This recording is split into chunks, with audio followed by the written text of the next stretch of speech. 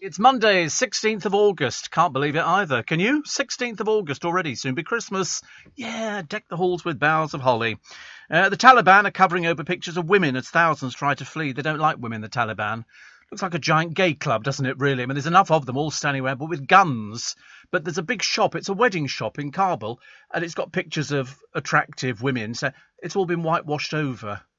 What is it? I mean, and they can't wait to bring back Sharia law. Obviously proving that it obviously hasn't sort of paid off at all. They've learnt nothing at all. Today we'll see the greatest grudge match in sporting history. It's a husband and wife team in snooker. She apparently is very bitter. She will be by the time this thing's finished.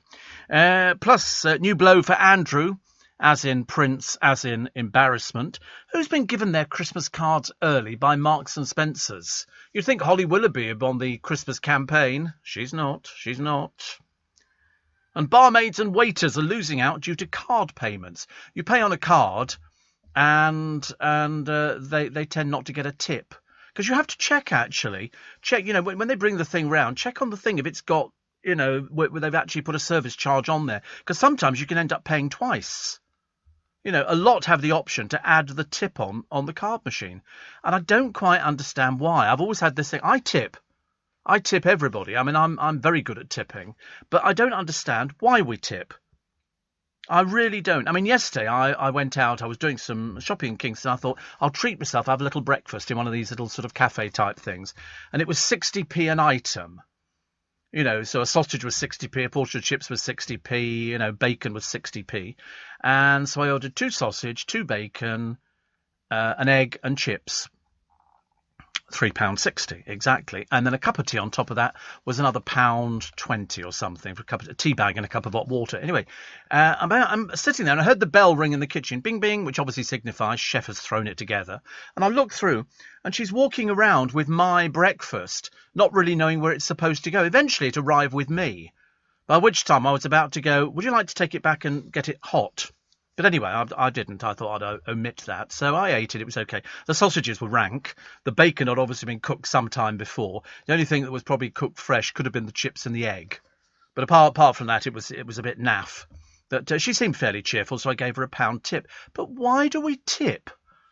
Why do we tip? The answer is you're supposed to tip for service. So the service is somebody stands there and goes, what do you want?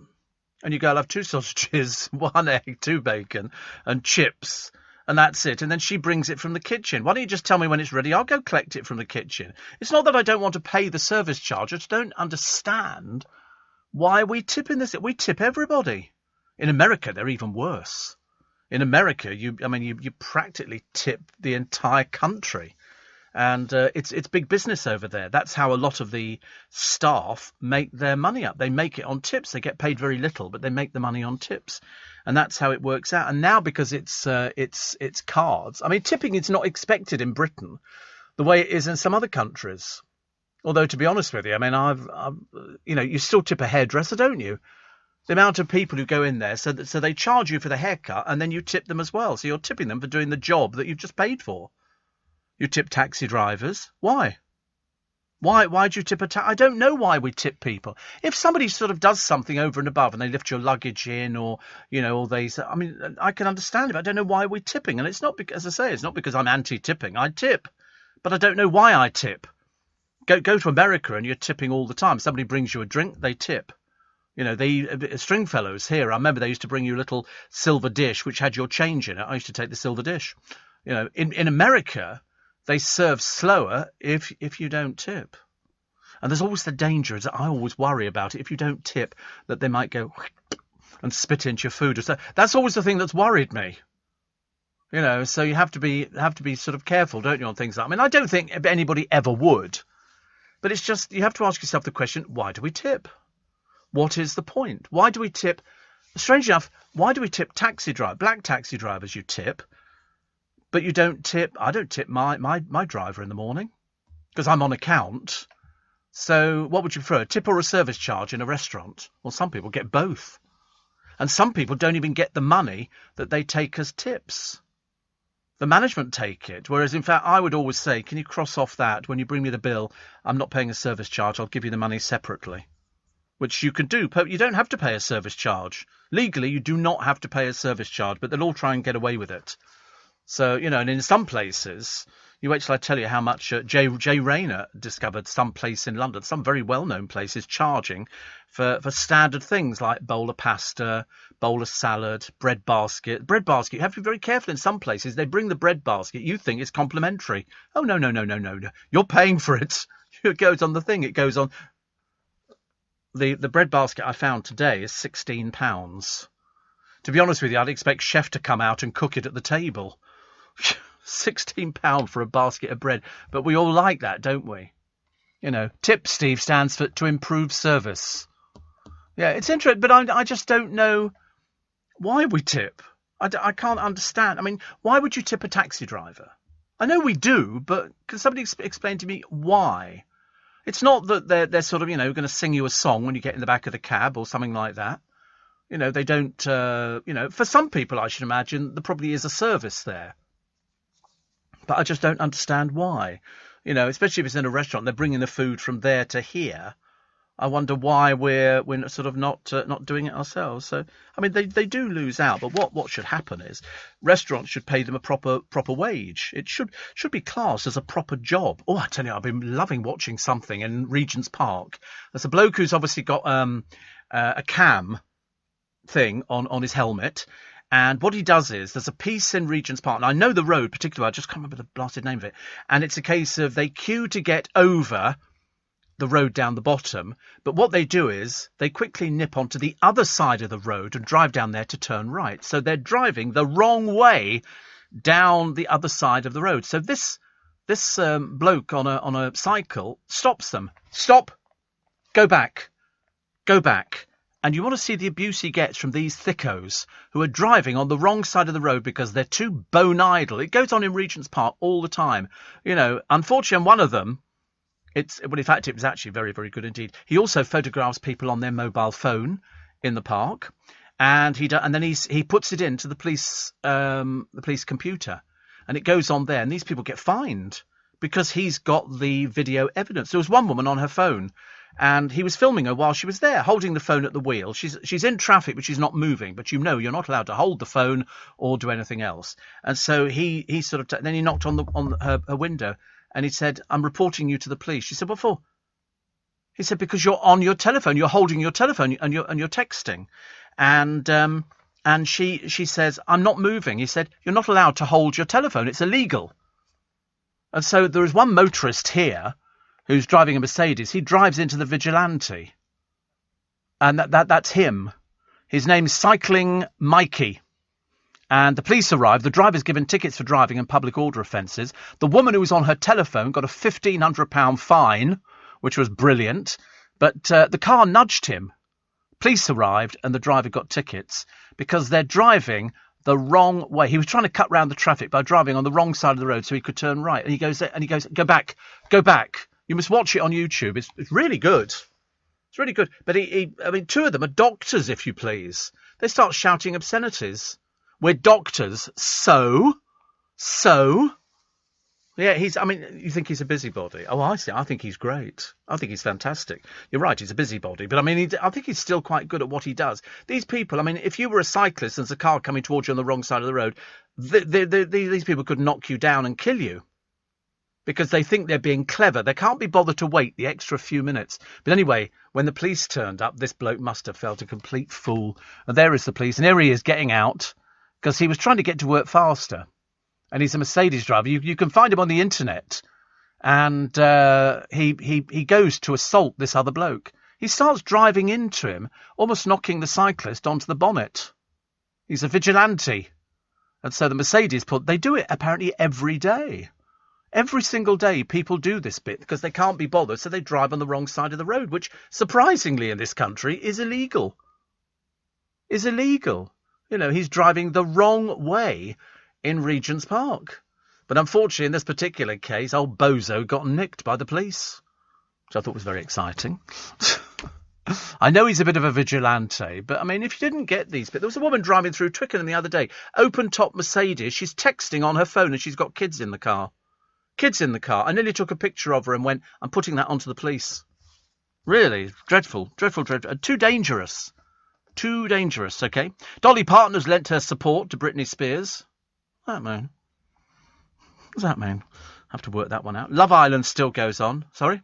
About her dad, yeah, I think so. Gaza stripped naked in front of Elton John. Not a lot to see there.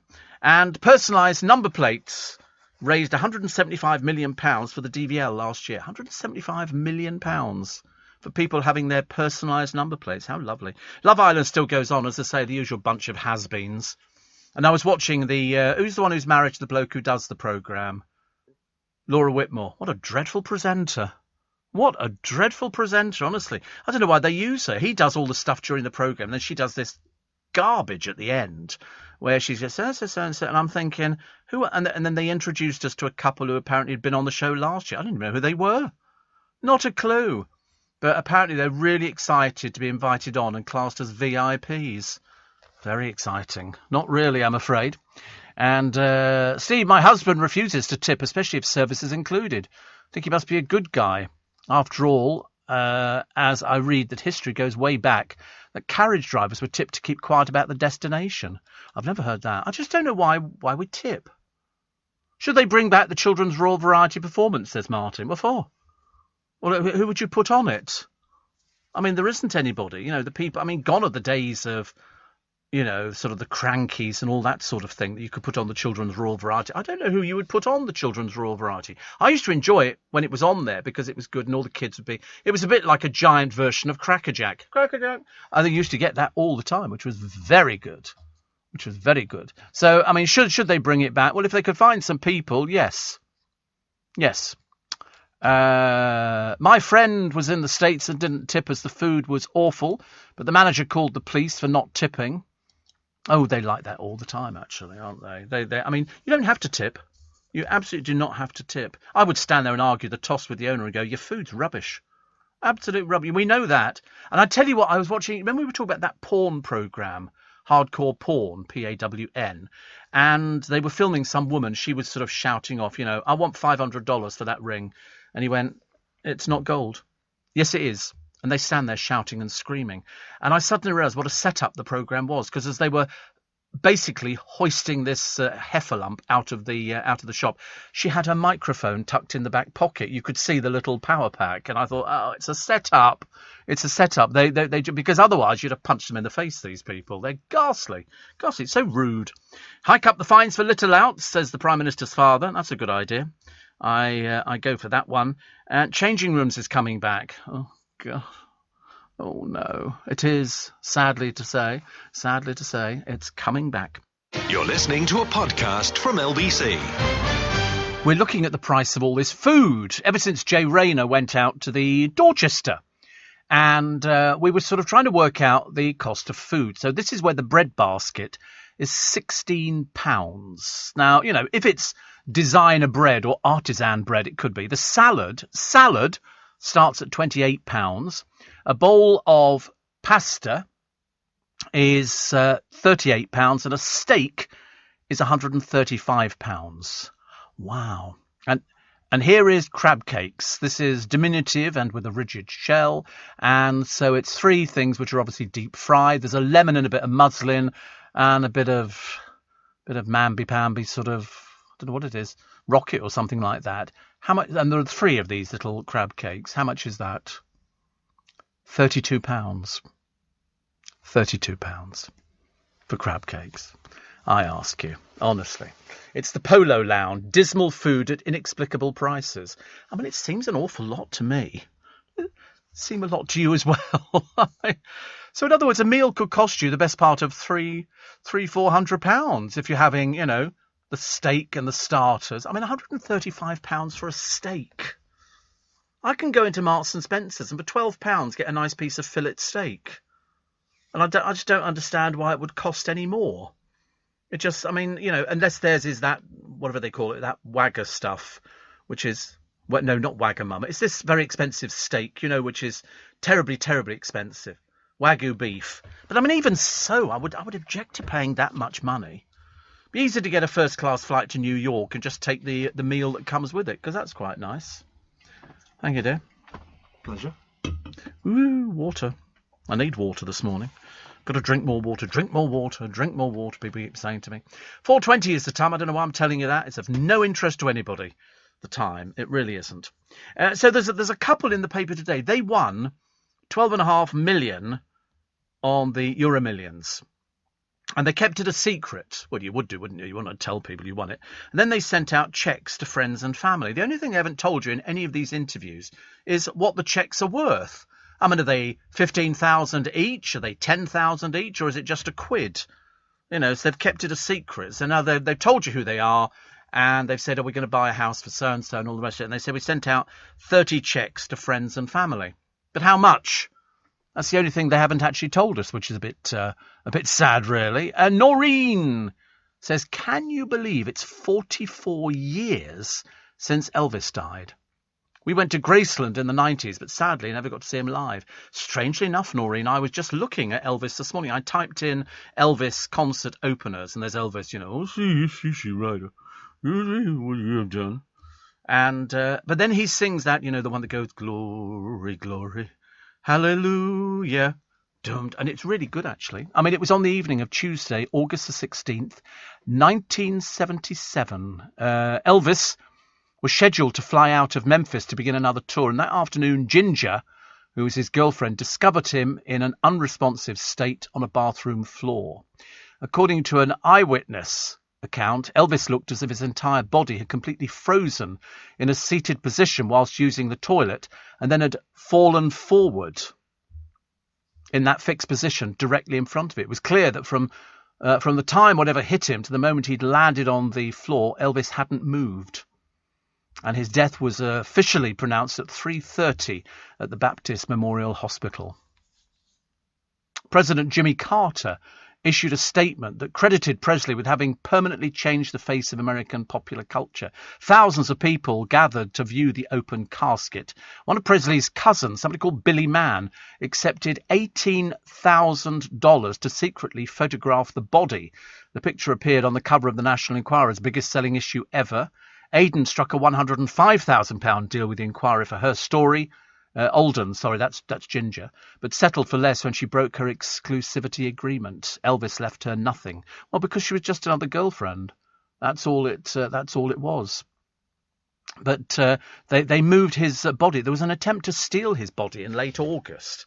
Who on earth would want to do something like that? So he died on the toilet, and obviously the rigor mortis had set in quite quickly.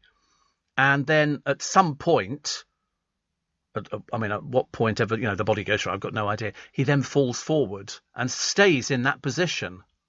So they obviously had to do something to get him into the coffin. They found 14 different drugs in his body because Elvis used to take drugs for waking up, going to sleep. There was different drugs. And in fact, in those days in America, the reason he was able to get hold of all these drugs is because they didn't have the system that we have here. So in other words, if I go into a chemist and get my prescription, it's on the computer. I can't then go into another chemist and go, oh, I've got a prescription, because they'll go, no, you've just had it from this chemist.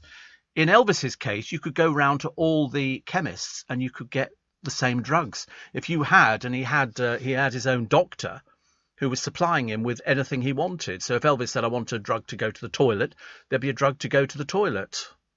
I mean, a little bit like Michael Jackson, because they had a different system that operated in America. Over here, it was all on the computer.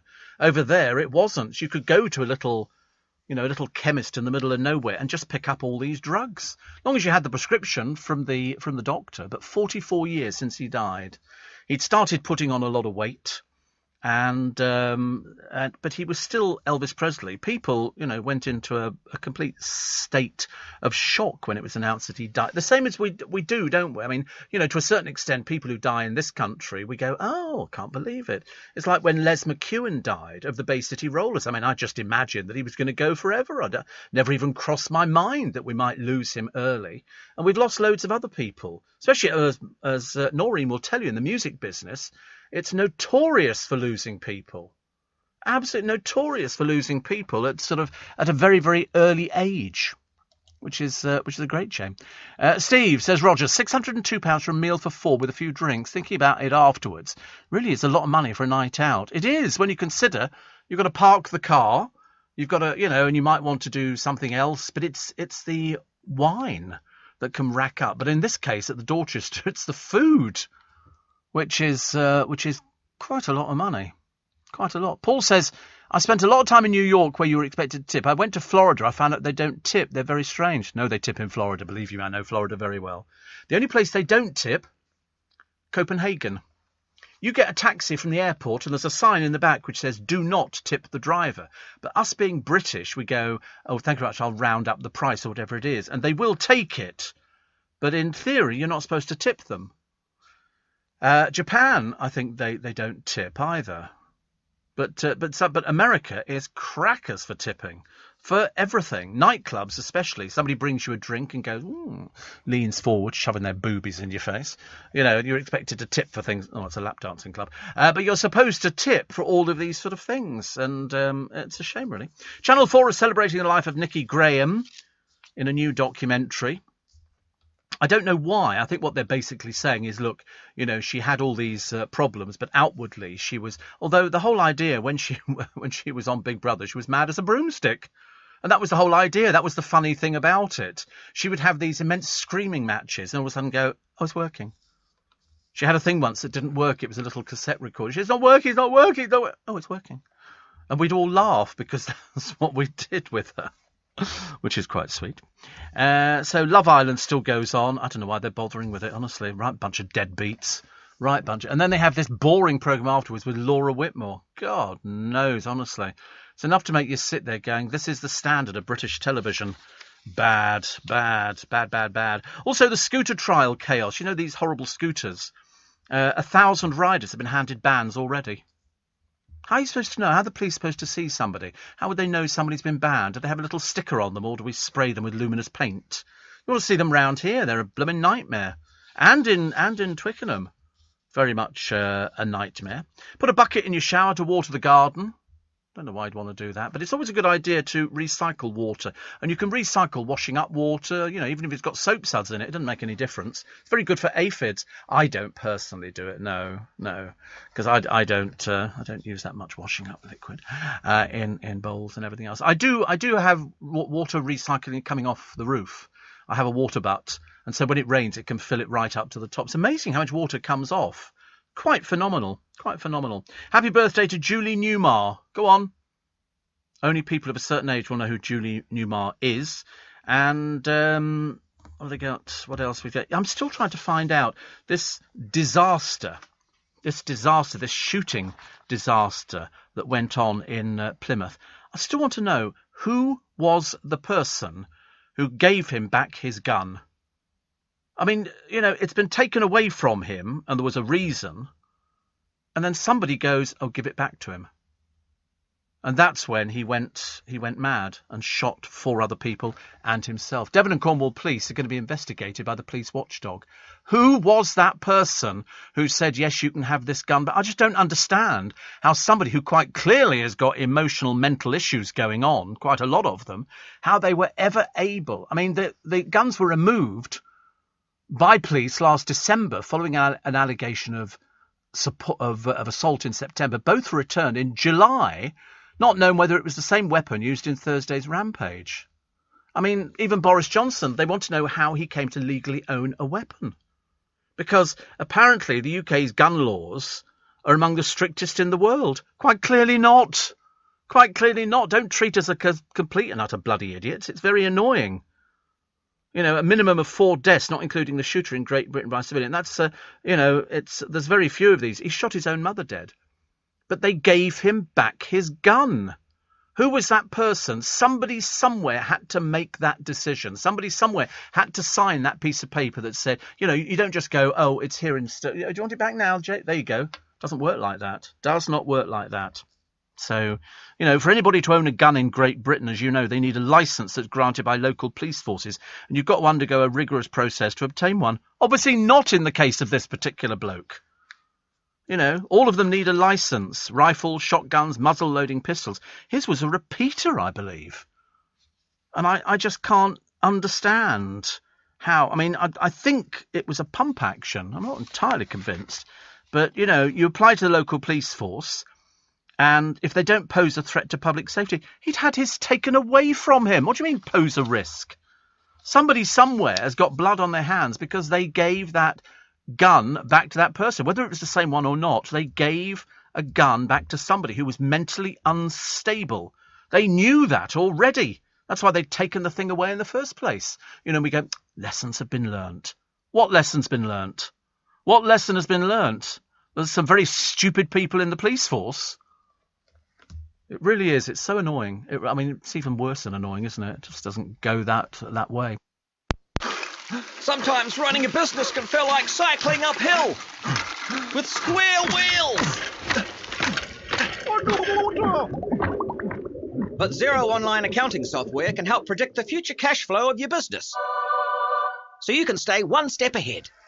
Soon it'll feel more like freewheeling downhill. Woohoo! On a tandem. All right, mate. With a masseur on the back. Oh, that's nice. Search Xero with an X, because healthy business is beautiful business. You're listening to a podcast from LBC.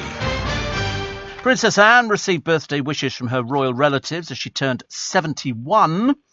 Charles posted a snap of the pair.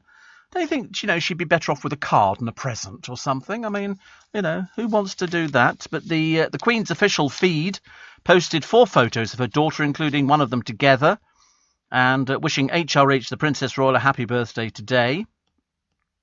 Isn't it funny? When she was born, she was 3rd in line for the throne. 16th now. She's dropped down a little bit, I'm afraid. She had 2 children with Captain Mark Phillips and later wed Sir Tim Lawrence, who apparently is somebody else who's got a job in the Navy or something. I can't remember what they do, actually, half the time. But anyway, so 71. She looks good, actually. One of the hardest working royals. Makes a change in this day and age, doesn't it, really? Snooker star Mark Allen faces a bit of an awkward clash today when he plays his warring ex. She's the 12 times world women's champion, Rhiannon Evans, at the British Open in Leicester. And they say it's going to be a little bit awkward. Players usually shake hands, but no one's quite sure what will happen. Who cares? Who cares? I'm sorry, you're just trying to obviously get some interest in snooker. That's where sort of people lean over the snooker table and sort of have to get balls in holes. Can't be that difficult, can it really? Strictly bosses are desperate to pair sexy soap star Kate McGlynn with pro dancer Giovanni Panici, but fear it could create a storm with his new girlfriend Maura Higgins. Foul-mouthed Maura. I don't even know who this Kate McGlynn is. Who is she? Oh, she's an ex-Coronation Street... Oh, how embarrassing to be an ex-Coronation Street actress. Obviously looking forward to trying to find some work. A bit like Louise Minchin. She's also looking for some work, we believe. Katie McGlynn. Who is she? I've never even heard of her. Who is she? She was an English actress. She was Jodie Scout Allen in Waterloo Road and Sinead Tinker in Coronation Street. She began appearing in the Channel 4 soap and she's also been in Hollyoaks as Becky Quentin. She's also set to complete in the 19th series of Strictly Come Dancing. Well, it's not been confirmed, so I don't know where they get this bit from. Perhaps it's her agent pushing stuff out there. Prince Andrew is to keep silent about the sex allegations against him and is said to be relaxed about the lawsuit he faces. Apparently he has no intention of changing course and is not sweating on the civil action. Yes. There is rumour that he could use diplomatic immunity, but to be honest with you, I think if it's something like this, I think they have to push on with it as well. I love his sort of arrogance. Who on earth has actually said he's to keep silent about the sex allegations against him? It's not the kind of thing you expect from a member of the royal family, is it really? The owner of the death row alpaca, Geronimo, has been given fresh hope he'll be spared. No, he won't. No, he won't. She's had a webcam installed at her farm in Wickwar, so an official would have to shoot the animal on a live feed. Well, if it's got bovine tuberculosis, it doesn't matter how it's going to go. Last week, she lost a £50,000 legal battle to stop the execution.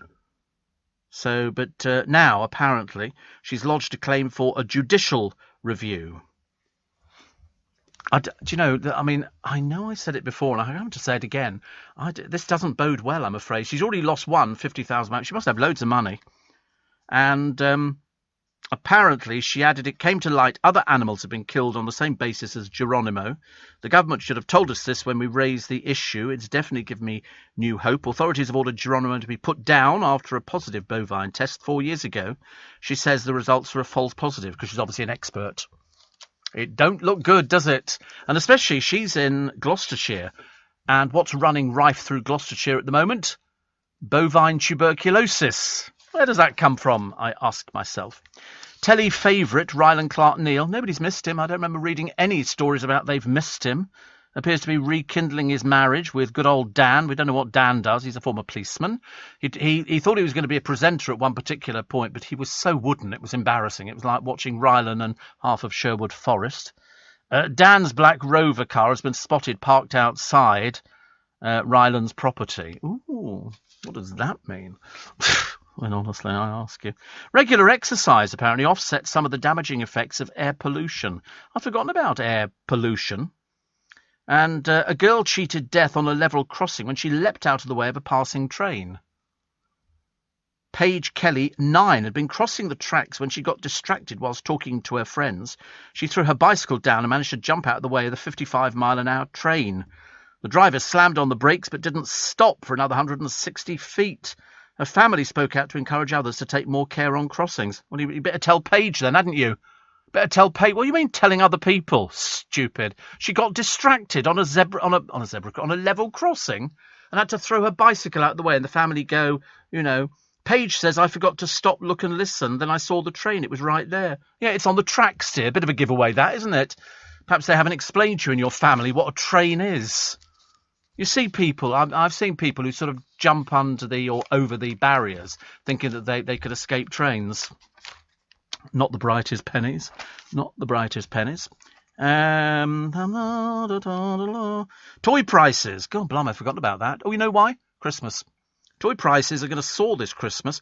Barbie dolls could cost an extra £10. Well, give them something else. Don't give them a Barbie doll. Who wants a Barbie doll?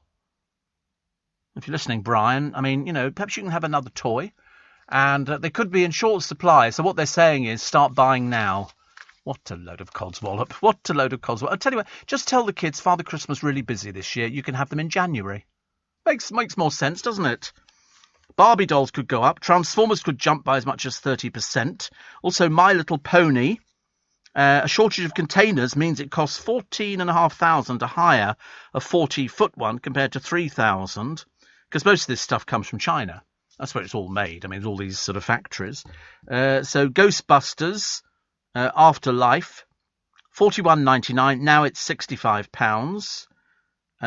Also, what's this one here? This is Paw Patrol Movie Ultimate City Tower playset. Normally $160. Now it's £200. Well, tell them they can't have it. Tell them something else, honestly. What wussy parents there are. Yeah, I got Furbies. I remember years ago when people couldn't get hold of Furbies. People were flying to America to get Cabbage Patch dolls. Do you remember that? You don't remember that? I didn't. But I do remember people saying you can't buy them in this country. So they were flying over to America to queue up at all these stores to try and get the Cabbage Patch dolls. I mean, every year there is another toy which is the Christmas favourite. And this year, God knows what it'll be. There'll always be something, and they go, of course, there's a world shortage of these things. Well, give them something else. Honestly, I don't remember when I was a child going, I want, and if I don't get it, I'm going to leave home. It's a case of you get what you're given. We didn't even have a Christmas present list of people did have a list. Nowadays, people write down what they want. What was your favourite toy? The next door neighbour, I think.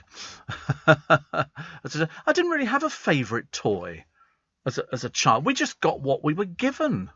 We didn't complain about it because we were made to, realise that things cost money. And nowadays, parents, I feel very sorry for them at Christmas time, where kids see these things on the television and they go, oh, and this is the Mattel, whatever it happens to be, blah, blah, blah, blah, blah. And kids don't understand about money. If it says on it 65 quid, they don't understand that. They just go, oh, I'll have one of those, or I'll have one of these, or I'll have that. They don't understand the concept of money. And I think if they don't get something, what are they going to do? Throw a tantrum on Christmas Day? Well, they'll have to just throw a tantrum. You go, listen, if you're going to cry, go and sit in the garden, in the snow. Or the rain, perhaps it'll knock some sense into your thick head. The trouble is, kids are spoilt.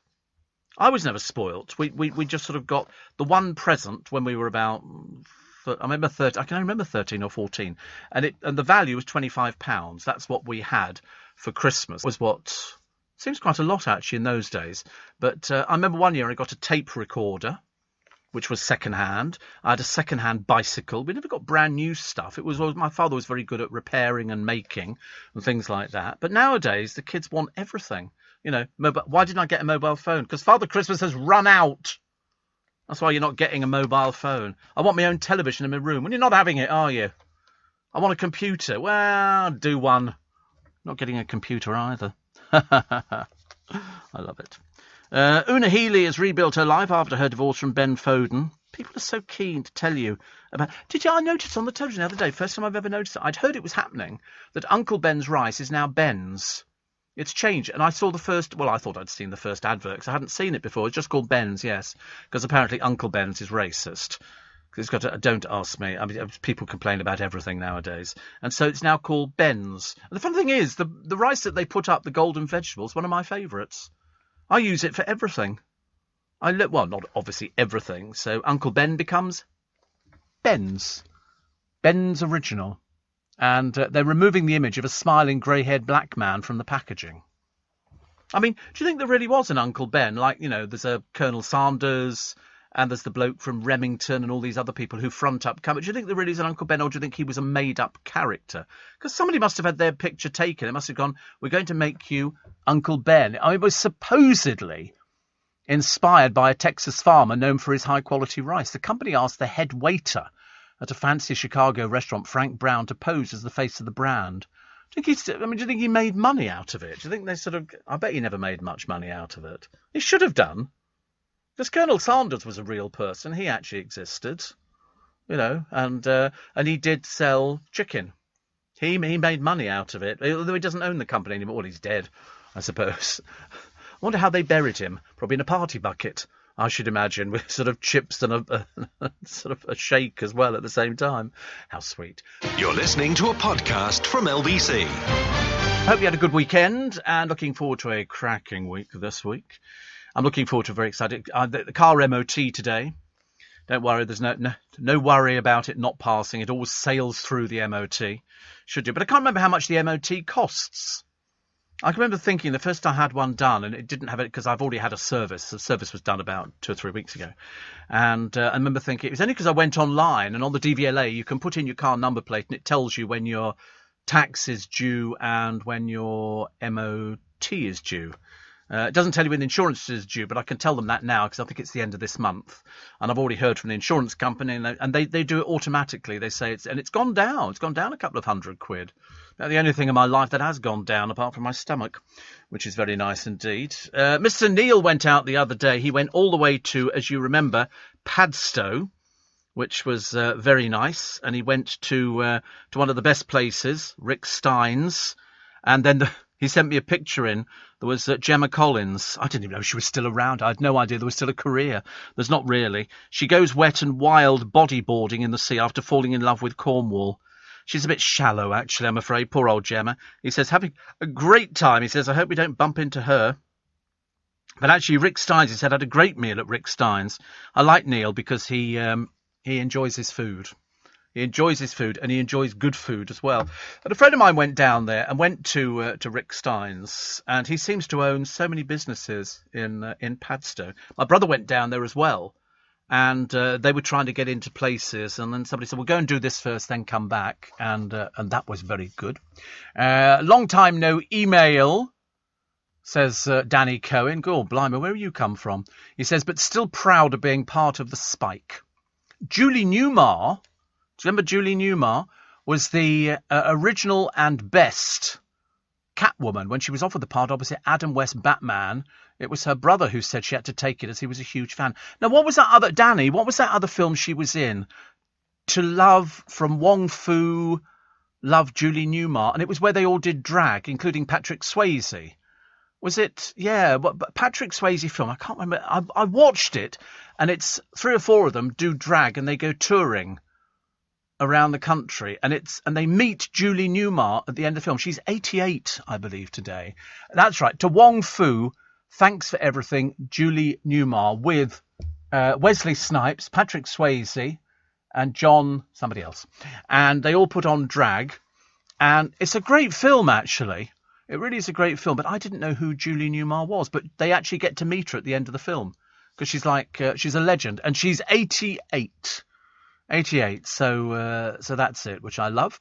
Phil in the middle of the North Sea. Oh, you're not on a rig again, are you, or something? Do you know, I watched them putting a rig out the other day, and I think it was off the coast of, could have been Australia, something like that. And they float it out, and then they sink it. And it kind of rests on the seabed, and people fly out to it, and they do all. I mean, I wouldn't want to go out there. Thank you very much indeed. But I'm enjoying watching all the farming programs on the television, and also the big ships and everything else. Rick Stein has 4 restaurants in Padstow. It's nicknamed Padstein, which is quite good. I thought he had about 4. He's got the town sewn up. I like him. I like him a lot. I've never eaten in his place. Never. 50 quid for an MOT, Steve. Oh, I think I could just about manage that. I think I could just about manage. You know, I've got 50 quid. Mind you, it's cheaper than most other things that we get done nowadays. Steve, most garages charge around £54 for the MOT, but some charge less if you have a service done too. Well, I've already had the service, so it just needs the MOT, which will take about an hour, I think. So I shall go and have a toasted bacon sandwich. Yummy, yummy, yummy, yummy. And hopefully a portion of chips. Because just up the road from where it is, there's a little cafe. I should be mixing with some right hoi polloi, I can tell. I should be going in there going, so is it possible to have a toasted bacon sandwich? Just having the car sorted out. My father used to love transport cafes. My mother hated them. My dad loved them because you got a real thick wad. Toasted bacon sandwich. Oh, yeah. You never had toasted bacon? I just like normal bread. No, toasted bacon sandwich, lovely. Very nice. So you just sort of toast it, then you put some bacon on it, and then you cut it in half. And if you get it in a transport cafe thing, A, it's cheaper than B, they put you on quite a bit of bacon because it's to keep people. Otherwise, they'd be total disasters. Total disasters. So now we know, Steve. Last Christmas, the little kid next door was more happy playing with the Christmas paper than the presents that it was wrapped in, says Shane in Sydney. Well, I totally agree with you, because one of my godchildren, when she was little, she didn't realise that there was a present inside the wrapping paper, so she just wanted to play with the wrapping paper. So I bought her a Barbie plane, and so she rips all the paper off, and then she moves on to the next one, and you go, no, it's a Barbie plane. I mean, she needed help undoing it, but she wasn't interested. She was interested in the paper because bright paper, crinkly. Try that one. It certainly works for cats. Cats are very easily pleased. Just sort of roll up some crinkly, paper and just throw it on the floor, and the cat will play with it for hours. If you've got it hanging from something, they'll play. And kids do exactly the same. Up until the age of about 3 years old, they don't know what Christmas is. They just know that you get a tree with some pretty lights on it and some balls. And, you can buy me paper. I've got still paper for Christmas. I've still got some from last year, which I didn't use all the time. Steve, I don't know how you do it, says Rick. The 5th 4 a.m. start in a row. And, well, because I've got a contract. I've got a contract. I mean, I always start at 4 a.m. I've done it for years. I can't remember how many years I've been doing 4 a.m. start. Certainly a long time. Long time. No hardship for me. Easy peasy lemon squeezy. I think the MOT is about 55 quid. I used to be a receptionist at my dad's garage in North Cheam from 67 to 72, and an MOT was £1.25. Do you know, Fran, I wish it was now. Thank you very much indeed. I don't mind, as long as it's, trying to get, if it's anywhere like, £50, 55, as long as it's not 60. Since 2015, I've been doing 4 a.m. start. Then 2014, blimey, it's changed already. I can remember I was a fool to myself, actually. This show since 2005. So I'm a veteran. 16 years, been doing the same show. A veteran. Yo. I like it. But I was the fool, actually, because I remember somebody saying to me, my friend Mike, and he said, what time do you normally get into the building, Steve? Because we used to start at 5. And so I was doing 5 till 7, which was a nice time, actually. I mean, a 2-hour programme, to be honest with you. I mean, hardly worth bothering, 2 hours. And so Mike, my friend, said to me, what time do you normally get in the building? I said, I'm in the building by about 3 o'clock, 20 past 3, something like that. He said, oh, right. The next thing is they've moved the programme back. So I now started at 4. Not only me, but everybody else in the building started at 4 with early breakfast. They were thanking me, as you can well imagine. What do you mean we're starting at 4? Because Steve Allen starts at 4. You know, you're going to do it. And I watched a thing the other day. So is that programme called Take Me Out? No likey, no lighty. And I was sort of watching. It must be an old one, because who was the person? It was the celebrity version, and it was Roman Kemp, who I suddenly realised the one thing he can't do, he can't dance. He came down in the lift. You know, they bring him down in the lift, and then people. He can't dance. He can't dance. I thought, oh, thank God for that. Something he can't do, because I can dance. I have rhythm, in my soul. And I don't want to go and Take Me Out, thank you very much indeed. A bunch of old crones sitting on there deciding your fate. No, thank you very much indeed. That's definitely not my idea of fun. Definitely not my idea of fun. What else we got? Oh, who is it? Oh, I found it. Remember, I couldn't find the story earlier on. This is Rick Stein, who's making tourists swallow bills of 220 quid a night to stay in a corrugated metal shepherd's hut. Now, these things cost a lot of money. I know that because they did a feature in Country Life a short while ago. The telly star has opened up 5 holiday lets near his upmarket boozer, the Cornish Arms. Visitors have got to fork out a minimum 2-night stay, meaning a bill of £440. Now, I don't know whether or not Andrew Jameson, who wrote this, is well aware of how much these shepherds' cottages cost. They're very, very expensive. They're furnished by his ex-wife, Jill, who's still part of the business empire. And it's got decking in there and everything else. Each hut has a double bed, open plan, kitchenette and breakfast bar leading to an ensuite shower room. They're very expensive. These things are about 20,000, going up to about 38, 40,000 pounds. So 220 quid a night, I mean, it's nothing. They had a thing on 4 in a bed the other day, and they were charging 160 for a pretty ropey looking room, actually. And one of them was a real garbage room. In fact, they'd actually put 2 beds in it, and there was no room for, you couldn't swing a cat. Not that you'd be wanting to swing a cat in it. So I think that's excellent. That his restaurant chain has hemorrhaged cash like the rest of the UK. He's facing an £8 million hit from the pandemic, his accountants have revealed. I love him. I love it. He's been in to see me on loads and loads of occasions. Oh, look. Here's your girl today from Barnsley. Liv is a page 3 girl. My God, what an achievement, dear. How marvellous. And if you fancy being a page 3 girl, you just send in your bikini picture to the Daily Star. And the next thing, you can be getting your boobs out for them. How marvellous, isn't it? I'm going to recommend Arj. I think Arj could be a page 3 girl, judging by the size. I was looking at him the other day and I thought to myself, I think you need to wear a bra, dear. There's an awful lot of boob going on up top. Definitely. And Roger says, I think you are responsible for many people getting up an hour earlier now than in 2014. I know for a fact I'm doing it. I'm always amazed at how many people set their alarms and go, what time do you get up? They go 4 o'clock. I bumped into somebody in Waitrose. He said, I'm going to tell my sister I bumped into you. I said, well, you do that. Everybody always asks my health, and it's always very nice, thank you. You're listening to a podcast from LBC. Morning, nice to have your company. Bouncy, bouncy, bouncer. My friend Ant, it says, sounding better than ever. People said that to me last week, actually, because we did the first. It seems ages since I've been doing it, but we sailed through it last week like a galleon. And he says, also, don't you think that Ian Dale looks and sounds similar to Rick Stein? I think Rick Stein will be suing over that one. Does you think he does? You think he looks... Oh, he sounds like him. Oh, right. He sounds like him, Ant. You're right. You're up early, aren't you, this morning? Obviously got some telly job coming up. Have to go into makeup early.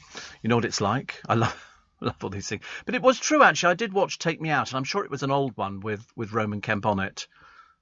2017. Oh, was it 2017? Was it really? Good Lord above. All these things, they go on for ages and ages. Steve... You are so funny. Poor Arj, and he's just lost 7 stone. You know, he had about 45 stone to lose. I mean, 7 stone didn't make any difference. He was doing a gig the other day. Where was it? In some bloke's restaurant. You know, the one that burnt down over in Spain? Somebody who was in Towie briefly or something had a restaurant over there and all the Towie people, and then it burnt down. And that's where Arj is gigging, because nobody else wants to book him. I mean, to be honest with you, he's a bit of a disaster. And there was a picture of him sitting in this restaurant with his shirt off, very unwise. And but I can't remember the name of the restaurant. It was, there you go, Elliot Wright's Marbella restaurant. And it's now been sort of put back together again. And that's where Arj was working. So he's obviously hit the dizzy heights. And but they don't know how the blaze started. They said he didn't have any enemies. Must have started by itself then, I suppose, all these sort of things. Mavis, morning Mavis, who says, my lovely daughter died in her sleep on Friday, and a few weeks ago we were talking about the laugh she got from listening to your programme. She contacted you when she was working in Coningsby, as she knew you were there as a child. Yes, RAF Coningsby was where I spent a couple of years, actually. I've got loads of pictures, Mavis, of me riding horses. I look like some disastrous cartoon character. You know, because I was always a bit scared of horses. I did ride because my dad rode with the Lipizzaners in Vienna. And so everywhere we went, Yorkshire, Coningsby, all sorts of different places, we rode horses. He was riding in Germany, and the Lipizzaners, they allowed him to take the horses out. And when we were in Yorkshire, he didn't have to. He would always find the local riding school, and we would all go out as a family. Well, him, my brother, and myself. And so I've got all these pictures of me sitting on a horse. I looked really uncomfortable. I wasn't big on horses, you know, hold your hand flat and then it'll eat an apple or something like that. But when we lived in Yorkshire, the house next to us, the big house of the village, it was not a particularly big village, as you can well imagine. All the donkeys from the beach used to go there for their winter holidays. And they knew that they didn't have to go anywhere. So if we climbed onto the back of one of them, they just stand there resolutely, not moving at all. But it was very good. My sister and I, Steve, always put our alarms on for your programme. Thank you very much indeed. I don't think as many people can lay claim to that, but I do like the idea. Steve, you mentioned Padstow, says Shane in Sydney. That's the next station from where I live, is Padstow. Why do you keep pinching all the names for all the places? James says Rick Stein now lives in Australia. Well, he's got a lot of very successful things going on at the moment. I mean, admittedly, he's sort of fallen foul of the pandemic, the same as everybody else has, which is not so good. Love Island is questioning Jake Cornish's motives. You don't know who he is. He's nobody, I'm afraid. For telling Liberty Poole, you won't know who she is either. She's another nobody. He loves her after they just argued. Liberty shared the news saying, he said those words to me and I feel so happy. Because she's 21 and she's bright. But Villa mate Chloe says, you'll hate me. Do you not think he's telling you what you want to hear? Of course they are, because they're all a bit simple, aren't they? All a bit simple. They're either simple or foul-mouthed or a combination of both. That's the way it goes on Love Island. It's all people who couldn't make it as page 3 girls. You know, can you make it as a page 3 girl? No, because I won't be celeb. OK, how lovely. And now you see them, and I tell you, you've got no idea who half of them are. Very embarrassing, isn't it? There's a family here who don't want to reveal their surname. I bet they don't. They sat down in Spain to have a Christmas turkey, a tree, a secret Santa, a nativity play, and even a festive quiz. I love the family who don't want to reveal their surname, and instead you've got a big picture of them. Surely somebody's going to write in and go and tell you exactly who they are. There's obviously got to be some sort of history, hasn't there, I should imagine. Plus. Oh, look. Punters at Boardmasters treated as sun riffs and jabs. That's Damon Albarn's Gorillas and Mega lunged Becky Hill, the new key bash. I don't know. Is that where old Gemma Collins has gone to? She doesn't really have a job, does she now? She went to a music festival. Oh, that was a music festival. Oh, I tell you, Gemma Collins wouldn't know one end of a musical festival from the other one, I shouldn't imagine. Poor soul. Plus, albatrosses could hold the key to beating plastic pollution after being fitted with video recorders. Fitted with video recorders? What, albatrosses? I saw a thing the other day on the television. I do like them. It was a turtle. They're saying that turtles are in much short supply because the little ones that when they run for the sea, they all get born at the same time. You know, the moon's in the right place. And then seagulls just pick them off and eat them because it's like opening a packet of Walker's crisps. It's a little snack for them. And so many of them don't make it. I think out of, the millions born, only about sort of 100 make it or something. And then some of them make it to bigger, but they're all in short supply. And they fit them with trackers now to see where they go. And it was ever so sweet. I was sort of looking at them. Unfortunately, a lot of people catch them and eat them. And I'm thinking, don't. I don't like this sort of thing at all. Who's this here? Who's this? Oh, Gary Lineker now has 9 jobs after signing up to host a game show Sitting on a Fortune.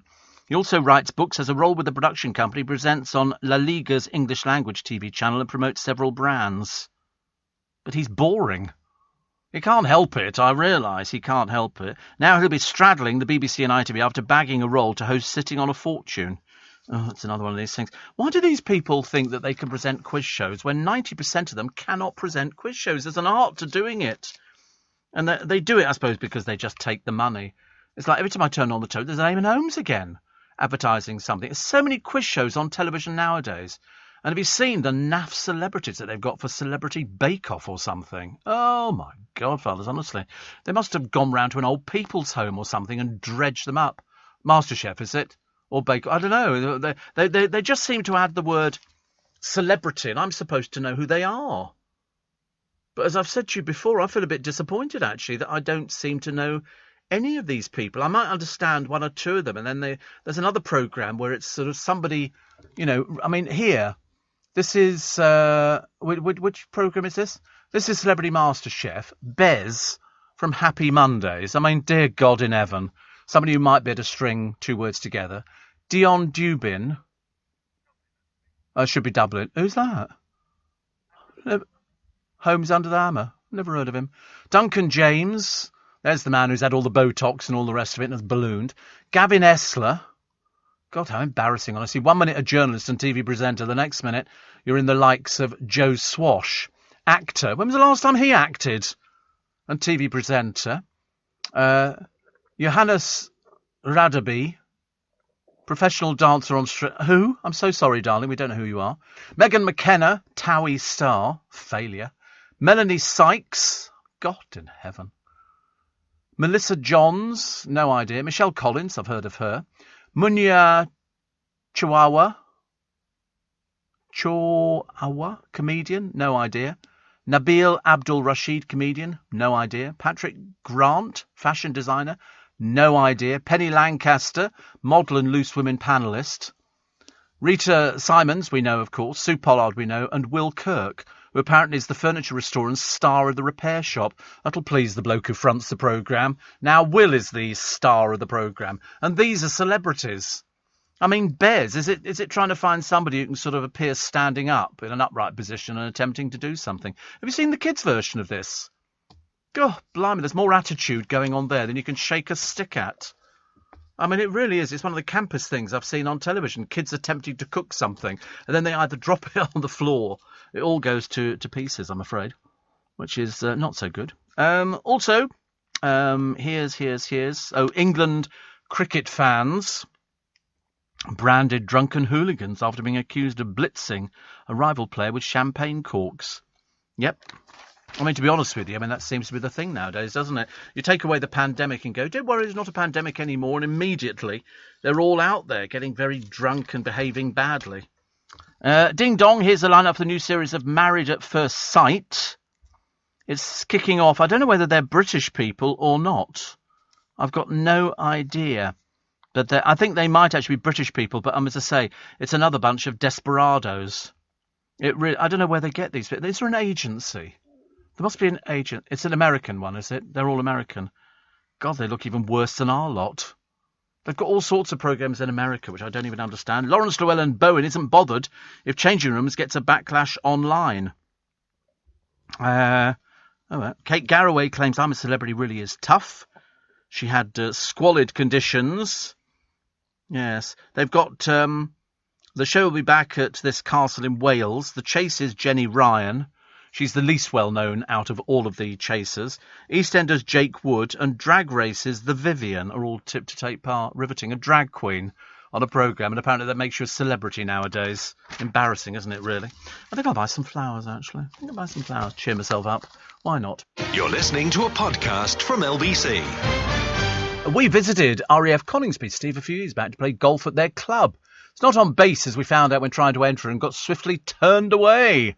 And a few miles down the road, we were staying at Tattershall Lakes, right by the end of the runway. Every night there'd be a fighter plane doing practice takeoffs and landings. Yes, they had a lot of those planes down there. I learnt to drive on their runway. Well, I say drive. I was sitting on my dad's lap. Dion Dublin apparently was a pro footballer before TV, says Genzo. Is he the one? He does that Homes Under the Hammer thing. Now they've got 3 presenters on it. Why it takes 3 people, I've got no idea. Ex-footballer. They're all ex-footballers, aren't they? I don't know what they do. And Steve, there are 3 types of people in this world: those who are good with numbers and those who aren't.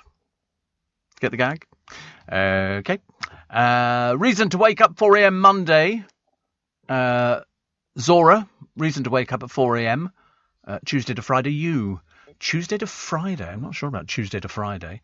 We do Monday all the way through. A lot of people tell me how much it costs to do an MOT. I mean, I thought they'd be standard prices. Do you not think so?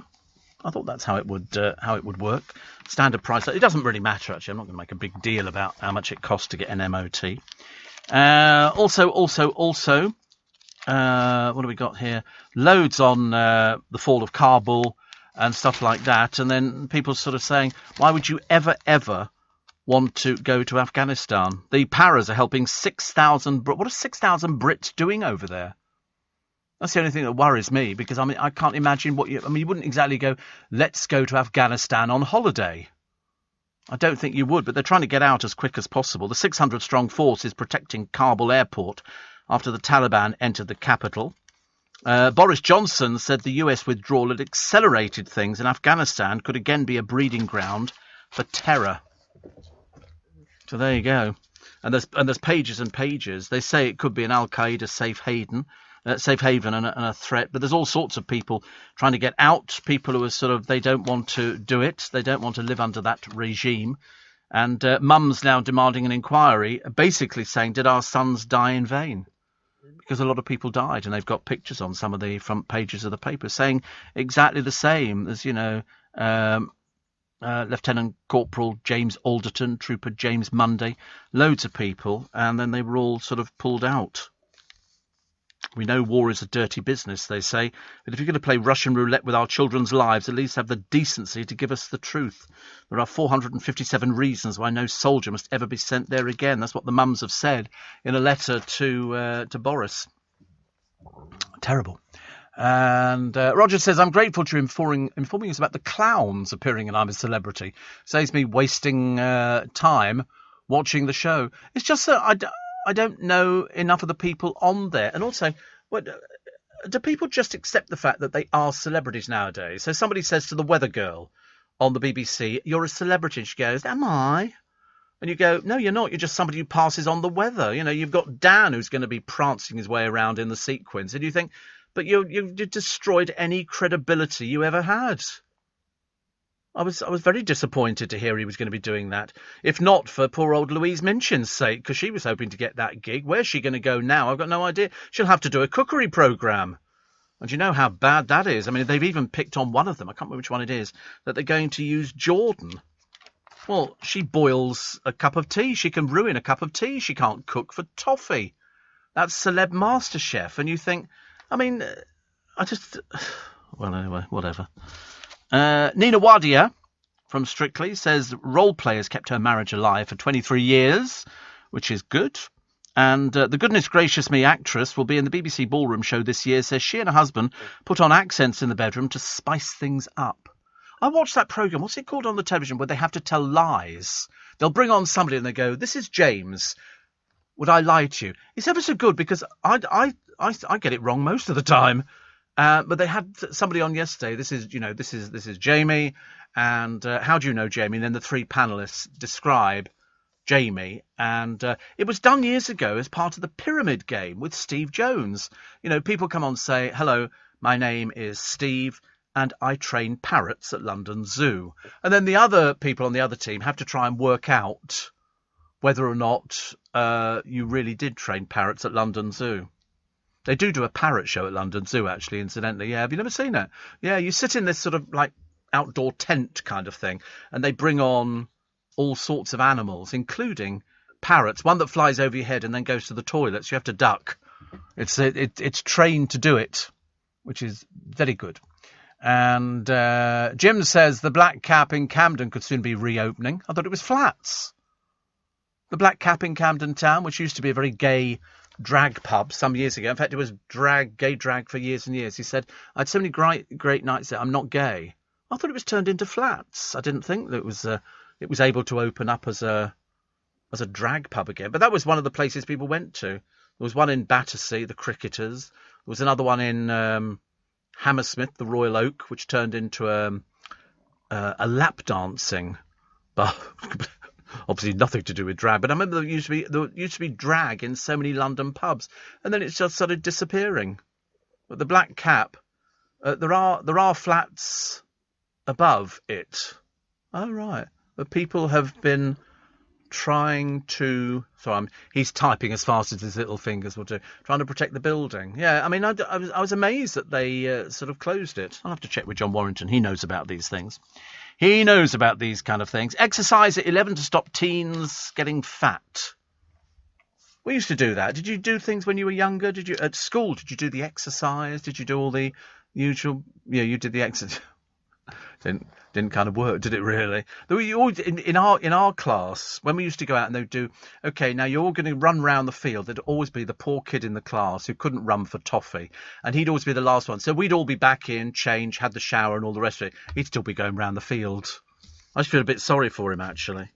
And then I thought to myself, he's obviously got it sussed out. It was like if you actually turned up and you didn't bring your gym kit with you, they'd make you do it in your pants. I know. I mean, nowadays you'd never get away with that. They'd have a school up in court. I love it. I mean, I always remember you to bring my gym kit in, and then you had to go and have showers, but with nothing on. We didn't like that. The master would stand there making sure that you had nothing on, so we'd all whiz round as fast as possible. And if he thought you'd whiz round properly and you didn't get wet, he'd send you round again. What sort of school was that, I ask myself? What sort of school? Johnny Depp claims he's being boycotted by Hollywood. Studio MGM are not releasing his new movie, Minamata, which he blames on his unpleasant and messy situation with Amber Heard. Crunch time for crisp lovers. Did I mention the crisp lovers earlier on? In the office. This is because supplies are dwindling and beer to wash them down with could soon be running low too. There are a shortage of 100,000 truck drivers, says the Road Haulage Association. Wow. Trade magazine The Grocer says that's scuppering crisp supplies. That's no big bad thing, is it? I mean, if you didn't eat crisps ever again, that'd be a good thing, because they're very fattening, not good for you. It is. And also, you don't get very many, do you? I mean, you might even get maybe a whole potato in a packet, but you don't. You know, a packet of crisps now it's a bit disappointing. And Steve, an MOT is a set price of £49, says John in Smithfield, but it only changes if something is wrong. Oh, right. Oh, well, there you go. Steve, talking about the sad demise of Elvis Presley, can I pick your brain on what happened to Marilyn Monroe? She was found dead. It's as simple as that. Yes, breaking news. And she was another one. She was... She sort of had her troubles in life. I mean, let's face it, she wasn't exactly a great actress. She was more known for her sort of sexual side, you know, and the skirt blowing up and all that kind of stuff. People who worked with her she was an absolute nightmare. She would have her sort of tantrum. They used to have tantrums in those days. Nowadays, we'd sort of laughingly turn it into a programme and call it Gemma Collins Diva. But of course, she's not really a proper diva because she doesn't have any talent. So you can't have an argument about not being able to do something. So, you know, her just sort of, saying to them, well, I'm still eating. I don't want to go and do this modelling job. You know, I would do that thing. I'd have to cancel all these things. I'd say, listen, if you can't be bothered, we can't be bothered either. So you can turn up, but we've all gone home. Annette says, Marilyn. I liked Marilyn Monroe, though. The early sort of Marilyn Monroe. I quite liked her in Some Like It Hot. She was playing, the boo-boo-be-doo kind of thing, which people liked. But it was all fake. It was all fake. If she had to go out to do an appearance at a film or just a public appearance, she'd go to the studio. The car would pick her up, take her there. They'd do her hair, her makeup, put her on a frock and a fur coat and all the rest of it, shove her out the front door. She'd go off to her appearance, boo-boo-be-doo. And then she'd have to go back to the studio. They'd take it all off her and she'd go home. And that'd be it. I mean, it's a very, very sad life. I mean, if you were filming, they'd have you up at 4 a.m. You'd be in makeup by 5. You know, because if you would, especially for the women, they'd have to put glitter in your hair to make it very shiny. So when you see the actresses in the early black and white movies, their hair was really shiny because they used to put glitter in there and it would be combed through. So when you'd finish, you'd have to have it all combed out and then washed. And I watched a Columbo the other day and there was Edith Head. Now, Edith Head was a gay designer. She got more Oscars than anybody else and she was known for her fabulous designs and dresses and everything else, and known for being a lesbian.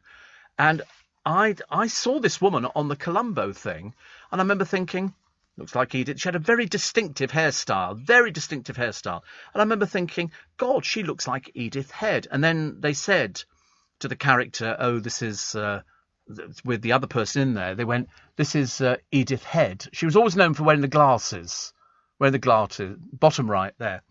And they said it's Edith Head, and I thought, perhaps they've got somebody playing her. Then when I waited for the credits, it said special guest star, Edith Head. I was so excited.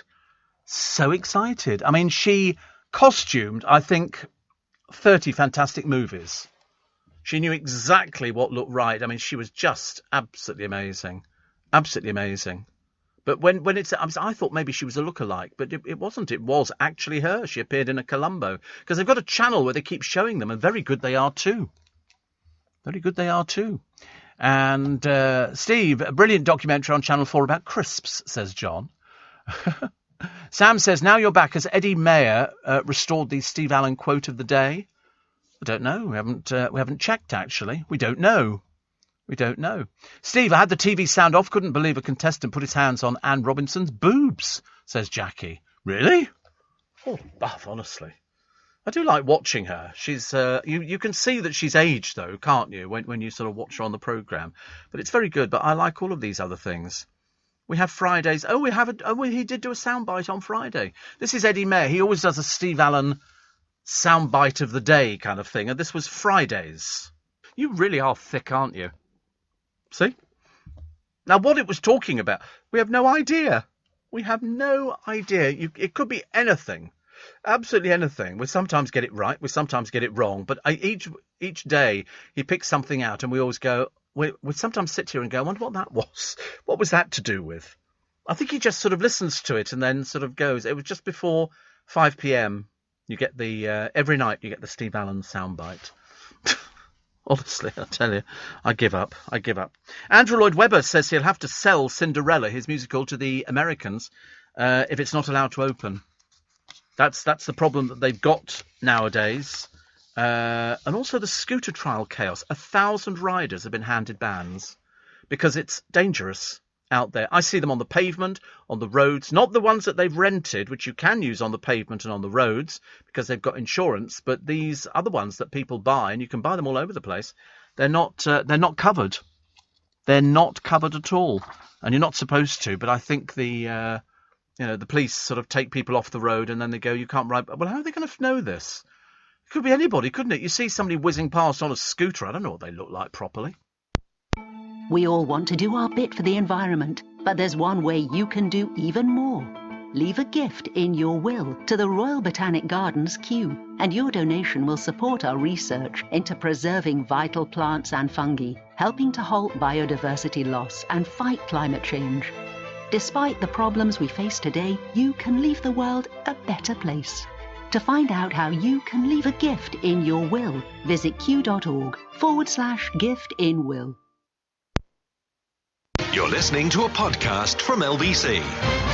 Steve, wasn't Edith Head a costume designer? Yes. She designed all these costumes. She's got Oscars. She's got a shelf full of Oscars, which is amazing, actually. Shane says, thank you for reminding me. I'm going to start watching the Columbo DVD box set, which is very good. And Anna says, Golden Wonder Crisp, multiple flavours available by the box on Amazon. You probably get them in Iceland. Iceland's very popular for doing multi-packs of crisps and everything else. I was going to bring some in, actually, today. And Steve, your soundbite for tonight, I give up. That's because I never understand who these people are when they put them on the celebrity-based programmes. I get so confused because so many of them seem to be interchangeable. You know, you get a pretty little boy and they'll go, Essex, and you go, okay, so they're all pretty little boys in Essex, and then you'll see somebody who's on. I mean, I'm not even sure if Geordie Shore is still on. I don't even know if Geordie Shore is still on, but that seemed to bring out the worst in people. Jackie says Anne Robinson looked very young. It was either very old or she's had something done. Oh, she's had something. We know she's had something done. She's told us she's had things done. She said it was like poor old the bloke out of Blue. He's had everything done, including his hair dyed. Geordie Shore is still going. Have you seen Geordie Shore? Do you remember the Welsh version? That was dreadful. That really was, absolutely. I mean, the valleys, we'd scraped the barrel with that one. I've never seen stuff like it. I thought Geordie Shore was bad enough. I thought that was really... I mean, to be honest with you, it actually made most of the other ones look fairly tame. But there was nobody who was sort of weight crisis level in Geordie Shore or the Valleys or anything else like that. That just seems to be in Essex. They didn't seem to have anybody else. And there's another programme you've got coming up to look forward to it. Yes, what's her name? Okay, she was on Essex, and then they got rid of her. Her boyfriend, father of her child, is in prison for throwing the stuff out in the nightclub. What's her name? It's not Fern McCann. Have a check. I'm pretty certain it's Fern McCann. She's doing one of these sort of... Yeah, is it Fern McCann? And you think to yourself, I mean, we've already had the two dreary sisters who've had babies, not married as far as I know. I don't think so. And now you've got Fern McCann. And you're thinking to yourself, who cares? I mean, seriously, it's so dreary and boring. They must get better for the sort of the future. Steve, why do people get rid of home phones? Does anybody use their home phone anymore now? Has anybody got a home phone? I've got a home phone, but I never use it. I use everything on my mobile. Everything. I don't think you need it. Traditional landlines set to be axed in the next 4 years in a major shake-up. Ooh. Interesting. So all homes and businesses will need the internet or mobile phone to make calls from 2020. But I use mine all the time. I haven't used my home phone for about 5 years. It still sits there, but I give it out. I don't know who I give it out to, because to be honest with you, I've never even heard it ring. Perhaps it doesn't. Nobody's calling. That's a bit embarrassing, isn't it? Nobody's Oh God, that's a bit terrible. But no, I use the mobile for everybody does. You go to bed at night, you keep your mobile by the side of the bed. And although I don't actually, I just leave mine in the sitting room. Did you watch Hot Tub Brits? Do you know, strangely enough, I did. I thought it was an advert for hot tubs. I thought it was the most boring programme I'd ever seen. They had sort of people going, yeah, we've got a hot tub, and there's this company who've gone from selling 5,000 quid's worth to they're doing millions of pounds worth of hot tubs a day, because I don't want to sit in a tub with swirling water. Thank you very much indeed. I don't like the sound of that. Although some of them you can get 12 people in there. What for? What is the point of having a hot tub where you sit there with 12 people and there's music playing and it's got flashing lights under the water? I don't think so. Not for me, not for anybody I know. I mean, a friend of mine does have a hot tub in his garden. And I went round there and he said, we can sit in the hot tub. And I padded over the grass to sit in this. Oh dear, I didn't like it at all. Not my sort of thing. And Steve says, my friend Ian, he says, I don't think most people know their home number now. They just have a number for the internet. Oh, I know my number.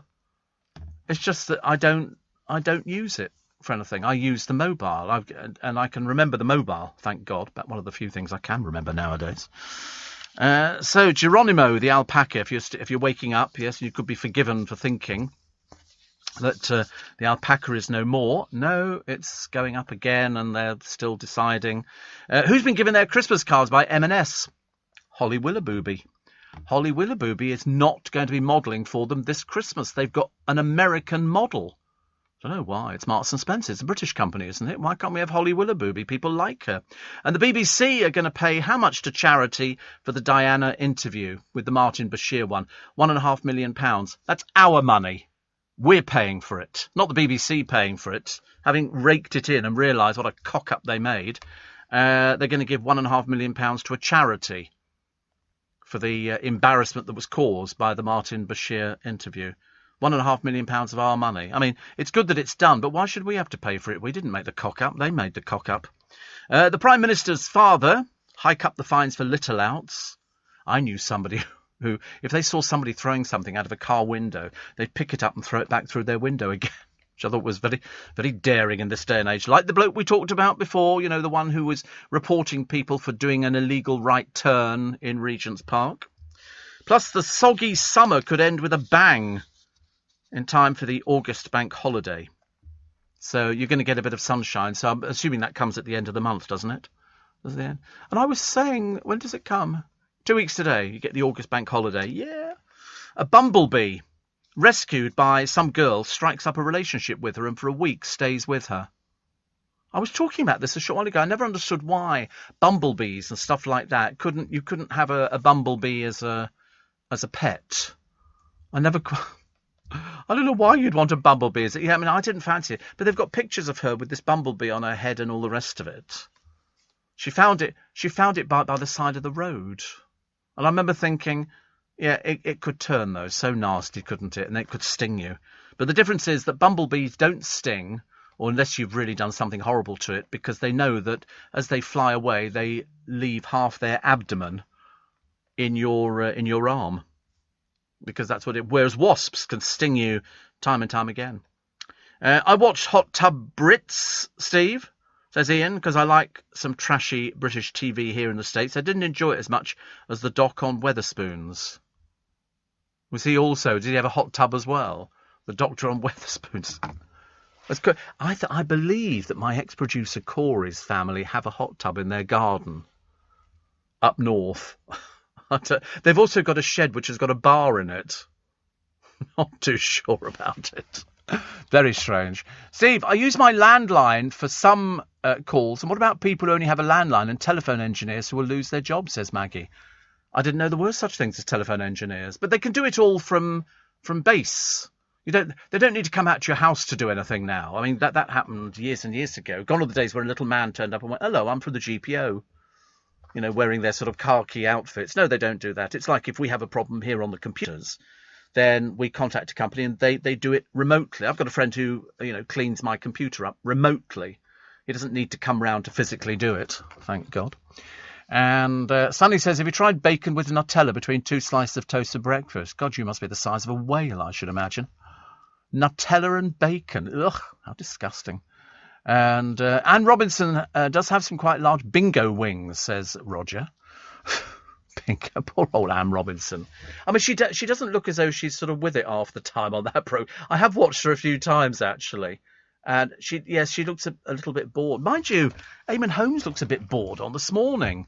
Ruth seems to dominate the conversations now, and he just sort of sits there.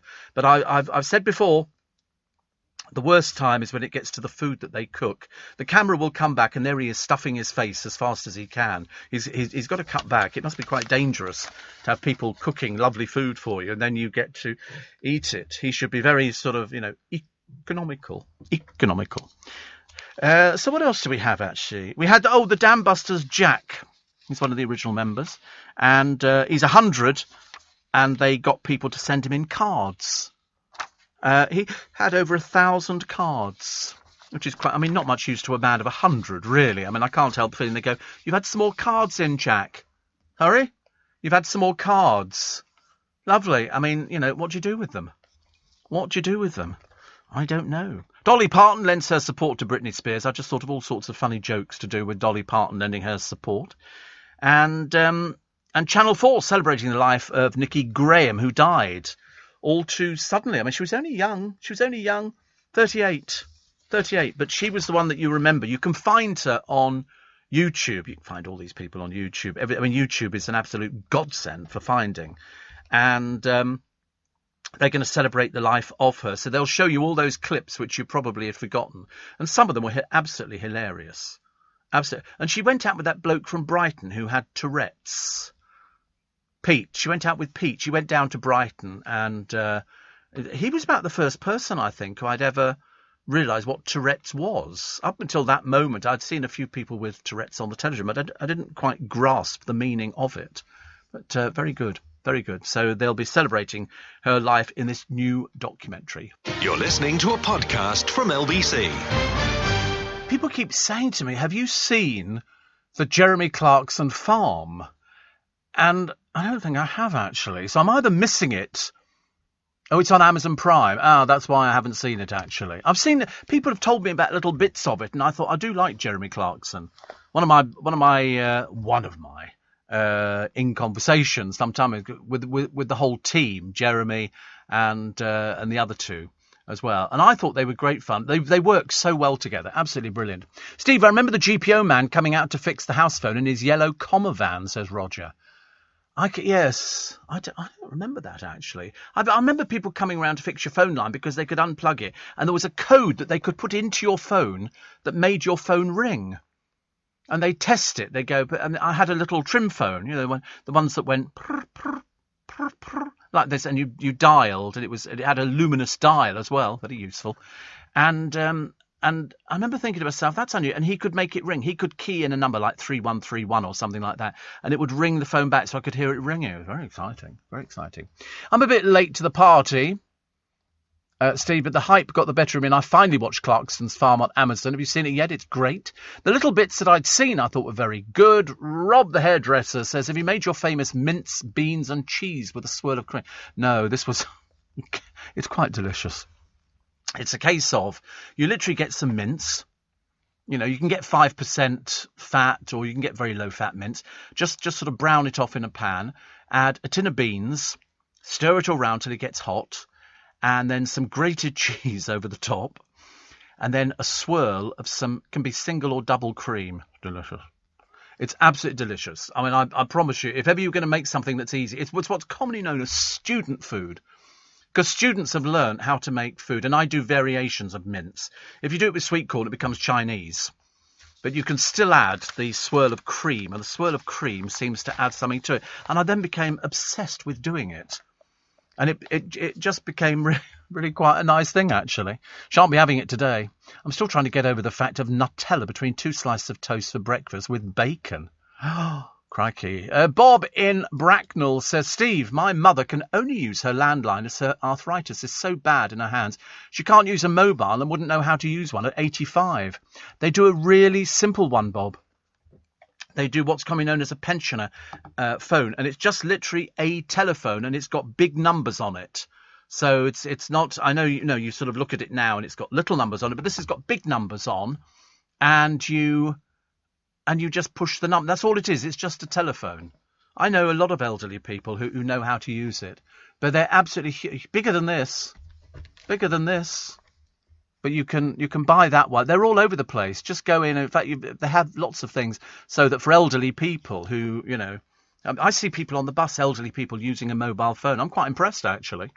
Edith Head has a character based on her in The Incredibles. Busby. Yes, you remember Busby. Do you remember Busby, Joe? You weren't.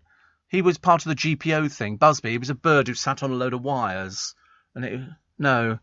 God, don't you feel so old? Do you remember the Watch Out, there's a Humphrey about? Do you remember that? What was that advertising? I know what it is. I'm just testing him. I know you know as well at home. Yellow Pages. No. It was Milk. Yellow Pages was Let Your Fingers Do the Walking. That was quite popular. We don't even... Nobody has a telephone directory anymore. Does anybody have a telephone directory? We don't even get them delivered. J.R. Hartley advertising that book about fly fishing. And then they did, in fact, bring out a book from J.R. Hartley, which was, they were sort of capitalising on the advert on the television. Jeremy on the farm's hilarious, says Jackie. See? There you go. Google GPO comma van. See how old-fashioned they are now. Everything's a bit old-fashioned, isn't it, really? Don't you think so? I think it's terrible that we're getting there. Strictly Come Dancing recruit Nina Wadia. Her quick step to role play for happy marriages, which is good. And Greg Wise wants us all to be wiser about death. Yeah, we're not very good with sort of death. Tell you what, I'm flipping through all the channels last night. The only reason I thought of Greg Wise is because his wife is what's her face? Nanny McPhee. Emma Thompson. And I always liked Emma Thompson until she sort of did that. I'm going to fly back to America again, having lectured us on our carbon footprints and everything else. But I mean, I loved her in Nanny McPhee. The first one, I thought the music was sensational, and I was sort of flipping between that and a Columbo yesterday because I've seen all the Columbos. I just want to watch them again. And I like that kind of thing. I also like the idea that Boris Johnson's dad, Stanley, has urged ministers to declare war on litter louts. Well, what are you going to do about it? As if the police haven't got enough to do. As if the police haven't got enough to do. They can't start going around going, excuse me, you've just dropped a cigarette paper. You know, and we're going to fine you £50. You just take people to court. It just seems an awful waste of time, I'm afraid. Barmaids and waiters are losing out financially because card payments are killing the traditional tip. Well, it's not just barmaids and waiters. So many people get tipped nowadays. I mean, I tip people quite a lot of the time. You know, if somebody's done me a favour, if it's something that, you know, I was trying to think actually of where I would highlight it. I mean, I don't go into my local newspaper shop or the chemist goods in Twickenham and tip them in there. I take them in some chocolates at Christmas, but I don't tip physically. And yet I will tip the people who look after the car. You know, I generally take them in either today they've got, I don't want to spoil it for them, but they've got a bag of little sweets and stuff like that, which always keeps them. They seem to eat them in a matter of seconds because it's going in, and it's also quite useful. It's quite nice. And I tip the people who wash the car because I get a good rate on washing the car. I tip a couple of quid. I'm quite a generous tipper. Well, I think I'm quite a generous tipper. I tip the people who cut my hair. That's a couple of quid as well. Having complained bitterly about it this morning, having said, you know, why are we tipping everybody? But in restaurants, you know, we just tip automatically, and I don't know why we tip. We do, but we don't really want to tip, given the choice. Steve apparently says, Jim in London, the mobile phones with bigger buttons and large text are called Doro phones. That's the manufacturer, Doro phones. There you go. And we're just finding out, actually. We like to check these things. We have the Doro phones. Is that a Doro phone? Doro mobile phones. Okay. Oh, they don't look very big to me. No, I'm looking for something a lot bigger. Lot bigger. These just look normal to me, don't they? Look normal to you? Oh, you've got no idea, have you? Steve, I'm off to Brighton for 2 days by Sea Spray. Oh, good. And somebody says, Maureen Lipman, if it's good enough for Mrs. Jones, it's good enough for me. Thank you very much indeed. What? No onion? Well, you can add onion to my delicious recipe of mince. But the trouble is, if you're going to add onion, don't bother buying an onion and cutting it. Just go and buy a bag of chopped onions. They do it in Waitrose and probably all the other supermarkets. You either get red onion chopped or you get white onion chopped. I'm bone idle in the kitchen. I know it's more. It's more expensive to buy chopped onion. Oh, you're so mean, aren't you? Little Mr. Tight in there. See, it's only well. How expensive is it? It's not like a £5, is it? A bag. It's not very expensive at all, honestly. Don't be so mean. Push the boat out. If you stopped drinking, you'd be fine. You could afford to have chopped onions. So. Do you know 1 in 5 people no longer carry cash? Do you carry cash? You don't carry cash. You don't carry. Both of them don't carry cash. That is amazing. That is absolutely amazing. I carry cash all the time. I've got cash in my pocket at this precise moment. Use your phone, do you? That's what a friend of mine said. He said, why don't you use Apple Pay? I said, I don't want to. I became quite belligerent. I said, no, I don't want to. I'm not going to use that. I've got cash in my pocket. How much cash I've got? I'm just checking, actually. I'm just stand up, because sometimes I can't get it out. You know. Look, a couple of £5 notes. Oh, a £20 note and 2 10s. What of 50s? I wish. I like a £5, actually. We don't say no. So I've got 20, 30, 40, 50. That'll pay for the MOT. I can just about manage it.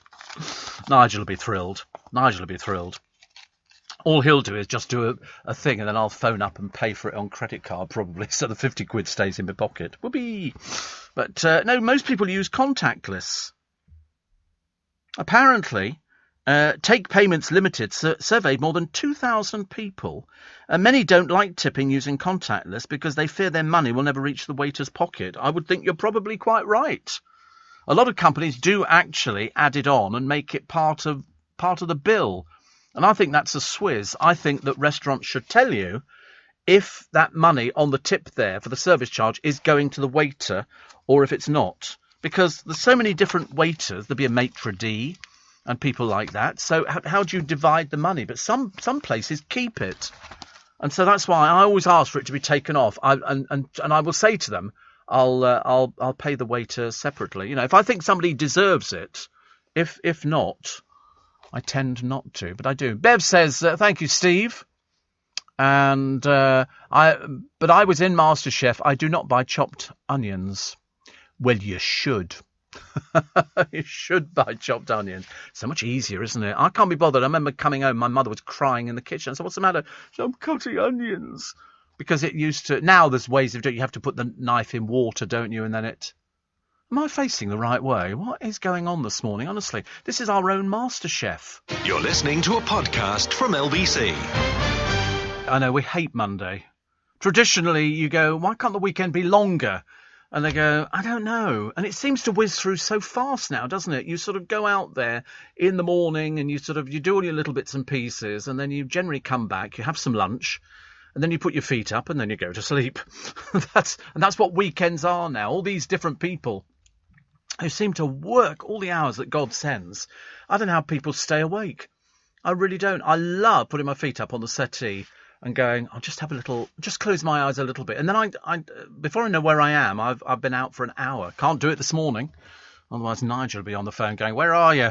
Car's due in. Steve, Alan and team. Good Lord. I loved Emma Thompson, says Steve in South London, with Stephen Fry in the film Peter's Friends. I've not seen it for a while, actually, but it was one of those good Brit films, wasn't it? We like things like that. Do you remember Tufty, the red squirrel that taught us road safety, says Robin? Yes, do you remember the Tufty? I do remember Tufty. Mind you, I also remember the Green Cross Code Man, which was Dave Prowse. And that was sort of teaching us, because when you're little, you have to learn how to cross the road. You have to look right, look left, and then look right again. And if it's all safe, then you can cross. When I was in Austria some years ago, in one of the parks there, they had a little thing built, and it was for little children on their bicycles. And it was a road with zebra crossings and traffic lights and all the rest of it. And it was to teach kids, when they were using their cycles, how to cycle on the road, how to be safe. And...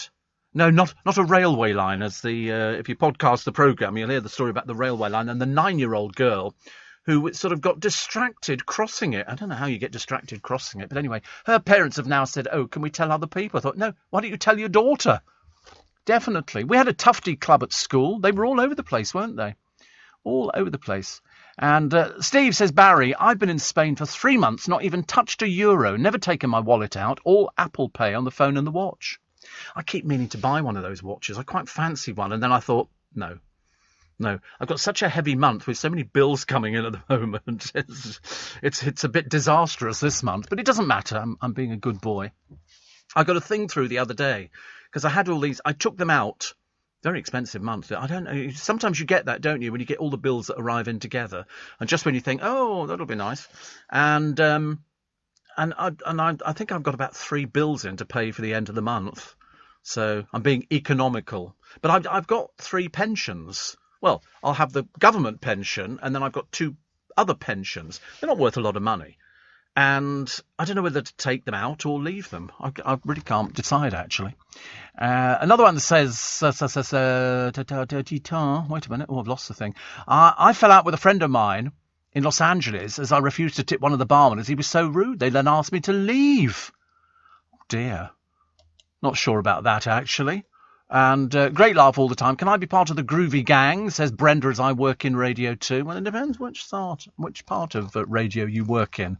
Actually, no, I mean, we know loads of people on this programme who work in radio, which is good. Sue Ann says, who fixed your laptop? Oh, no, nobody fixed it. It's not a laptop. I don't have a laptop. I've got I don't know what they call it. It's a desktop, yeah. It doesn't fold up or anything like that. It's a desktop. No, it's a friend of mine who just does it remotely. You can find all sorts of people who can do it. If somebody knows about stuff like that, I mean, my producer the other day found me the app for Shazamming music. So if you hear a piece of music, you push Shazam, and then you and he also taught me about swiping down. So I learn little bits and pieces, but I mean, between you, me, and the gatepost, I'm rubbish at things like that. I don't know anything about it. People keep saying, I mean, I saw a new computer the other day, an Apple. It was so thin. It was so thin. I looked at it and I went, wow, but it was about 1,800 quid or something. Whatever it was a bit too much money. And as I say, I've got a lot of expenditure. So I don't. But I remember looking at it. We saw it in Selfridges. And I remember thinking, yeah, that looks really nice. If I had the money, then I probably would have bought it. But I didn't have it. That's it. The iMac Pro, the most powerful Mac ever. It's funny how I bought into Apple. I've never bought into any company before. All the mobile phones I've had over the years, I've had all sorts of things, from Samsungs through to all sorts of things. And it used to be the thing that you could customize your telephone. And the one thing that I was obsessed with were lights. And there was a kit that you could get for your Samsung phone. You could go into one of these phone shops and they would put two bits together. When it rang, the whole phone lit up and all the lights chased around it. It was fab. It was utterly fab. And so it was like Christmas every day. Every time your phone rang, it would all light up because you took the case off it and you had two plastic cases which had built-in little tiny lights. Do you remember them? I loved it. I couldn't get more excited if my life was about to come to an end. And they go, what would you like for your last thing? A phone that lights up. A phone that lights up. I've got all these lights at home at the moment, which are solar lights. And some of them are actually even better than I thought. I've got one which has got about 400 lights on it. And that's all coloured lights. And the amount of sunlight we get in the daytime seems to charge it up enough. It's still going when I leave in the morning, which is very good. I like stuff. What's the matter now? I like stuff like that. Anything that lights up. Me and lights. Oh, the weather. Forgot to do the weather. I do beg your pardon.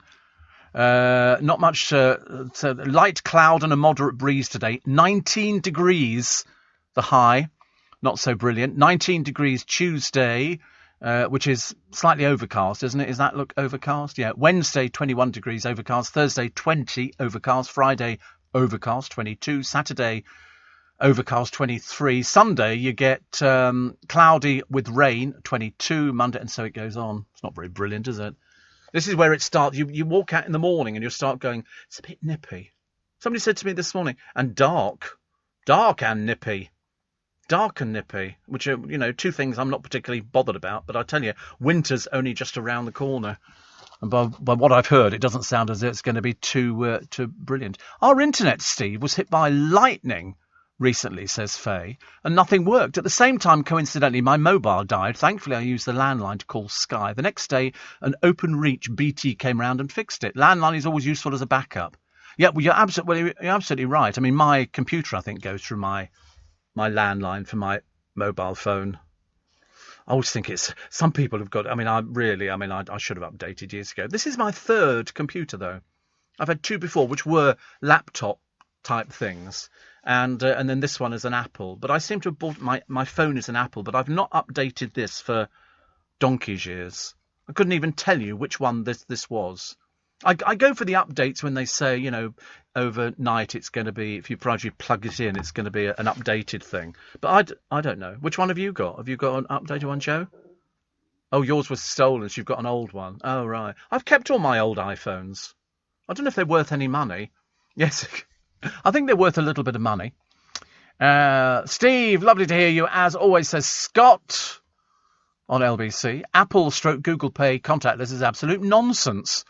As a bus driver, I see many arms reach into my cab to tap their watch onto the ticket machine. First time I came across this, I smacked their hand like a naughty schoolboy. I hate it. Do you know the one thing I hate on buses, Scott? You'll hate this too, and everybody else listening will hate this.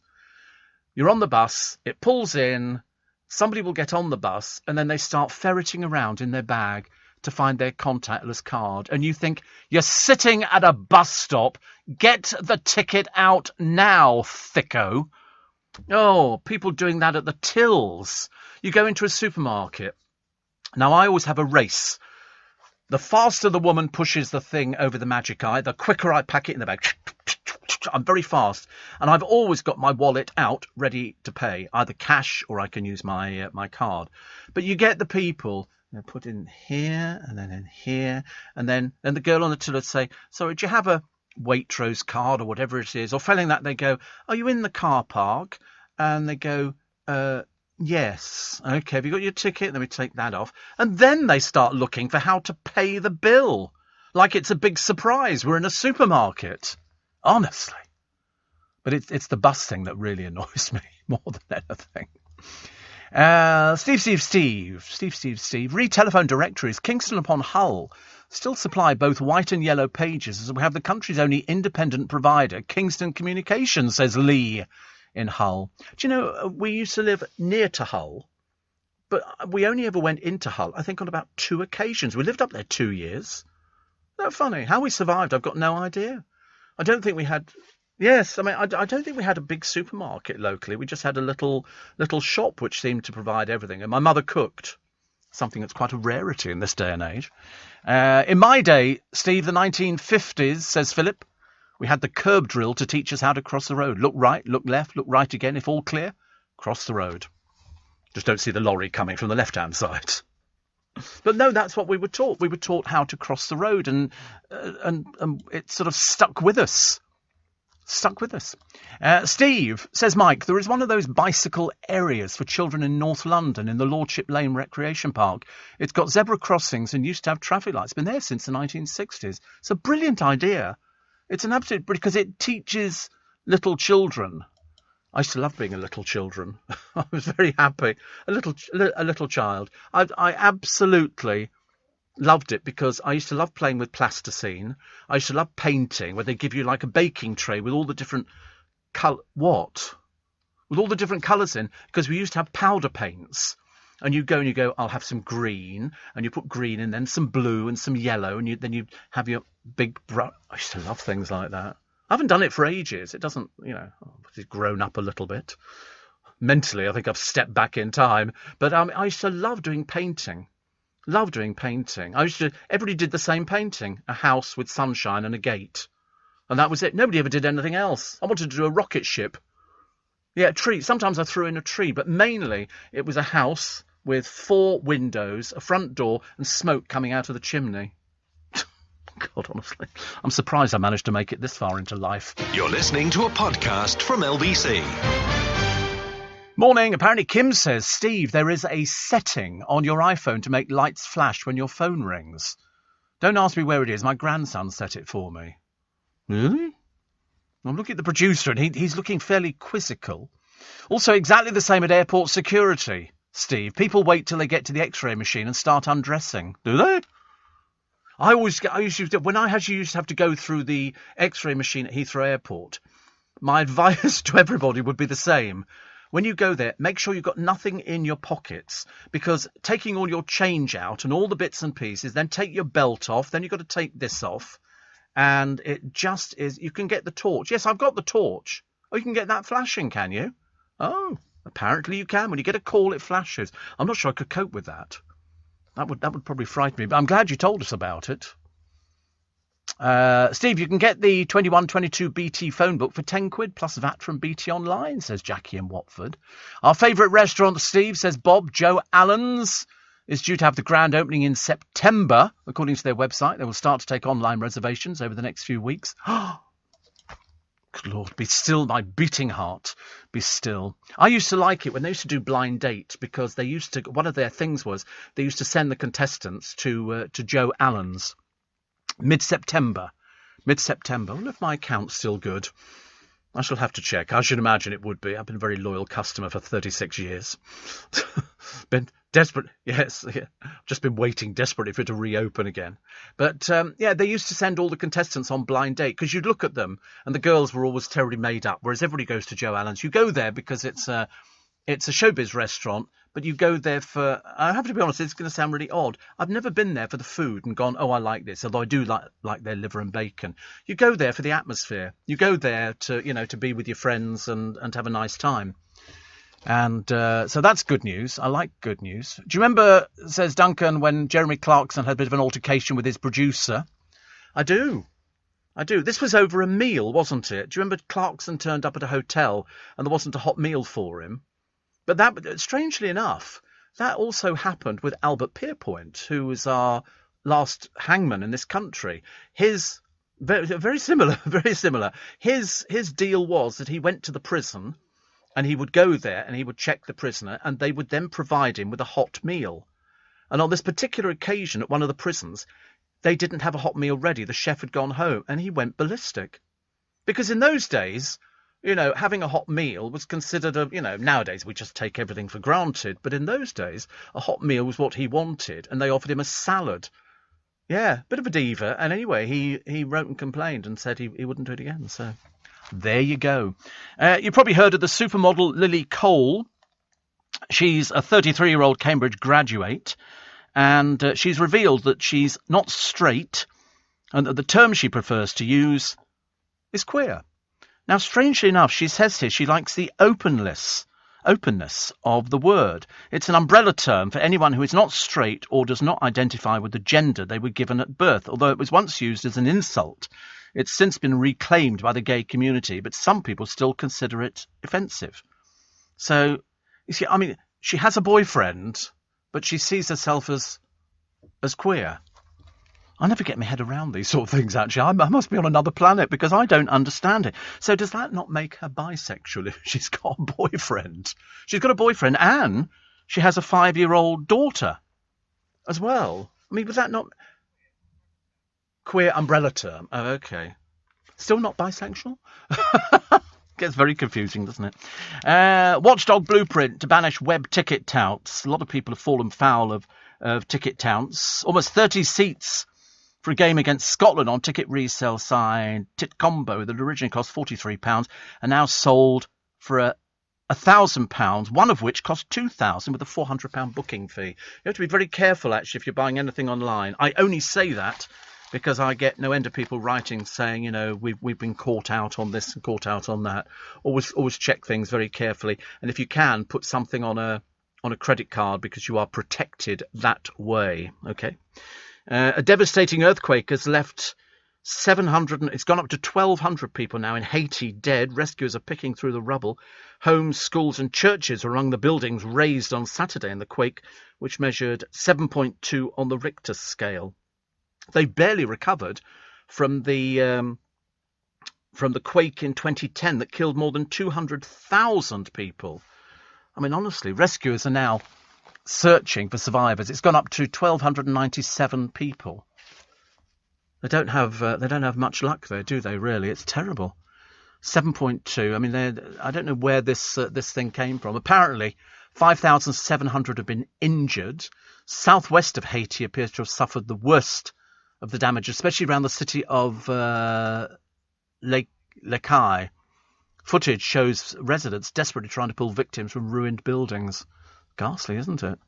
Where does it come from? Does this come from under the earth? These earthquakes. They're not on a fault, are they? Like the San Andreas fault or something like that. Something like that, is it? Right.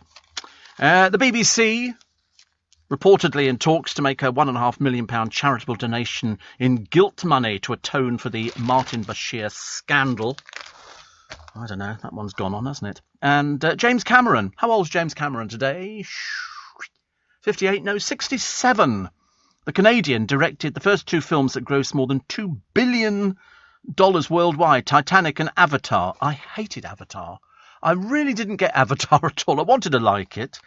The nude sketch of Kate Winslet, drawn by Leonardo DiCaprio, his character in Titanic, was actually done by James Cameron. It sold at auction for $16,000, and Winslet says fans still ask her to autograph copies, but I don't sign that one, she said.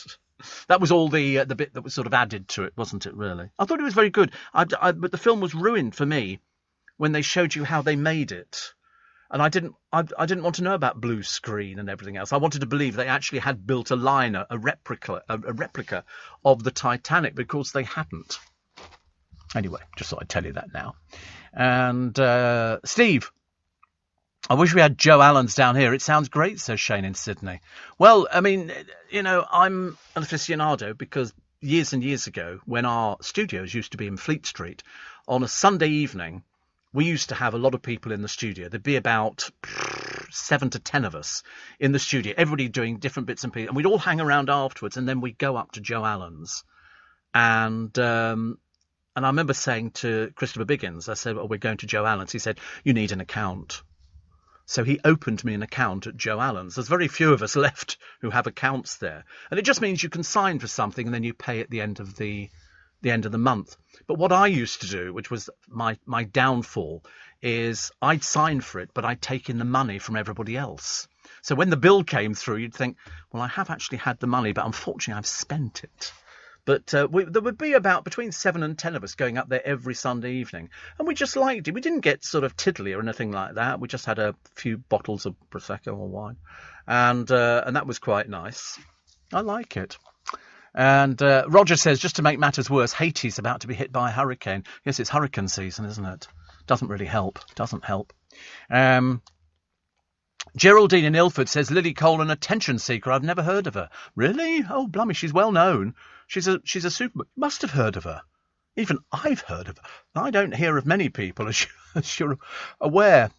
Steve, instructions to make light flashing on iPhone. Go to Settings, Accessibility, then select Audio Visual. Turn on LED Flash for alerts. Turn on Flash on Silent if you want LED Flash for alerts, only when your iPhone or iPhone Pro is silenced. All right. LED Flash for alerts works only when your device is locked. I'm confused already. But the producer seems to understand it. To all of those, Steve, moaning about your early Christmas mentions, why don't you start the Joseph Christmas Daily Countdown? Well. We are now only, wait for it, 131 days away from Christmas. It's going to be better this year, isn't it? Are we sort of all up for Christmas this year? I do hope so. Did you do your cycling proficiency test, says Nigel from Pontyclun in South Wales? No, I didn't. A lot of people did. I don't know why I didn't do it. Why did I not do my cycling proficiency test? You don't have to. It's like, did I actually do swimming tests? You know, when you could do a swimming test and you sort of walked away with a certificate. No, I didn't do anything like that. I should have done cycling proficiency, actually. Want a career where you can make a difference? The Home Office is recruiting immigration officers near you.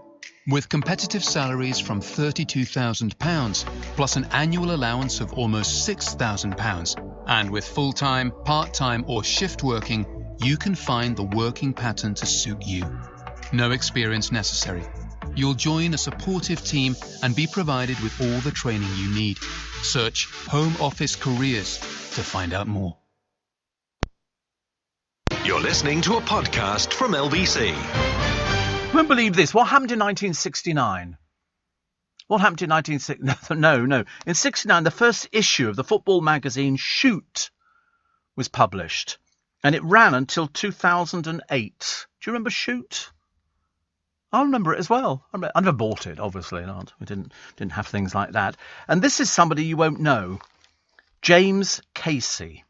James Casey was born in 1922. He died in 2011. He's was a comedian from County Durham. He produced the radio show The Clitheroe Kid. Now, you've got to be a certain age to know who Jimmy Clitheroe was. He was 4'3" tall, and it was a show that ran on the radio for years and years and years. And I used to love The Clitheroe Kid, with Mr. Higginbottom, and he had a sister he didn't like and all the rest of it. But he sounded like a child, but he wasn't. He was an adult.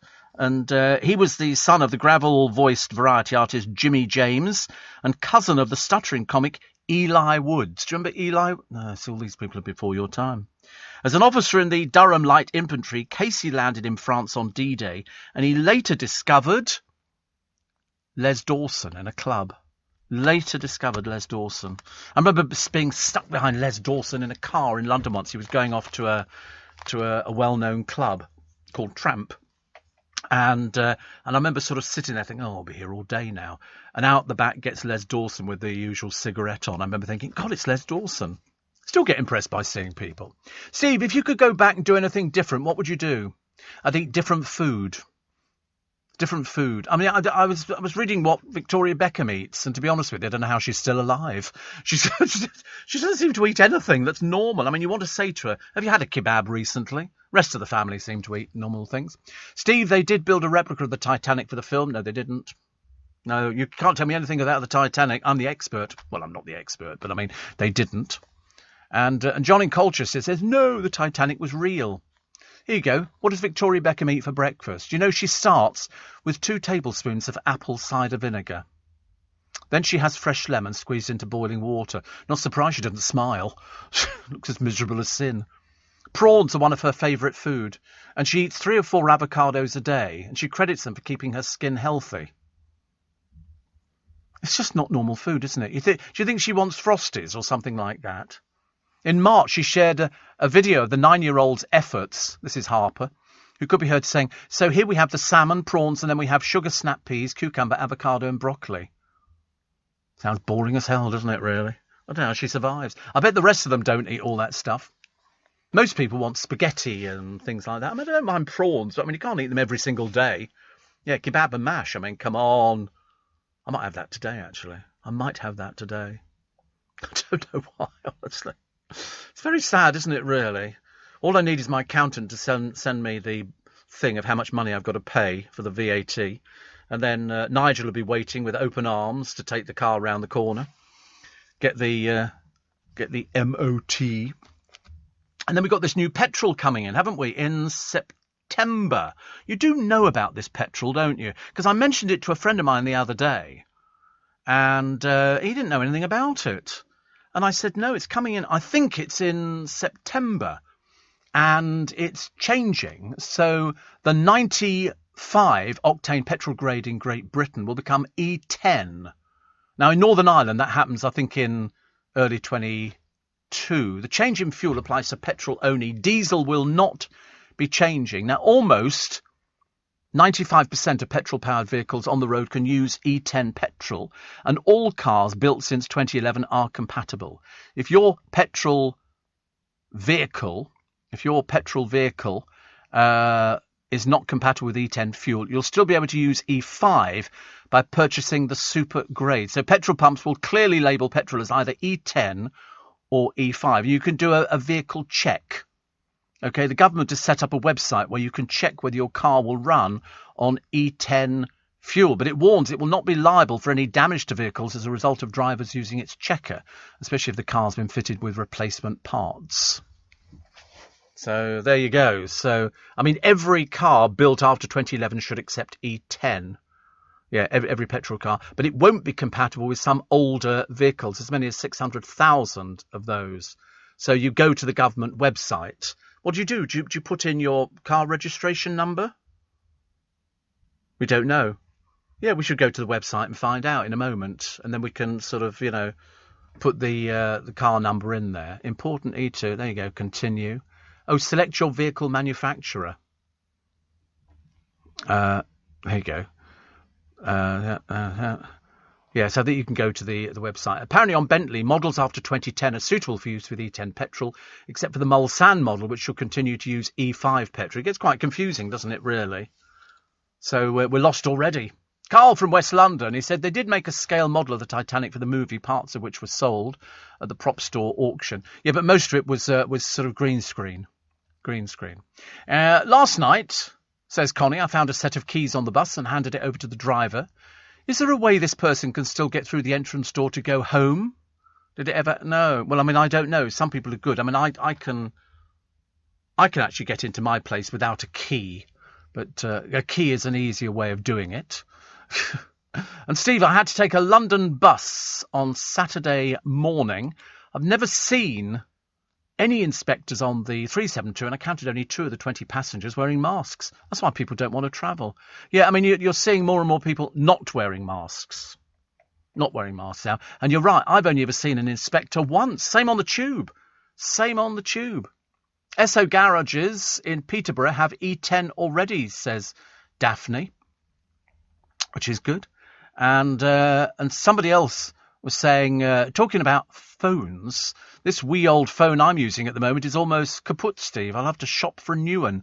Just one to phone and text with, plus idiot-proof. Any recommendations? No, Kim. I can never recommend a phone because I don't know enough about them. You need to speak to our techie expert, because Will Guyatt knows all about these sort of things. I mean, I don't know anything. E10, Steve. Well, that's Nick Abbott's stuffed. Yes, Nick Abbott's cars are fairly ancient. There's only about 600,000 in the country that won't be able to sort of run on this, and then you just have to sort it out. But go to the government's website, then it will tell you if your car's okay. Or failing that, go to the garage where you bought your car, and they will then say, yeah, it's fine, because I'm sure that they'll all be I should be checking later on. You imagine, can't you? And somebody else advising me on how to get the lights flashing on your iPhone. To be honest with you, I'm not really sure I want anything to start flashing on that. What about petrol mowers? There's another thing. It won't work in some petrol mowers, and stuff like that. So AA says only 2% of cars can't use E10, but all petrol lawnmowers shouldn't use it. Do people still have petrol lawnmowers? I suppose they do, actually, don't they? I just thought that they'd all be electric now, or something like that. No? Oh, well, there you go. So check, Glyn. But petrol mowers, no, they won't be able to use it. But I don't know anybody who's got a petrol mower. I really don't know. What does the phrase mean? Once in a blue moon. People say, oh, so and so, once in a blue moon. Very rarely. Apparently, you're quite right. It means very rarely. Joe got that all by himself. Didn't even cheat. It's as though it first meant, when coined in 1528, something absurd. But nowadays, a blue moon is usually taken to refer to the second full moon in a calendar month. I used to spend ages looking up into the night sky, seeing if I could never understand why you could see the moon, but you could never see any rockets going round it or anything like that. I just thought it was, and then I thought perhaps I'll buy a telescope. And I can go out. I used to have a neighbour, one of my neighbours, who's gone on to be hugely successful. And, and he used to take his sort of telescope out and look into the heavens. And I remember thinking, that'll be a bit dull. And now I'm started looking up there going, I'd quite like to see a little bit more. You can see little... Sorry? Have I got a telescope? No, I haven't. No. I did see one on sale a short while ago, and they said it's only small, but you can see what looks like forever and ever. And I thought, should I buy it? And then I thought, I don't know, actually. Dramatic footage you'll see in the papers today, and you'll see on the television, you'll hear about it on the radio. The stampede on the tarmac of Kabul airport as thousands storm the planes in a desperate effort to flee Afghanistan. Literally, people are hanging on to... I mean, to be honest with you, it looks highly dangerous. And the most Western diplomats have now left Kabul as the Taliban leader warns the real test now begins, because the British troops have arrived to help evacuate. But you want to see the people. You'll see the clips on the television news of people clinging on to the doors to force themselves inside. And not going to be happening. And Winnie says, what do you mean you can get into your place without a key? Do you scale walls and creep through windows? No, I can open the front door without a key. Aren't I a clever person? Steve, when I worked in America in motorsport, the cars used to run on E85. The stuff vaporized as soon as it was exposed to the air. Aha. A lot of people asking about petrol mowers. No, it will not be. But you'll see it in the garages, but the papers will be full of it nearer the time. But to be honest with you, if you really want to check, because my godchildren, they've got a tractor. God knows what that takes. I've got no idea. They've got a tractor, and they've got... also lawn mowers. They've got quite a number of them, actually. Got about 20. Obviously, the people who owned the house before were sort of very big into lawn mowers. I've never known a place with so many lawn mowers. Mind you, they've got horses as well now, and stables and all kind of things. But they've got a tractor, and I'm assuming you have to go and buy petrol, and then you put it into the tractor. So whether you have to have the tractor adapted, I don't know. A bit like me and vacuum cleaners. Steve, what about my 2-stroke petrol hedge trimmer, petrol strimmer, petrol chainsaw, petrol style saw, etc.? They won't work. It's as simple as that, actually. Look at the government website. That'll ruin your Monday. Zach says, Nick Abbott claimed you didn't leave him chocolate last week. And, well, I've never left him chocolate. He was making it all up. He was winding everybody up. I've never left chocolate for Nick Abbott. Have you seen the size of him? Heavens above, I wouldn't even dream to go there. Want a career where you can make a difference? The Home Office is recruiting immigration officers near you. With competitive salaries from £32,000 plus an annual allowance of almost £6,000, and with full-time, part-time or shift working, you can find the working pattern to suit you. No experience necessary. You'll join a supportive team and be provided with all the training you need. Search Home Office Careers to find out more. You're listening to a podcast from LBC. We're still doing D-Day for Geronimo. This one's going to drag on, isn't it? Just when I thought it might have finished over this weekend and we might have sort of tucked it away, no, it's back again. They're now hoping for a last-minute legal lifeline. A High Court judge is expected to inform the owner, Helen, whether he's prepared to grant a new injunction to halt the killing until she has a chance to present fresh arguments in court. It must be costing her a small fortune, I should imagine, this one. Is it really worth it? I mean, they've got, Chris Packham and Joanna Lumley. The only problem that I have, and I know they've got 130,000 signatures and they put cameras in and all the rest of it. If this animal does have bovine tuberculosis, if it spreads through the country, farms will be decimated. Farms will be closing left, right and centre. And I would have thought, actually, Joe Lumley and Chris Packham would have been trying to save the countryside. That's what I would have thought. But supporters have vowed to form a human shield around Geronimo if DEFRA vets arrive to put him down. I'm not sure about that. I didn't think there were enough to actually form a human shield, but there you go. So the judge will give her ruling today. So we should find out. Geronimo is 8, could enjoy a reprieve of weeks if the judge decides her argument needs to be considered at a full court hearing. However, if he rejects the petition, then Geronimo's only legal protection, a 72-hour stay of execution, expires at 4 p.m. today. Oh dear. Yes, you'll have to tune into Eddie Mayer. Today could be the day that Geronimo finally meets his maker, which is not so good, is it, really? But we'll wait and find out. Plus. So this grudge match in sporting history, this is husband and wife. Normally people shake hands. They don't think it's very likely to happen in this particular case. They don't think people are going to shake hands because they've split up. But, doesn't matter, does it really? Actually, to be honest with you, I don't think I've watched it for ages. Is Steve Davis still playing? I don't know. I used to love that programme on the what was the programme on the television? Was it hosted by Big Break? That was quite good, wasn't it? For sort of, sort of. Kind of replaced the Generation Game, I think, actually. And Steve. Bumblebees are capable of stinging multiple times. It's honeybees that leave their sting behind. Thank you. I mean, put it this way, we're not going to be putting it to the test anytime soon. So the sting of a bumblebee is not barbed like a honeybee, so bumblebees can use their sting more than once. I only got stung once by a bee because it was in my slipper and I trod on it. And I remember thinking, ow, what was that? And then I discovered when I pulled my foot out of the slipper, there was a bumblebee, and I thought, oh no. And wasps, I have a terrible, terrible time with wasps. I think I must give off some sort of pheromone that means I'm terrified of wasps. Because I remember we went to Hampton Court once. There was a little crowd of us. Well, 4. And also, you know what bees are like? You'll be sitting there and they start wandering around. And so I sort of dodged my head and all the rest of it. This was a wasp, sorry. And in the end, I thought, if I move quickly, it won't. It stayed with me, and in the end, I ran, and it's still there.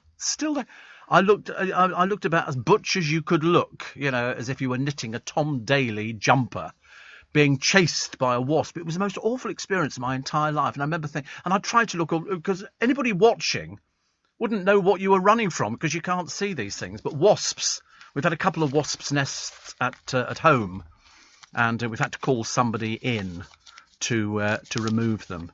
So I've never been stung by a wasp, never stung, because I have a feeling I might go into an anaphylactic thing, and I don't want to do that because I'm a bit scared of them. Bees I'm fine with. When I water the plants and everything else, if there's a bee there, it just gently moves to one side. I water and then it goes back in again. I always talk to them. I always go, see, we're all right, aren't we? If it's a wasp, definitely not. I remember sitting outside a restaurant with a friend of mine once, Michael. And we always used to sit outside this place in Church Street and have something to eat. And the wasp came round and landed on the plate. I nearly went through the roof. Seriously, it frightened the life out of me.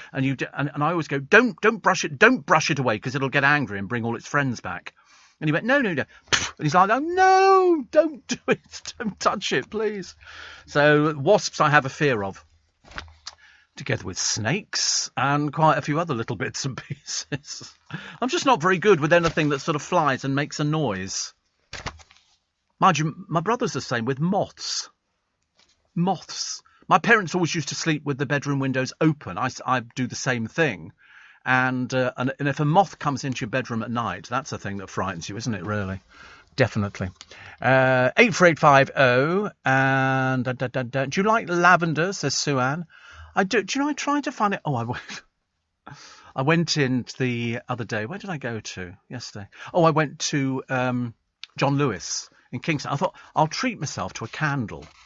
But I don't know why, but they all smell funny. They smell like toilet deodorant and stuff like that. They weren't very exciting. I was looking for a nice candle. And sometimes you smell these candles and go, who buys that? It's horrible. Anyway, I'm going round. So this woman walked past me. She went, are you all right? Can I get anything? I said, no. I said, your candles all smell horrible. And she looked at it. She went, yeah. Walked away from me. So I couldn't help it. I'm still waiting for them to put all their chocolates back on ever since the hot weather arrived. Yes. Bit of old Gwynny. All their chocolates have gone in and everything's got display written on it. And I'm trying to find the ones that are the favourite of Her Majesty the Queen, which is the violet creams and the other ones. The rose creams and the Parma violet chocolates. Well, they've not had them in John Lewis for ages, and that's where I used to buy them. I bought 3 boxes last time. Might have to go online and buy these Charbonnel and Walker, because this is good enough for the Queen. I'm not going to argue with that, and they are particularly delicious, aren't they? Did we try them in here? We did, didn't we? I thought so. I thought they were very nice indeed. And you like what? Did I give you some? Yeah, they were very nice. My friend Chris Lowry and Steve are over in Spain. He said, same as you, petrified of wasps. He said, and they're large here too. I don't like anything like that. I'm really not good with them. I have to sort of watch them.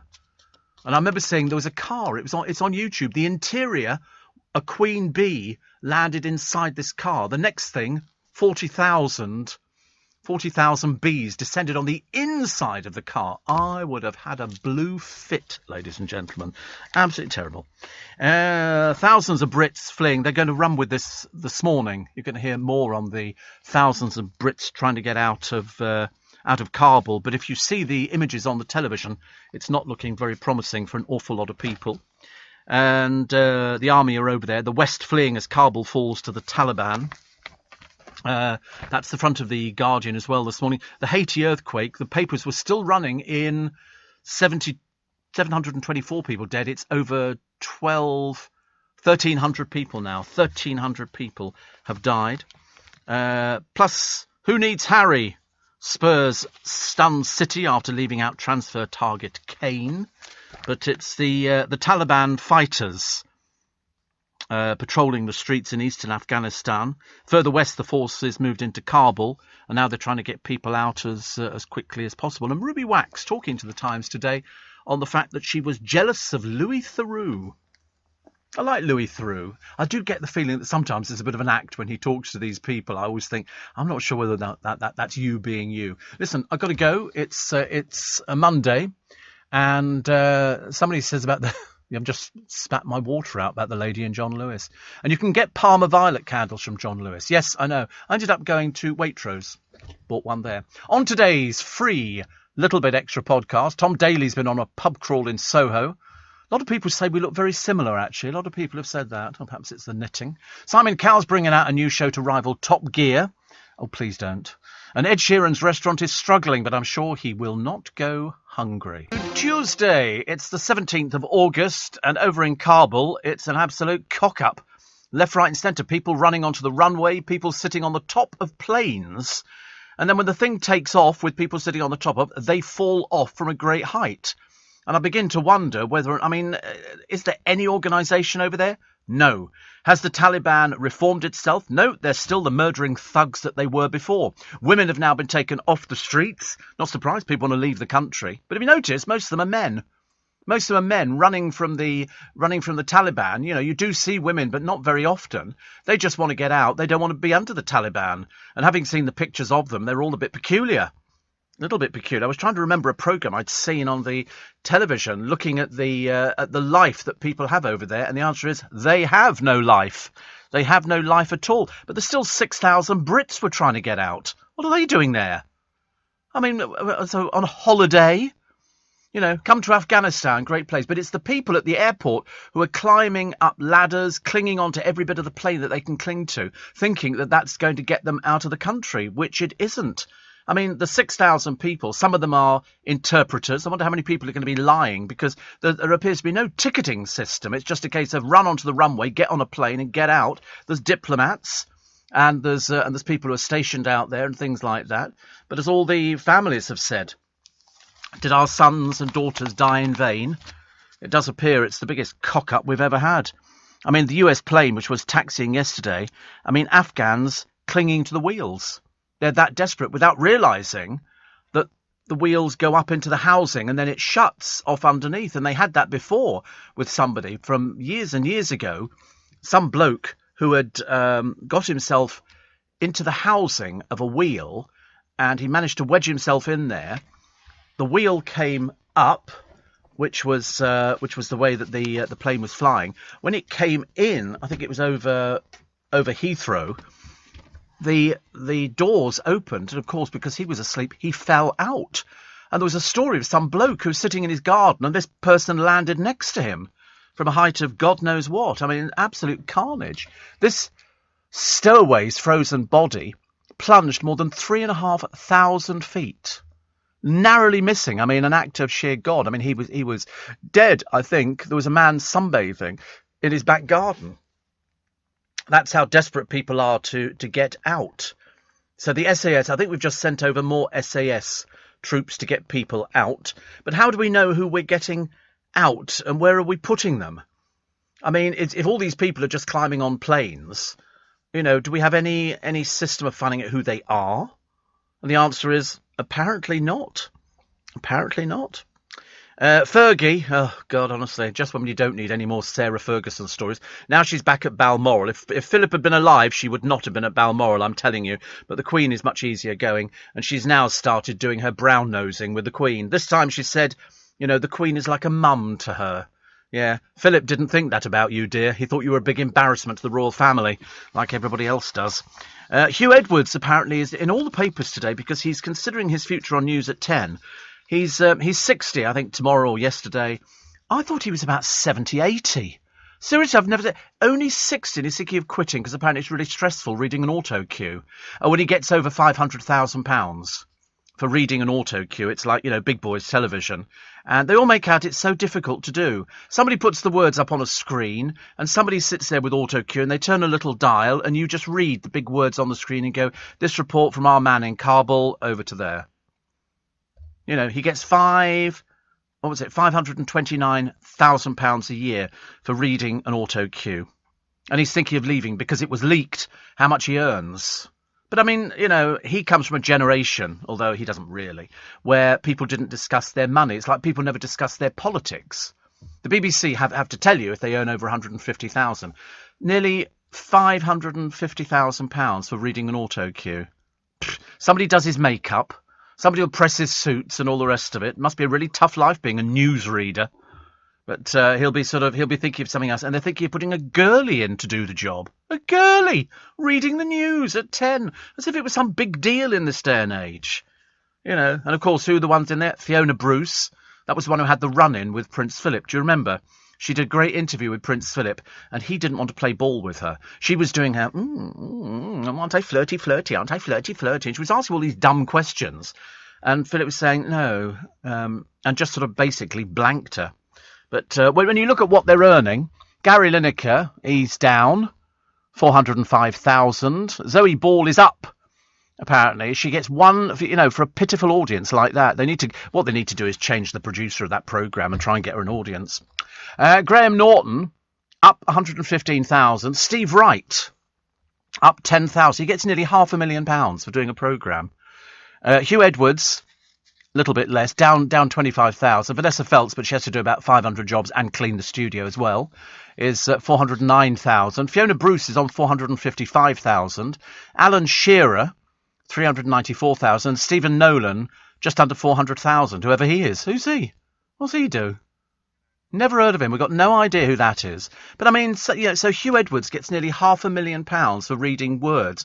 I mean, at least when you get a radio presenter, they it isn't sort of on auto cue. Can you go back a little bit? At least if you're a radio presenter, it's such an old gag, isn't it? But I love doing it. I love doing it. Niall said it's the undercarriage bay. Yeah, but people are still climbing into them. But it's all these people in Kabul. I wonder how many people out of the so-called 6,000, are we going to get 10,000 back? We're going to be going, but who are they? Who are they? Don't need to sort of throw yourself into a dinghy across the channel. You sort of take your life in your hands. Some people will be all right getting onto the planes, but it's the ones who are clinging onto the top. What? I mean, you just seriously can't be in the right. I mean, there's a plane here which is taxiing out. It's moving and they're all running underneath it and everything else. And I'm thinking, they are. They're literally, look at them, climbing onto this plane. You don't seriously believe it's going to take off with all these stupid people hanging on to it. You can't do it. It's not physically possible. Boris Johnson is set to announce a bespoke resettlement scheme for those most in need in Afghanistan. Well, that'll be most of them, won't it? I would have thought the ones we would have been taking would have been the women. I think they went into the Taliban, go into, where did they go to? It was an estate, a travel agents, and 5 of the women were removed and sent home and said, don't go back to work again. They were replaced by men. Because the Taliban don't like women. They don't want them working. They don't want them driving. They don't want anything at all. I mean, they literally, women not only are second-class citizens, they don't even feature in third class. They're way under there. I mean, it makes you worry, doesn't it, when you look at the picture of all these men with beards looking like a rather ancient version of the village people out there. I'm not surprised people want to leave the country. What on earth would take you to Afghanistan? Heard somebody talking earlier on about the minerals over there. Yeah, brilliant. Well, they can have them. They can have them. These are murdering thugs. And that's putting it politely. Not surprised people want to leave the country. What happens when we get to that stage where we can't send any more planes? And we go, right, we're not going to send any more planes because we've got, I don't know how many a plane holds. About 300-400 people on a plane, something like that. That's going to be a lot of planes coming in if we're removing 6,000 people. It really is. It's another bloody disaster. It really is. I mean, the stowaways plunging to their deaths. But they obviously thought that was better. I should imagine they intentionally, dropped to their deaths. But, I mean, they were that desperate to try and get out of the country. And when you look at the images, this is on a plane where they've taken everything out. They are crammed in. I mean, to be honest with you, it'd be a case of sit down on the floor. So there's no seating on the planes. They've taken it all out to get as many people in there. And it's overcrowded. But if you look at the picture, 90% men. 90% men. I mean, hundreds are now crammed in to this US carrier, but I don't know where the US carrier is taking them. Is it bringing them to here? So, and then what happens at the other end? What are they going to do? Open the doors. All these hundreds of people are going to stream off and run like hell? I don't know how it's going to work.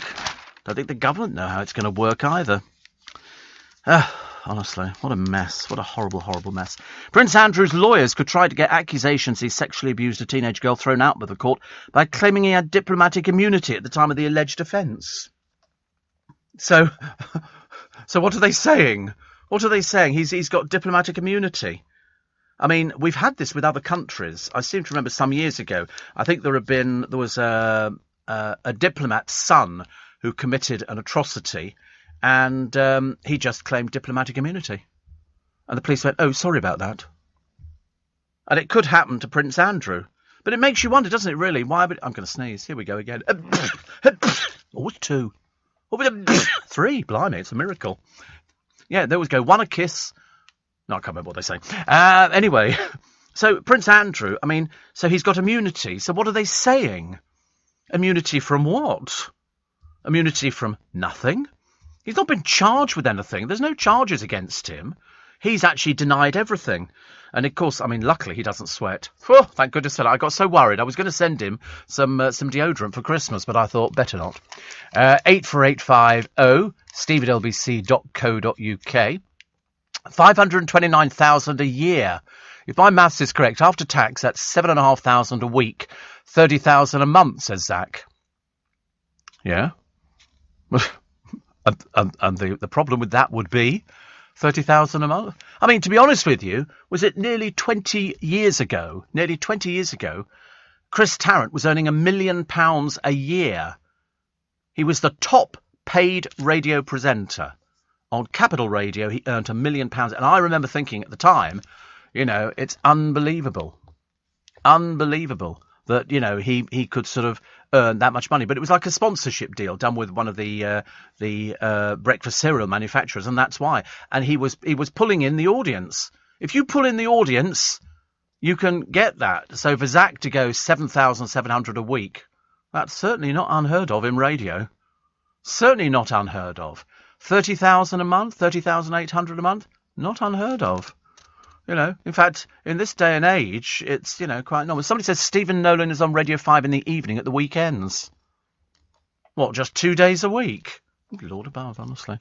And I can confirm, says Niall, Eddie Mayer is still broadcasting your sound bites. I heard one yesterday afternoon. I know.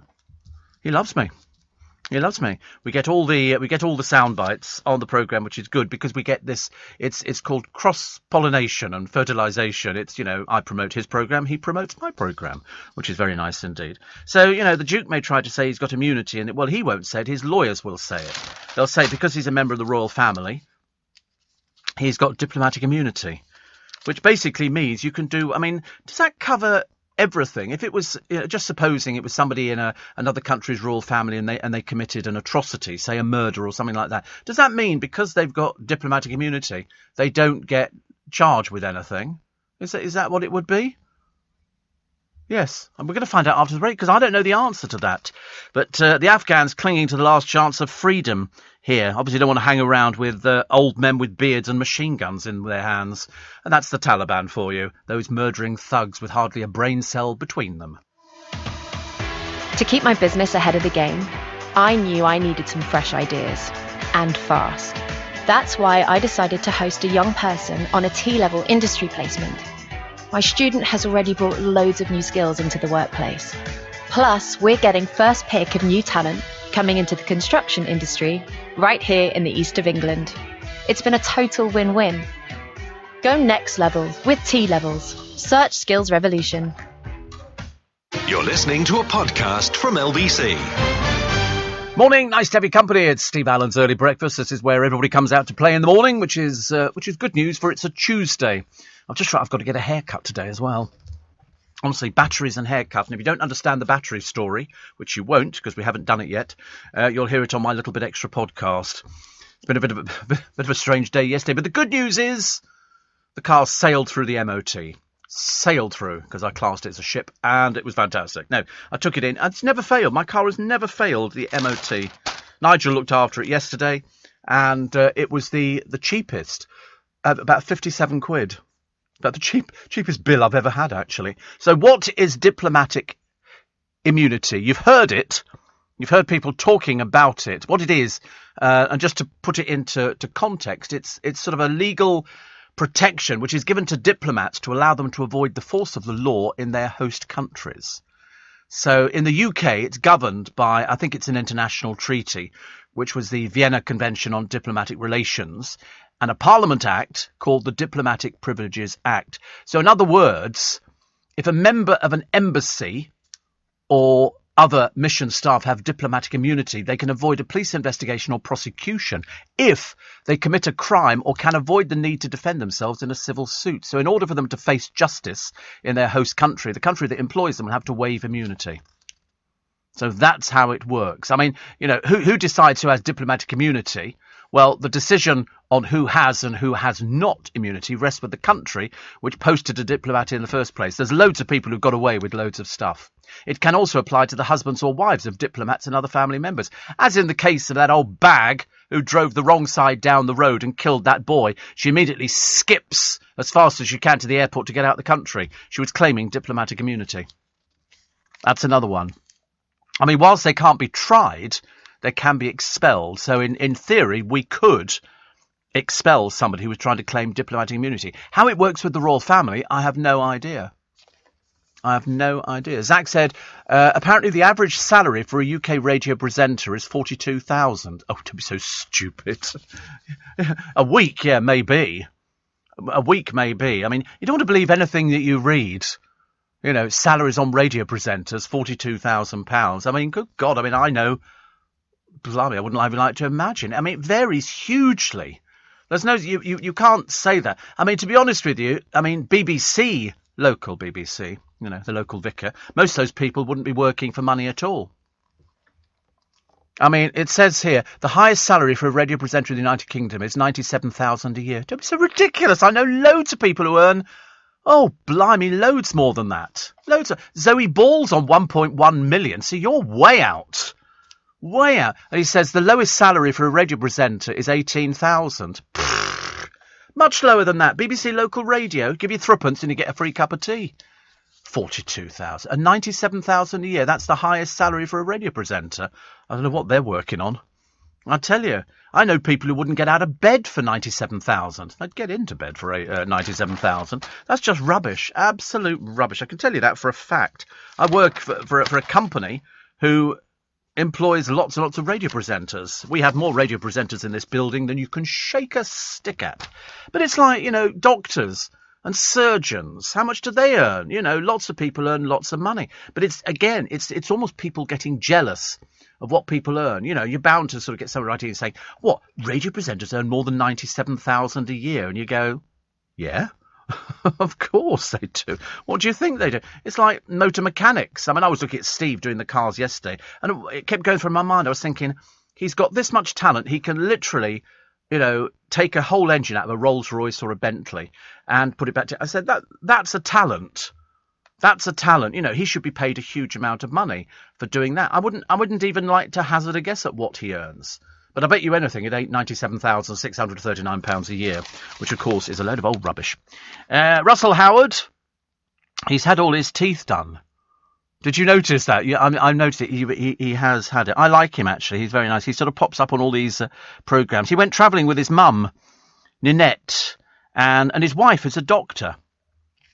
You see, I always like to think he's single, because he looks as though he's a single sort of boy, doesn't he, really? Also, Jupiter. Thursday, this coming Thursday, look to the night sky. The gas giant will appear to the naked eye as a bright star, and those looking through telescopes may catch a glimpse of its moons. Moons. And I've got a Hong Kong banknote from 1860, signed by two Scotsmen, expected to sell for £50,000. Wonder why it's so expensive. But it's a top dollar banknote, £50,000. And a postman kept a fraud Bible on his telephone listing bank cards and PIN numbers he stole. Mudathir Khamis, now working as a security guard, watch him, admitted theft and fraud. The judge called him utterly shameless as he was jailed for 22 months at Warwick Crown Court. Watch him. Remember the name, Mudathir Khamis. He stole loads, and with the PIN numbers and everything else. He turned up in court with a face mask on. We still spotted you. The hit 1990s TV show is back. It's called Changing Rooms, and they've got apparently Jordan and Russell playing a starring role in the... Oh, in God's name are they? Jordan and Russell. I've never even heard of them. But they were designers. Jordan Cluro and Russell White, apparently, or something. And they were, I mean, to be honest with you, why do they have to wear peculiar clothes if they're designers? It's like the other one, wasn't it? Lawrence Llewellyn-Bowen, leather trousers and all that kind of stuff. And you look at them and you go, you look like those two. Do you remember those two Scottish designers? They weren't exactly butch. I can't remember their names. But they turned up on television. And I think Terry Wogan was doing a show on Channel 5. And they came on and they were just okay. They made Bobby Cole Norris look almost butch, which, of course, was pushing it a little bit. So you've got Lawrence Llewellyn-Bowen still with leather trousers. Tibby Singh, not a clue. He's a new handy Andy. Anna Richardson, she's generally used to looking at sort of ladies' parts and things like that. And Anne's Men's. God, I tell you, some ugly people on that Naked Attraction. But it's the Jordan Cluro and Russell Whitehead. Jordan, I mean, seriously, don't ever wear that colour ever again, mate, okay? Makes you look ridiculous. Joe in Essex says, have you noticed all the men in the Taliban are all ugly? Well, I have to be honest. I don't think there's any lookers there. You're not going to be finding the Taliban fashionistas taking part in any of these programs. They're all, as I say, they look like a really ancient version of the Village People. Except they've got machine guns and they're violent murderers. What else we got here? Steve, what happened to the 300,000 Afghan army? There are only 75,000 Taliban, says Jackie. No, there are 85,000 in the Taliban army. I do remember that. And, I don't think we should have pulled out at all. I mean, that's why the people are trying to get out of the country. It's fairly simple. It's a fairly simple thing to try and work out. They want to get out of the country because they know what life under the Taliban is like. You either play it our way or you don't. When one of them was asked, one of the Taliban leaders, although he looked like he was about to drop dead in front of the cameras, which would have been the best news we'd ever heard, but they said, what about people who steal? Well, we'll be bringing back in Sharia law. They'll have their hands amputated. And they just literally cut them off. And if you're an adulterer, even worse, because the person who suffers is the woman. It's not the man. Men get away with murder, quite literally. They stone women to death. They literally dig a hole, put them in there with their head showing above, they put a hood over the head, and then they throw bricks until they die. That's how filthy they are. That's how disgusting they are. Awful. Yeah, my friend Rich has gone, 97 grand? Ha, ha, ha, ha, ha, ha, ha. It's ridiculous, honestly. You've heard anything like it. You could probably find out, actually, what sort of I remember talking to an actor. I won't tell you which actor it is. And he was very honest about money. He said, I got paid 1.6 million for doing this particular series. And I said, oh, right. He said, then they repeated it, he said. And I got, for not having to do it, half the salary again. He said, for them just repeating it. And I thought, wow. That was like I was talking to some people who'd written comedy shows from the 70s and 80s. And when they wrote them, they got paid very little money. Like the Carry On films, Barbara Windsor. You asked Barbara when she was alive, how much she got paid for the Carry Ons. It was peanuts. Kenneth Williams, I think, was only on 900 quid a film. They didn't know about, DVDs and videos and cassettes and CDs and everything, And John Cleese, when he did the first series of Fawlty Towers, how much did he get? How much did he get for the first series of Fawlty Towers? 6 grand. 6 grand. That's what he got for the first series. I mean, now, admittedly, because of his marriages and everything else, that was for 43 weeks' work. As I say, Barbara would have got about £300 for doing a Carry On film. That's why when they repeated the thing, Scott will tell you the same. They would get a cheque for about threepence because nobody had done any deals. They didn't know what to do. So when you read about somebody like Hugh Edwards, mamby-pamby, I'm going to quit, because the BBC leaked my salary. Oh, well, tough on you, mate. 60 years old, looking about 75, and he's earning nearly £500,000 a year. For going into a studio, sitting under some pretty lights, having people rushing around, going, do you need anything? Do you need anything? And all he's got to do is read an auto cue. Not difficult. Lawrence Llewellyn Bowen says, Jackie looks like one of the Three Musketeers. You're right, actually. He does. He does. Steve, just after some advice off you, been taking tablets for my back. And now with the tablets, can't go to the toilet and have been sick. Yeah, bad backs are terrible. Bad backs. My brother's got it. He's just been signed off for a week. He's got a terribly bad back. Terribly bad back. 84850 steve@lbc.co.uk. Another one here, which says, it's called the Undercarriage Bay, says now. Oh, yes, we knew that, yes. But that's how desperate people were. People are desperate, and then they forget. And also, it's freezing cold. You can die of pneumonia because it's so cold. We're all sitting upstairs in the in the actual fuselage, and I should imagine this plane, which has had all the seats taken out, it's almost like a military aircraft. This one that they were pictured packed in. It's on the front of quite a lot of the papers for today. It's a case of if you want to sit down and go to sleep, then you can sit down, and people will just nod off that way. But I don't know where they're taking them into. We have no idea. No idea. Kieran says, love you, Steve. Worth every penny. I know. Yeah, 18,000 a year. Thank you very much indeed. Whoopee. And Martin says, did you ever change your car? You've been considering it. Yeah, I didn't actually. Because I tell you what, it goes perfectly. It's I don't have any trouble with it. It goes in for its regular services. The MOT the other day, it sailed through it. Nigel, looks after it, and I found it fascinating going into a huge aircraft hangar where all it's just full of Bentleys and Rollses, and some are being sprayed, some are having new interior. I can tell you that there's a well-known celebrity's car is in there, and I nearly sat on the back seat of it, but I didn't. And I just find it fascinating because you can see the cars in their sort of stages when they've been bought, and then they come in, and then there'll be a little bit of respraying, or they'll put new tyres on, or the engine will all be checked over, and I just like looking at them. It's like pretending they're all yours. And then I look at mine, and of course I watched Nigel driving it off yesterday to take it to the MOT garage, and I think it's about the first time I've seen somebody driving my car off. It's quite funny because I sit in it and drive it, but it's not quite the same when somebody else sits in it and drives it. I'm Elizabeth Day, host of the podcast How to Fail, where I explore what failures my guests overcame and what that taught them about how to succeed. And when you need that extra bit of motivation, have you tried Peloton? It's a fitness experience for your body and mind. From cycling and running to strength, Pilates, meditation and boot camps, there is something for everyone. I can personally speak to that with my own Peloton membership. I always look forward to the various workouts, and best of all, you can fit them into your own schedule. That should give you more time to catch the bonus Peloton episode with Joe Elvin on my podcast, How to Fail with Elizabeth Day. Listen now on Global Player. You're listening to a podcast from LBC. Morning, nice to have your company, nice. Somebody else mentioning that Laurence Llewelyn-Bowen looks like one of the Three Musketeers. I can't remember there was D'Artagnan and others.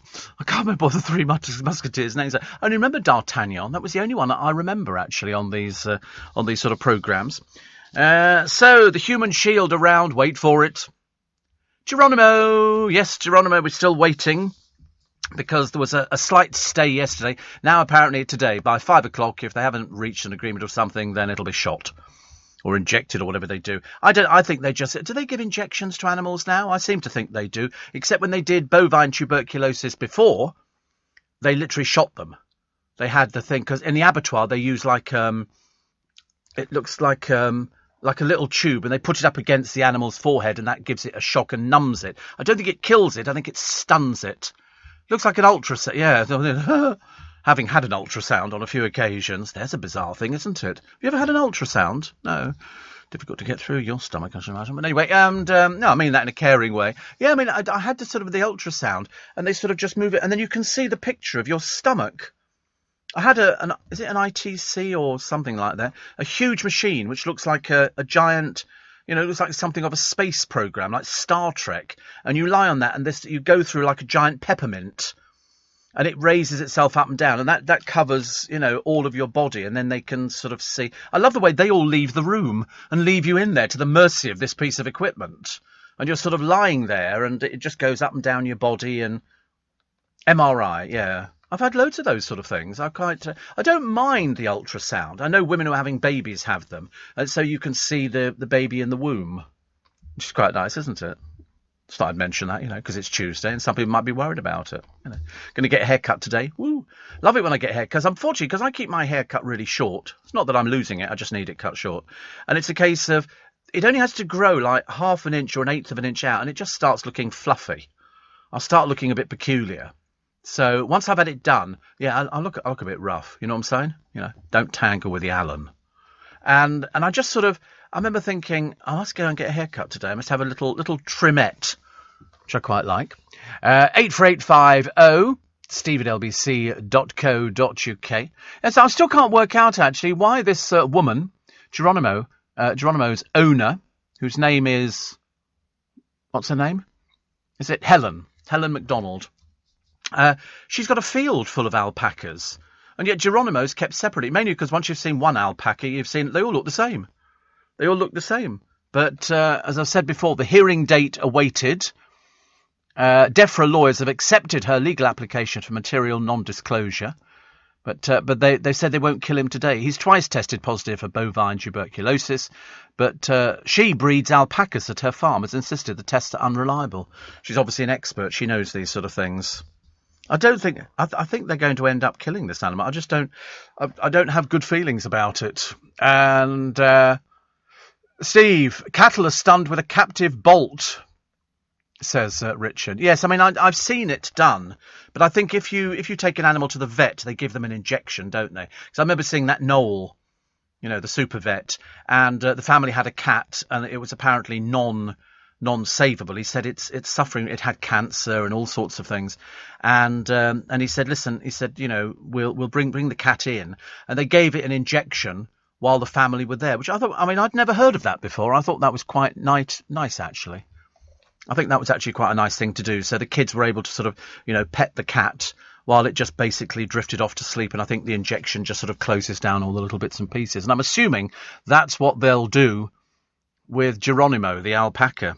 There'll probably be statues up, but they've got people hiding behind placards and stuff like that, and there's going to be a human shield.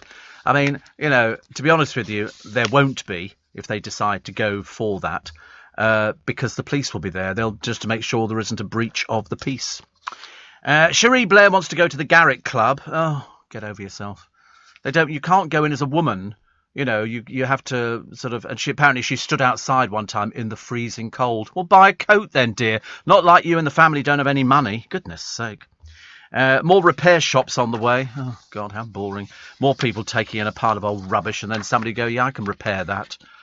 I think they go to the car boot sales, buy something that's really awful, and then take it into the repair shop. And then they sort of make up some cock and bull story about, this was my great-great-grandfather's. Oh, and you've restored it for free. Ta-da, thank you. Result. Elvis fans with suspicious minds being offered free COVID test to go to an Elvis festival in Wales, apparently. And some of them, I wasn't even sure they were proper. I wasn't even sure that they were proper Elvis fans. Because, in fact, if you go to YouTube, you can see Steve Allen and the Elvis quiz on Fives Company, where we had 4 Elvis impersonators. They didn't know anything. They seriously didn't know anything about Elvis. I'd say to them, what was the name of the chimpanzee that Elvis had? Oh, Bubbles. They didn't. Seriously, I can't remember what it was called. But they didn't know any of the answers about Elvis Presley. And they were Elvis fans. In fact, we asked them a question. And every time one got it wrong, everybody collapsed in laughter. It was really funny. Scatter. That was the chimpanzee, yeah. Scatter. See, scatter for me is scatter cushions. That's what, and they're called scatter cushions. It's like people who pile them all up on beds. If you ever see a house that's been made over, or people go to a B&B, there's about 10 cushions. You end up throwing them all off onto the floor. What's the point of that? You're never going to use them. Never going to use them. It's totally wasteful. Totally wasteful. I mean, it looks pretty. I do like a pretty duvet. I'm not into plain duvets or anything like that. I love a duvet. As far as I'm concerned, on my bed, there's me, 3 pillows, hard. I like them hard. I can't do soft, squidgy pillows. They've got to be hard. My DVD player, because I listen to DVDs to go to sleep. I leave all the lights on. I'm the only person. I don't turn the bedroom lights off. My bedroom lights have not been off for the last 25 years. Wherever I am, the bedroom lights were on. Not the main light, but I've got 2 lamps. No, they're not lava. Lava lamps are in the sitting room. I know, how naff. But anyway, so over at the Chinese rug, and so I've got lights on. And people say you sleep with the lights on. Absolutely, I wouldn't sleep with the lights off. Oh no. Bogeyman will get you. Ooh, no thank you. Oh, I don't know anything like that. No. So the lights are on all the time, and there's Teddy on the bed as well, Yeah, you might scoff, you might laugh, but it works for me, at my ripe old age. Bros singer Matt Goss is talking all about his life. Doesn't take long. I was born, I was boring, I had a few hits, goodbye. End of. Apparently he's given up the residency in America. I thought the residency gave him up. I didn't quite get that one at all. But he's got a single out, so the only paper that's remotely interested is the Daily Star, bless their hearts. And they've done sort of an interview with him, but they've managed to spread it over 2 pages because you've got a picture of Matt with his hair and his hat on. He wears a hat all the time now. It's very funny. A bit like Joe Swash. And then occasionally you see Matt. He's the most miserable looking person you're ever going to see. He just cannot smile. Botox. He can't smile. He's never smiled. Look, smile for God's sake. He thinks. Sorry. New single out Friday. Will you all be buying it? Not enough of you to make a difference, I'm telling you. And then so, and it's a case of, why is he not happy? Why is he not happy? Why is he so blooming miserable? And yet he so desperately wants to be liked. And yet when we saw him in the documentary, all people did is point and laugh at him, because he was such a little prima donna. We're doing this my way. We're doing this because I'm the front. Oh, God, honestly, grow up and get over yourself. Steve, did you see Eamon Holmes stuffing his face with a steak baguette made by Phil Vickery? The trouble is Eamon cannot lay off the food. He cannot lay off the food. I mean, the moment anybody like Phil starts cooking something in the kitchen, I mean, every time the cameras come back, there's Eamon with it. Of course, he can't say anything. Leaves it up to Ruth, bless her heart. She holds it all together. He's stuffing his face. Stuff it. The producer said to me today, you've really lost weight. I thought, here we go again, picking on the fat diabetic. And he said, 'cause sideways I can see. I said, what, you've been looking at me sideways? What's that about? It's not normal, is it? And Roger says, when you have a haircut, do you have a number one? Yes, I have a number one all over. Number one all over. I used to have it different, actually. I used to have a 2 all over and then 1 on the sides. Now I just go in there and go, listen, just give it. And it's quite a nice feeling. It's quite a nice feeling. I mean, I've never been one of those people who sort of did comb-overs or tried to sort of save your hair or a Mohican or anything like that. I didn't do it. And the only thing I ever used to do was put highlights in my hair. Blonde highlights. Because somebody had said to me once, blondes have more fun. And then Rod Stewart brought an album out. I thought, I'm going to try this. Load of old rubbish. Blondes don't have any more fun than anybody else. And and then in the end, because they used to put a cap on my head, like a rubber condom, and they pull your hair through with a like a tweezer type thing, and then they paint that colour on, and then you'd sit there looking a bit ridiculous, hoping nobody's going to take a photograph of you. Because did I tell you the other day? I was on a bus. I know, but you have to get from A to B, and it's free after 9 o'clock for me, so I'm quite happy with that. And I'm going through Teddington High Street, and at the very end of Teddington High Street, before you hit the church at the bottom, if you know, it's on the right-hand side, there's a Vets. And as the bus drew level with the Vets, I looked, because I was on the top deck. I don't want to sit downstairs with all the people who wheeze and cough. And I was sitting upstairs and I looked out, and there's a woman sitting in the veterinary surgery with a pony. She's got a Shetland pony in front of her, and I'm thinking, where's my camera when I want it? She's taken her pony into the vet surgery. I mean, I don't know how you lift it up and put it on the operating table, but I mean, it was a little Shetland pony. I thought that was quite cool, actually. In Teddington, yeah. What do you mean in Teddington? They're very rich in Teddington. People keep octopus and alligator and things like that in the back garden. In Teddington, honestly, you snob. Dreadful. 4:45. To keep my business ahead of the game, I knew I needed some fresh ideas. And fast. That's why I decided to host a young person on a T-level industry placement. My student has already brought loads of new skills into the workplace. Plus, we're getting first pick of new talent coming into the construction industry right here in the east of England. It's been a total win-win. Go next level with T-levels. Search Skills Revolution. You're listening to a podcast from LBC. Morning, nice to be company. Life is worth living again. Somebody says, you're back. Yes, I only came back on Monday, actually, which is good. And what have we got today? Yeah, so Matt Goss talking all about his life, and the single is out on the 20th. The trouble is, if he wasn't such a pain in the rear end, he'd be all right. But he's such a pain. He's a little bit of a prima donna, as if he was he played a little piddling room in Caesar's Palace. Basically the place you go to if you want to watch sort of barely dressed female dancers cavorting all over the place. And he's standing there singing, My Kind of Town, Chicago, which is very lovely. The lottery winner, he won 2.5 million 17 years ago, and he said it's not changed him. What a boring person he must be, honestly. That's the whole idea, isn't it? Mind you, 2.5 million wouldn't change me. Wouldn't change me. In fact, 10 million wouldn't change me. 20 million wouldn't change me. I'd still be the same irritating little person on the radio every morning. Why would you want to be changed? Yeah, I'd just be a little bit I'd probably go and buy another. I might even have 2 cars. I quite fancy the idea of 2 cars. I think that'd be quite a nice thing to have. But 2.5 million, which is, it's okay. It's not life-changing. Not in London, it's not. Although talking to my friend Rich earlier on, he was looking at the price of houses where he was, and he said you could get a 4-bedroom house for under 250 grand. He said in London, what do you get for 250 grand? A flat only in some areas. It's really, you get nothing nowadays. Absolutely nothing at all. It's a shame. I mean, it's nice if you bought a property, in London some years ago. It's gone up, and it means that you can do sort of quite well on it. But bearing in mind, it goes up unless you're moving out the area. The next house you want to buy in your area, it's gone up equally. The producer lives in a 1-bedroom flat, £550,000 it's worth. How much rent do you pay on that? It's private, he goes. So don't worry, I'll find out, mate. I'll phone up your bank manager. Oh, hello, it's Joe. Can you give me my balance? I can do it. Yeah, voice recognition. That'll work every time. There was a mass brawl that took place in an Aldi car park. Apparently about 50 people. And apparently it turned out it's because some bloke asked for this girl's telephone number. I mean, to be honest with you, in an Aldi car park, I ask you. Waitrose you could understand, or Marks and Spencer's, but not Aldi. You got your phone number? Fight! Love it. I love stuff like that. I've never had a fight, actually. Well, I mean, not that I remember.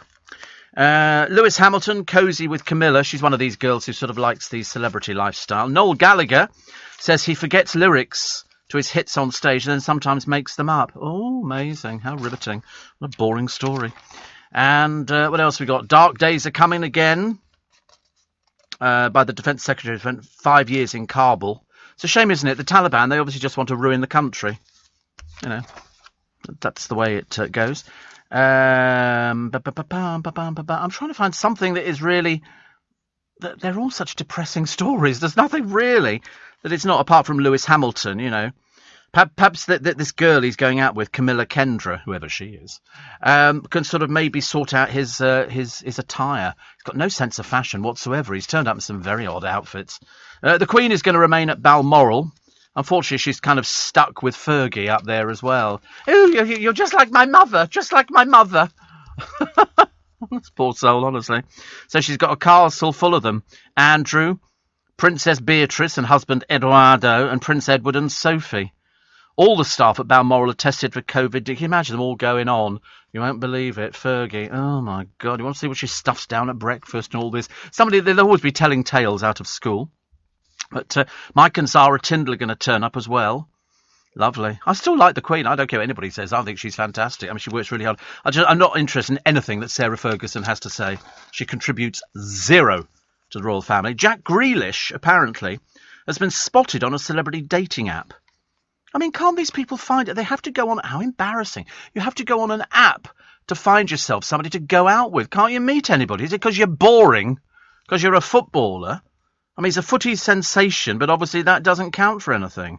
Apparently, this exclusive dating platform was linked to David Walliams, Niall Horan and Cara Delevingne. Riveting. Riveting. I mean, I ask you, honestly, could you seriously, if you're a well-known person... go onto a dating app and admit you can't find... It's like that programme, no likey, no lighty.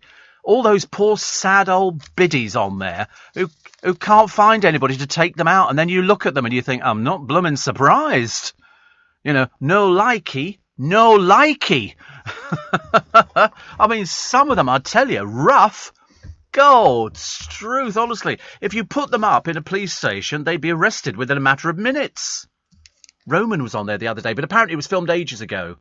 Because I suddenly realised, I did say yesterday, I'm going to have to say it again, just in case it didn't sink in, he can't dance.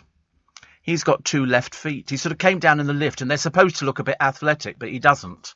He doesn't look like that, even though there were pictures of him, which appeared, I think, on the internet, of him. He'd been to a gymnasium and worked out and had a 6-pack and all the rest of it. Reminded me of my body, actually. When I was about 15, and I remember thinking again, because I'm quite jealous of people who go to gymnasiums. We've got a couple of people in our newsroom who go to gyms, and some go to Ethel, some go to Beryl, different places, and they go there and they work out, and so they arrive in the office in their shorts and you know that they've either been to the gymnasium or they've gone for the free yogurt.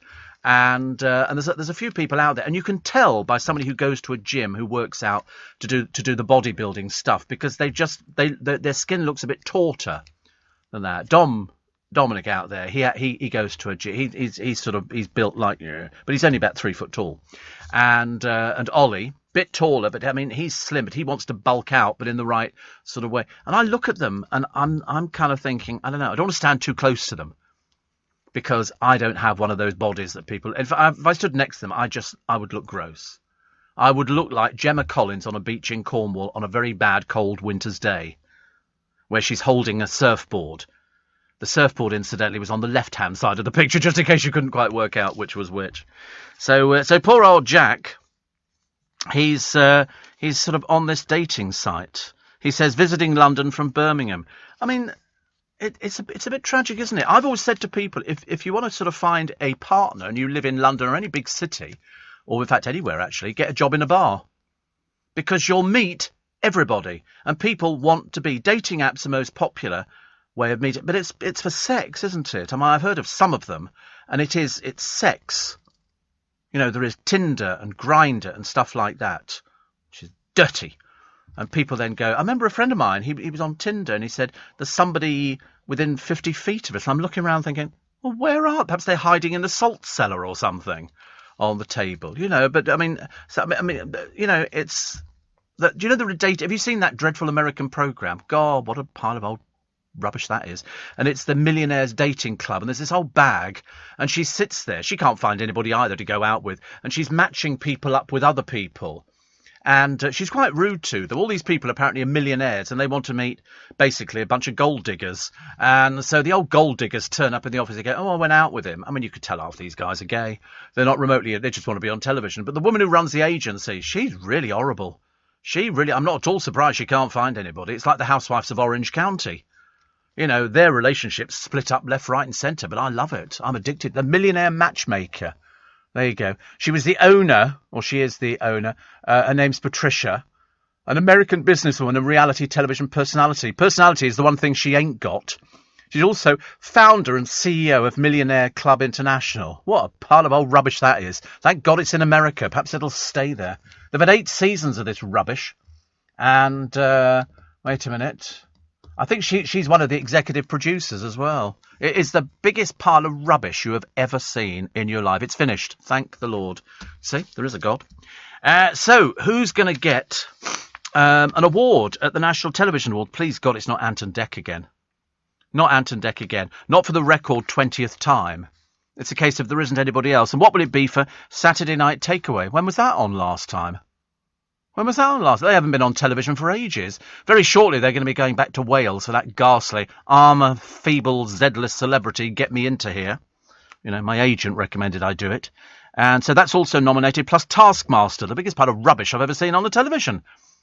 I mean, have you ever seen Taskmaster? Don't even bother. It's rubbish. Nobody knows what it's on about. It's a bunch of sort of up their own whatsits, so-called celebrities, most of which I've never heard of, doing the most peculiar things with balloons and stuff.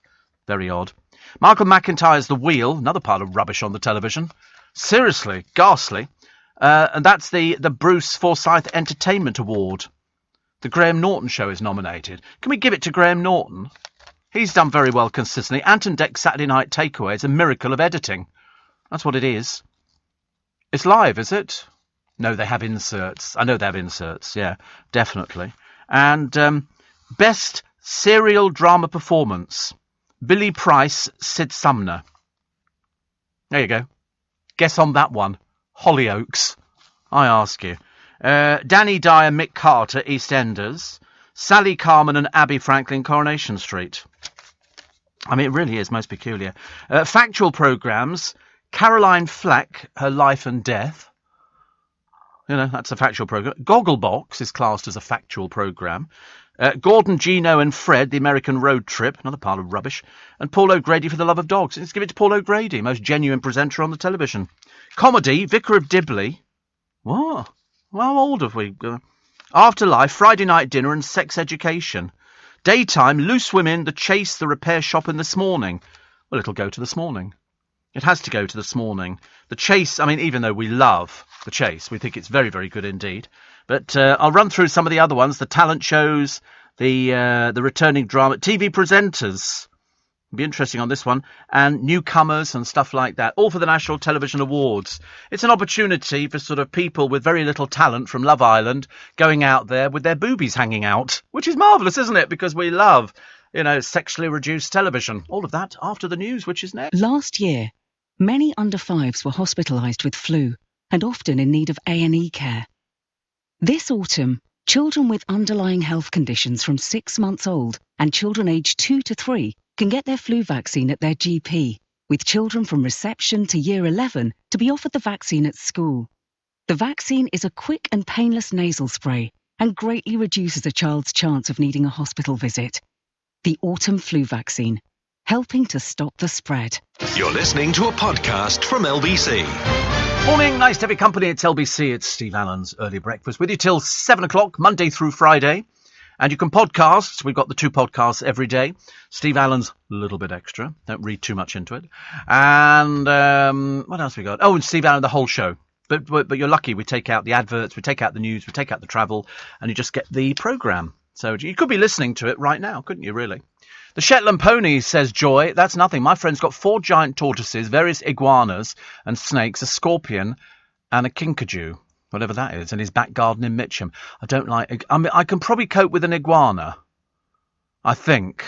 I'm not sure, actually. I don't know. I don't know if they bite or anything like that. And snakes, absolutely a no-no. Absolutely. I wouldn't touch a snake if you paid me. I really wouldn't.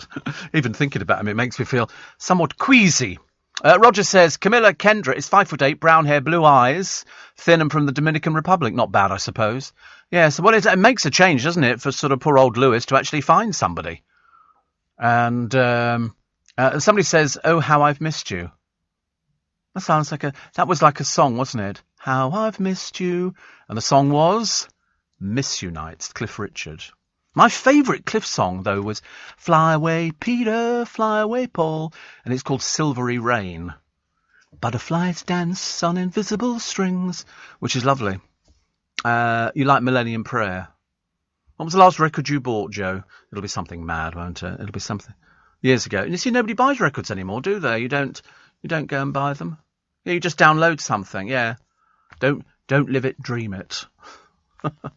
They brought out another song from Jesus Christ Superstar.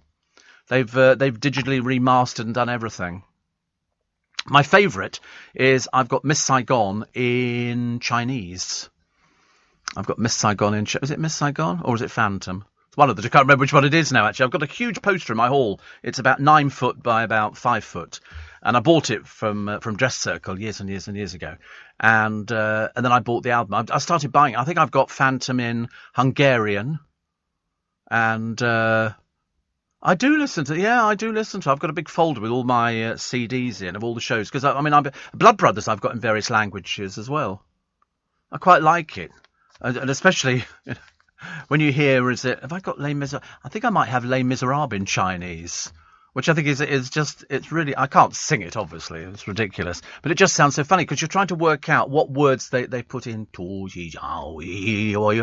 it's really, and I think to myself, it's brilliant. And then I watched little clips of it, because when Andrew did, and Cameron, it was Cameron brought back Les Miserables. They brought back all the Jean Valjeans from every country around the world. And who had the biggest voice? The Irish singer.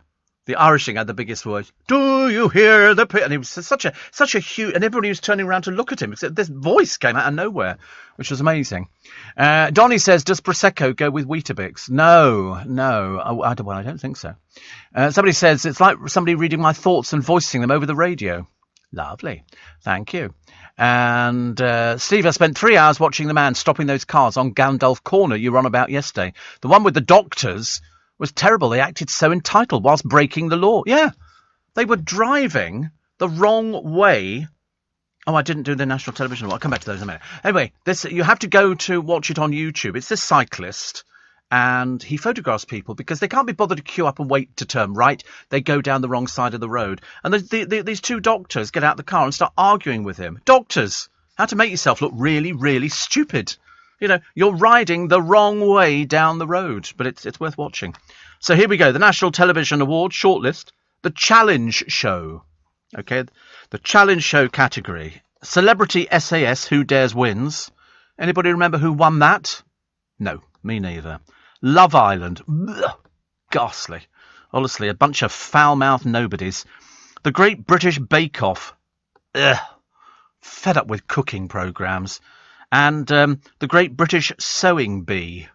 Oh, do me a favour, honestly. Television in this country has slid, hasn't it? Talent show. Britain's Got Talent. RuPaul's Drag Race. That's a talent show, is it now? Men want to dress up in women's clothing. Fantastic. Strictly Come Dancing and The Masked Singer. I mean, anybody name any of the people on there? Authored documentary, Kate Garraway, Finding Derek. Okay. Katie Price, Harvey and Me. Marcus Rashford, Feeding Britain's Children. Rob Burrow, My Year with MND. And Roman Kemp, Our Silent Emergency. I mean, I have to say it because he's in the building. It's got to be Roman Kemp. But I suspect it might go Kate Garraway, Finding Derek. I think. She's also in the building as well. Yes, I forgot. Yes, she's also. Everybody's in this building. Mind you, they're probably saying on their show, Steve Allen's in the building, you know. TV presenter. Okay, which one would you vote for out of this little lineup here? Piers Morgan, Holly Willoughby, Bradley Walsh, Anton Deck, or Alison Hammond for some strange reason. You like Bradley? Bradley as well. Oh, all voted for Bradley on this one. Alison Hammond. I mean, it's a bit embarrassing, isn't it, for the bloke she works with? He didn't even get a look in. And Anton Deck again. Enough already. Okay. Holly Willoughby. The trouble is with Holly, she's too perfect. When she's had a few drinks and she's a bit sozzled, she tells you she's a bit sozzled. She's had a few. One of them, she sat there. She went to the National Television Awards. She came back and she said to them, "I'm wearing the same dress I was wearing last night. I've not been home." She says that on the thing. And they do that every year. They get so drunk that they then go to the studio, and I think they sleep in the studio. Her and Phil, it's a bit... I mean, they shouldn't be getting drunk. I mean, not Philip at his age, should he, really? Do you think he's got a boyfriend yet? I keep asking, because he took the wife, Steph, to Ant's wedding. And I thought, you know, do you think, you know... I mean, do you think he's got a secret boyfriend? That could be a TV programme, couldn't it? Phil, my secret boyfriend. Nobody knew. It was Steve Allen. Nobody ever guessed. But no, so we think Bradley Walsh. We think Bradley Walsh, because you've yet to see him in as Pop Larkin in The Darling Buds of May. They're doing a remake. What else have we got? I'm trying to think what else, actually. Comedy. Vicar of Dibley, Sex Education, Friday Night Dinner, Afterlife. I've only ever heard of the Vicar of Dibley. No, doing the other ones. Afterlife. Is that Ricky Gervais? Oh, right. I was looking at Ricky Gervais the other day. They had some outtakes from one of his programmes. It was so good. It was so funny. There were some very funny things. And he's sitting there with Martin, what's-his-face, Freeman. And there's nothing worse than the person sitting opposite you. It will only have to be one word that that sort of triggers people laughing. Somebody say, so-and-so. And they go, listen, don't look at me when I say the line because you'll laugh. But, of course, you're then waiting for it, and it went from bad to worse. But I love that. I love things like that. I think it's just absolutely brilliant. Brilliant. Swimmer Adam Peaty. You know Adam Peaty? He's a swimmer. He recently announced he was taking some time off to prioritise his mental health. So how's he resting up? He's going up for Britain's Strictly Come Dancing with Lycra and all the rest of it. Forget therapy or some nice candles and a hot bath. The Olympic champion, who won 2 golds and a silver at Tokyo, reckons the foxtrot in front of 12 million avid armchair critics is what the doctor ordered. A lesson perhaps, writes Clemmy Moody in The Sun today, to all those celebrities bleating about the pressures of fame. Oh, they all do it. If all of a sudden something doesn't quite go right, then there will be pressures. Everybody's got them. You've got them. I've got them. Joe's got them. Not everybody's got them. You know, most people have got some sort of pressure that's going on in their life. You know, if you analyse everything, it's either a bill will arrive and you haven't got the money to pay for it, or, you know, you got bullied at school. I think just about everybody gets bullied from school. I think everybody gets bullied at school. You know, you're either... Who was it who said it? And I think it was Rona Cameron said it. You know, everybody's different. You know, somebody's got ginger hair, somebody's got sticky out ears, somebody's got freckles, somebody's too fat, somebody's too thin. Everybody is different. You know, you just got to learn to get on with life and stop using it as an excuse. You know, it makes it much easier. You can get by with all sorts of things.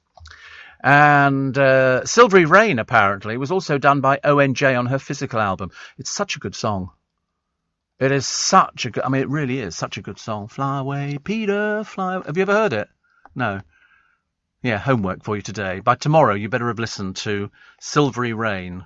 I was going to ask Cliff when I went to his last birthday party to sing it for me. You know, but I thought, no, it looks a bit embarrassing, doesn't it? We were standing there because, you know, I've got celebrity. Yeah, I just wonder, actually, whether he would have done requests. I'd quite love it. When they did the Noel's Christmas presents, there was this bloke, and he was a big fan of the Hollies. So what they did as a surprise to him, he'd had a lot of trouble with walking and all sorts of things like that. They put the Hollies in his back garden on a stage, and they took him through the house, and he went, "Oh, you've got a jukebox, you know, what would you play on there?" He said, I like the Hollies, Noel. And he went, and so they pushed the button, and all of a sudden, the tune started coming from his back garden. He ain't heavy, he's my brother. And he goes, "What's that?" And he goes outside and he swears, and Noel says to him, "Don't swear, please don't swear." And he's got the Hollies playing in his back garden on a stage. He ain't heavy, he's my brother. I mean, that is about like going home. You open the front door and there's Barbara Streisand singing in your kitchen. You know, everything today. Oh, I don't know. Who would I have in my garden? I don't know. I'd probably have Cliff, actually, because Cliff is about one of the only people, and I know it seems really bizarre. He's 80. He sounds exactly the same as he did when he was singing when he was 17, 18.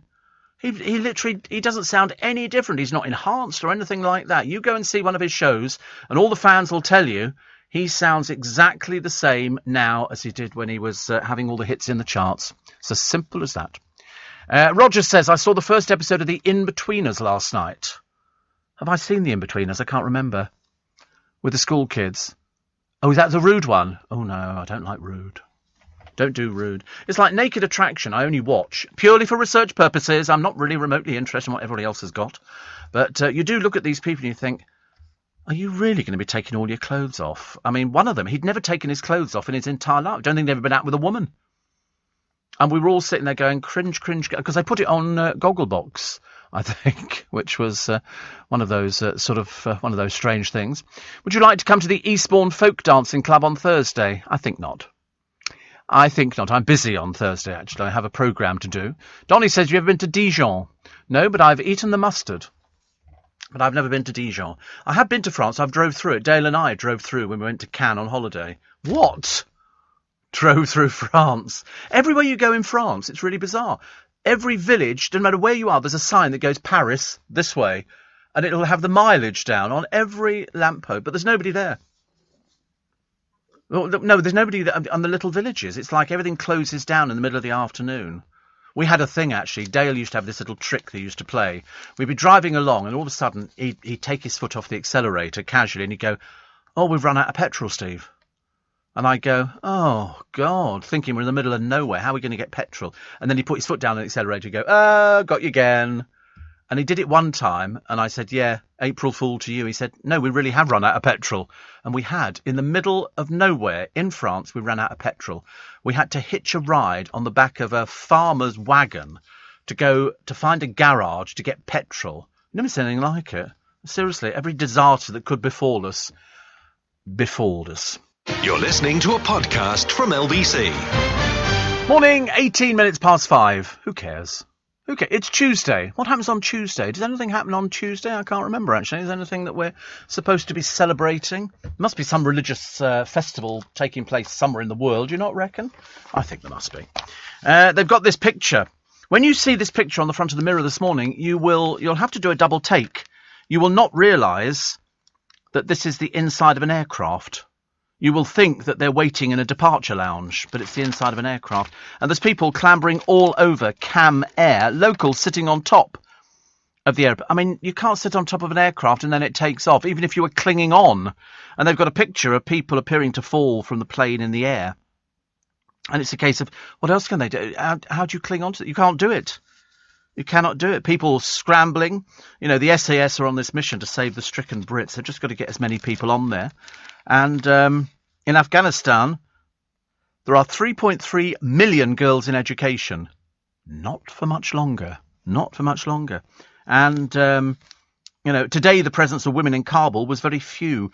And they've got somebody here covering up a picture of a woman who's, advertising dresses. And a woman is ripping down these photographs, and they painted over lots and lots of other things. I mean, there's a first female mayor. Her name is Zarifa. She's now in fear of her life. It's as simple as that. It doesn't get any more desperate. There's also somebody here posting on social media. For how much longer?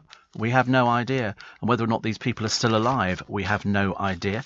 The Taliban Guard were on the streets in the capital. I mean, the catastrophic blunders that led to this crisis and the options which have been left to the humiliated allies. It is shameful for the West to have been so surprised by this coup, to have so horribly miscalculated.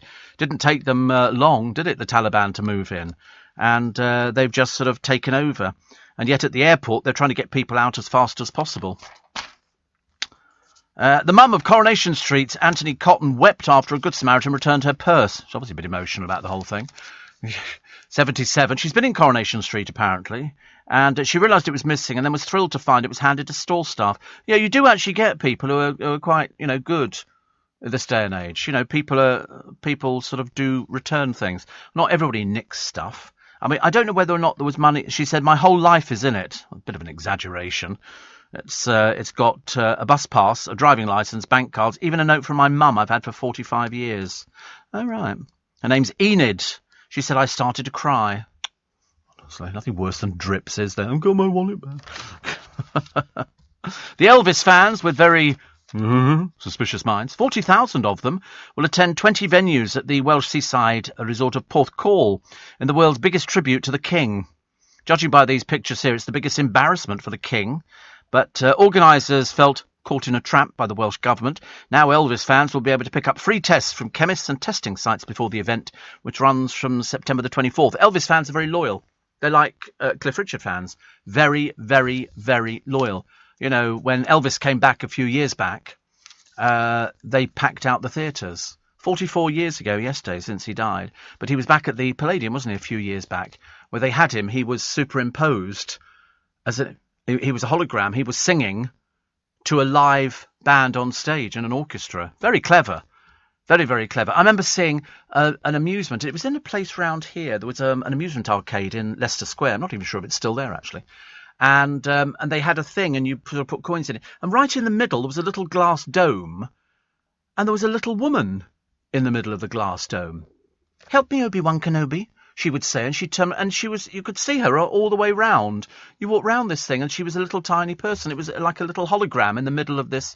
Have you never seen those things? I remember the first one I saw at the Ideal Home exhibition, and it was a model. It was a man standing there, but his face was projected from a little camera, and he moved. Hello, how are you? And the head moved, and it looked as though he was actually having a conversation with you, but he wasn't. It was a projection. You never seen anything like that? I'm a hologram, Joe. I'm not really... No, I wasn't dreaming. I've not got to that stage. I do have dreams, but I can't discuss any of them. Most of them are subject of court cases. I've discovered if you eat before you go to bed, you dream. If you eat cheese before you go to bed, you'll have a dream, I promise you. Yeah, that's a little tip there. If you want to dream, have a bit of cheese before you go to bed and you'll have some of the best dreams you can have. I'm lucky. I can wake up in the middle of a dream and then go back to bed and continue the dream. Mainly to my advantage, I like a dream. Funny thing is, sometimes they actually involve people I know, and I always think, waking up, I wonder if they had the same dream about me. Lucky devils. And it never works out like that at all, so I've never bothered with it.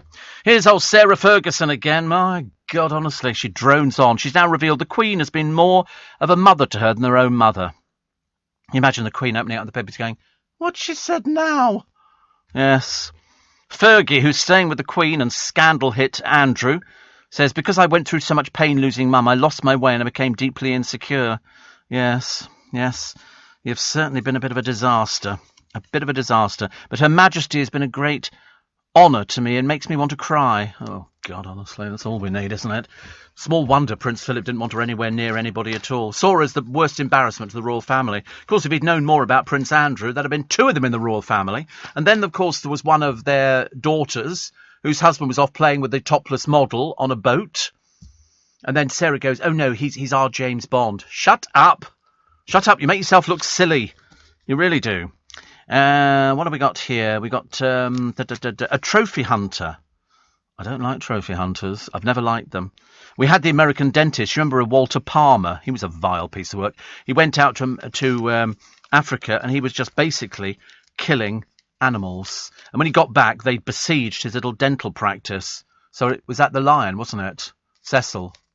They call it Cecil or Cecil. I think in America they call it Cecil, don't they? They don't call it Cecil. I mean, what the heck? Who cares? But I mean, I just don't understand. I mean, there was one lion who was left in agony for 24 hours. 24 hours. I mean, it just really... People like him are filth. But this latest trophy hunter has shot dead a high-profile lion in Zimbabwe after apparently it was lured away from the safety of a reserve. I just don't understand. Trophy hunting is legal in Zimbabwe, but not in national parks. They've killed more than 20 named lions. He was a breeding lion. And Cecil was left to drown in his blood for 11 hours before Palmer shot him again. I mean, you know, I'm sure you've all got your own ideas of what you'd like to happen to Walter Palmer. I'd like the Lions to basically attack him and then just go, oh, sorry, we can't do anything about that, can we? I just don't understand. The Lions have no idea that they're being bred purely so that some person, like this dentist and this unnamed person, are allowed to go out and just kill them. I tell you what, take away the gun, you wander out in them and you see how far you get, mate.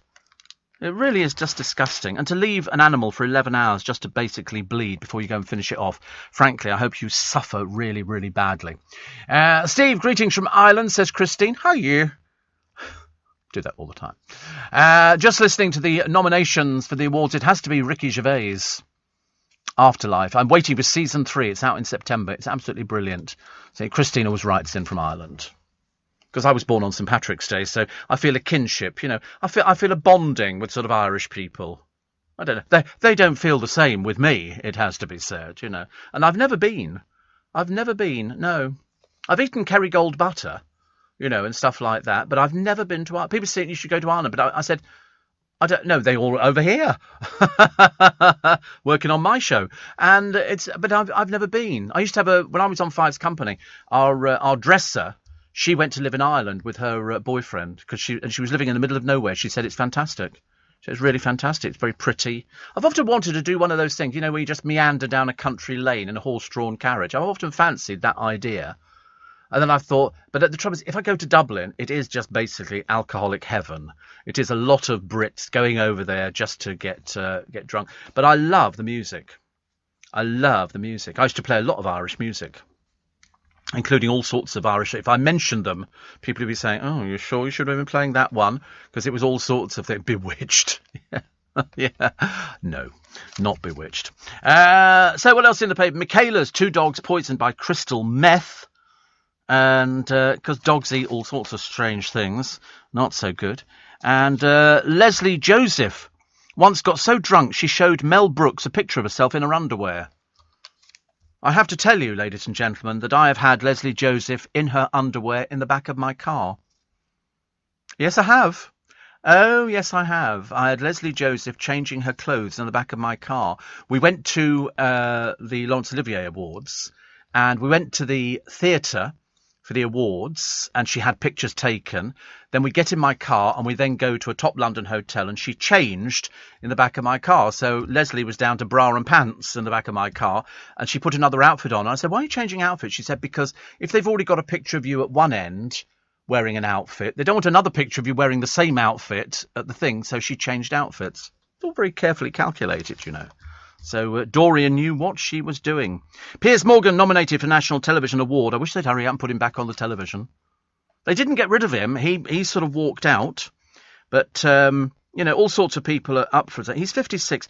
I watched him doing an interview the other day. It was an old thing on YouTube. Nobody did it better. It doesn't matter who else has been on there. And some of them have been perfectly acceptable. But they need him back again. You know, he's sort of the best person.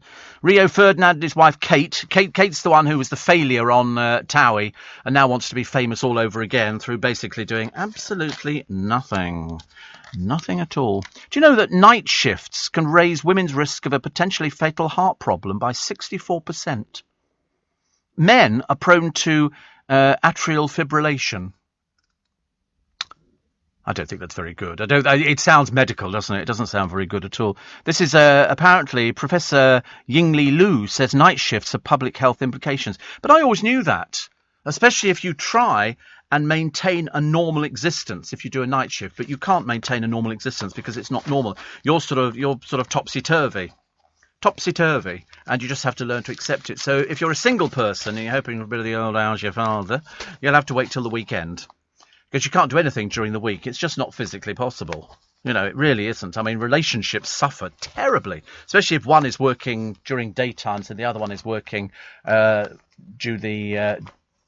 the night time. It just really is terribly. Mind you, having a relationship in this business is a nightmare anyway. Very difficult for some people. I, of course, have managed it perfectly well. My favourite game show is Tipping Point. It's so watchable. It is very watchable. Sometimes they're a bit thick, aren't they, the people on there? And now Stephen Mulhern's got another one. They're obviously going through all the funfair games because they've got the giant version of the penny that falls in for a penny, the penny that falls in between the lines. See, I still like that Bruce Forsyth used to do it, and it was Play Your Cards Right. Was it? No, not Play Your Cards Right, the other one. Price is Right. I love that, especially with the yodeler. It's fallen off the end. You haven't won anything, have you? But look, you can win an overpriced fridge freezer. Fantastic. Lord of the Dance by the Dubliners. No, the Dubliners' favourite song for me was Seven Drunken Nights. You're listening to a podcast from LBC. Morning. Stella says, I agree with you, Steve. I miss Piers Morgan. He would pull politicians up on issues. Well, in fact, he'd pull anybody up on things. And I just thought he was very good. And Susanna Reid was the perfect foil. Perfect foil. They were the best thing. I know she's worked with loads of other people, and it's quite good. But it's very difficult, as I've said to you before, is sort of people appearing on television when you're working as a double act. It's very difficult to do. Everybody thinks it's easy. You just go in and you work with somebody. But it doesn't work. Look at that poor Syra Khan. Who contributed not very much to Loose Women. And then it turns out when she left, apparently it was all a little bit, acrimonious. I had a co-presenter once. Didn't work at all. So in the end, we absolutely agree. Because the trouble is, if there's two of you, and one is more experienced than the other one, then you're fighting for airspace. And it sounds like you're fighting for airspace. It was a lot easier. It's so much more difficult than people think. Double-headed breakfast shows and stuff like that. Very difficult. Very difficult. So, that's why Piers Morgan worked. It just worked well. He'd had enough of being told off by the weather presenter. Although somebody wrote on the internet the other day, you're jumping way above your station and things like that. Because people want to make their mark on you only get the one opportunity. You don't get another opportunity to do it. And so double-headed programme. Imagine three-headed programmes. That must be even worse because somebody on a three-headed programme or even on a two-headed, double-headed programme, somebody's got to be in charge. Somebody's got to hold the whole thing together and then you bring people in. That's the way it works. Well, that's the way it works for me anyway. But I'm a stand-alone presenter, he says. Jay Blades has said there's loads more to come on the repair shop. A bit of a shame, isn't it, really? And what else have we got? So there's people sitting on the top of this Cam Air flight at Kabul airport. People scrambling onto the planes. I mean, it's too dangerous. It's too dangerous. But they're so desperate to get out of the country. It's as simple as that. Russian space chiefs claim a NASA astronaut drilled a hole in the International Space Station so she could go home early. They accuse Serena Anoon Chancellor of sabotaging a capsule because she was having an acute psychological crisis. Oh, odd thing to want to do, isn't it? I've never been remotely interested in going into space. I know that a lot of people are doing it. It's Elon Musk and all these other people and, Richard Branson.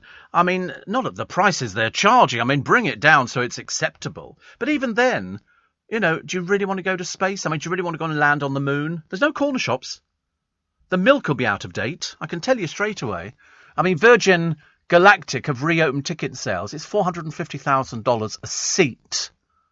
So you can go to the edge of space and look. I mean, I don't know if I'd want to do that. Would I want to do that? No.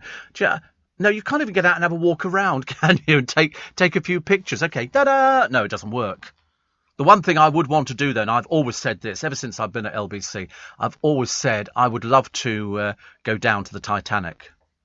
Having known so much about the ship, having seen the documentaries, having seen the footage down there, 2.5 miles down, I would love to do it. You can do it, I think, for about £40,000, they will take you down, and then they just turn on the floodlights, and there is I mean, that I would love to see. That I would love to see. Don't know why. It's just something. Did you watch Sarah Ferguson on Loose Women? No, I didn't. Can't think of anything worse. Good Lord above. What was she on? Flogging the book she only half wrote because there was a ghostwriter. I mean, really, I wouldn't be remotely interested. Thank you, Steve. If you like Irish music, you should listen to Inhaler. They're the new band from Dublin. Oh, the lead singer's Bono's son. Yes, I knew that. But no, I used to like all sorts of Irish music, bands and everything. I mean, all of it. I didn't embrace the culture. If I'm embracing anybody's culture, it would be Chinese for some strange reason. I love Chinese rugs. I love Chinese culture. I love Chinese food and everything. Irish, I just feel... Sorry? Yeah, 2 years in Hong Kong kind of does it. Because you just... the fireworks and the smells and everything else. You just remember, in the case of Ireland, I've never been there. But we used to play, when I was working on a music station with Dale all those years ago, United Biscuits Network, we used to play Irish music. There was all sorts of bands and, squeeze boxes, the Corrs, and people like that who came in to be interviewed, the Pogues. Really good. Another one here. So somebody else saying, did you see Sarah Ferguson on Loose Women? No, I can't bear her. Seriously, I mean, just... No, I can't think of anything about her that is redeemable, I'm afraid. Nothing at all. Tributes have been paid to Dilys Watling, who's lost her battle with a long-term illness at the age of 78. She played Merle Baker in the ITV soap in 96 and a starring role in The Two Ronnies. She had a very successful on-screen career.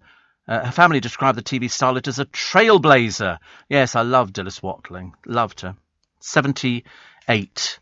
Not a bad age, but, if you get to 77, you think you want to go a little bit longer. An 8-foot boa constrictor missing for 3 weeks was found by the owner, stuck behind the toilet in South Lanarkshire. Ooh, how can you imagine? How frightening. Because constrictors, as you know, wrap themselves around you. I've seen them when they've been round people's necks and then they're on their arm and then they start squeezing. And in the case of breathing, that's what they do to animals. The animal breathes in, the snake constricts, and so you can't breathe out again. Horrible, isn't it? Absolutely horrible. Madonna is going to release deluxe editions of her albums to toast 40 years in music. Yeah. Do you think we're going to end up with the same from Matt Goss? Don't show me pictures of snakes. I'm frightened of snakes, just in case there might be one in here. Be awful if I looked up and one was dropping through the ceiling, through the air conditioning. Yeah, look down.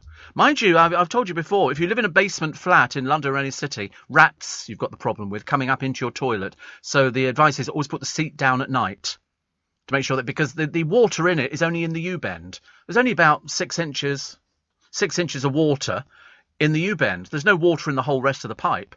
And so rats come in through the sewers and then come in and then pop up. They go, hello. So put the seat down. I'm just telling you that now, just in case you're getting a little bit frightening. What else we got here? Oh, there's a jackdaw, hitching a ride with a guy called Michael Smith, who spotted the injured bird on the roadside, nursed it back to health. He called it Patch, and now he calls his name. They go out for bike rides together. That's nice, isn't it? You think that's weird?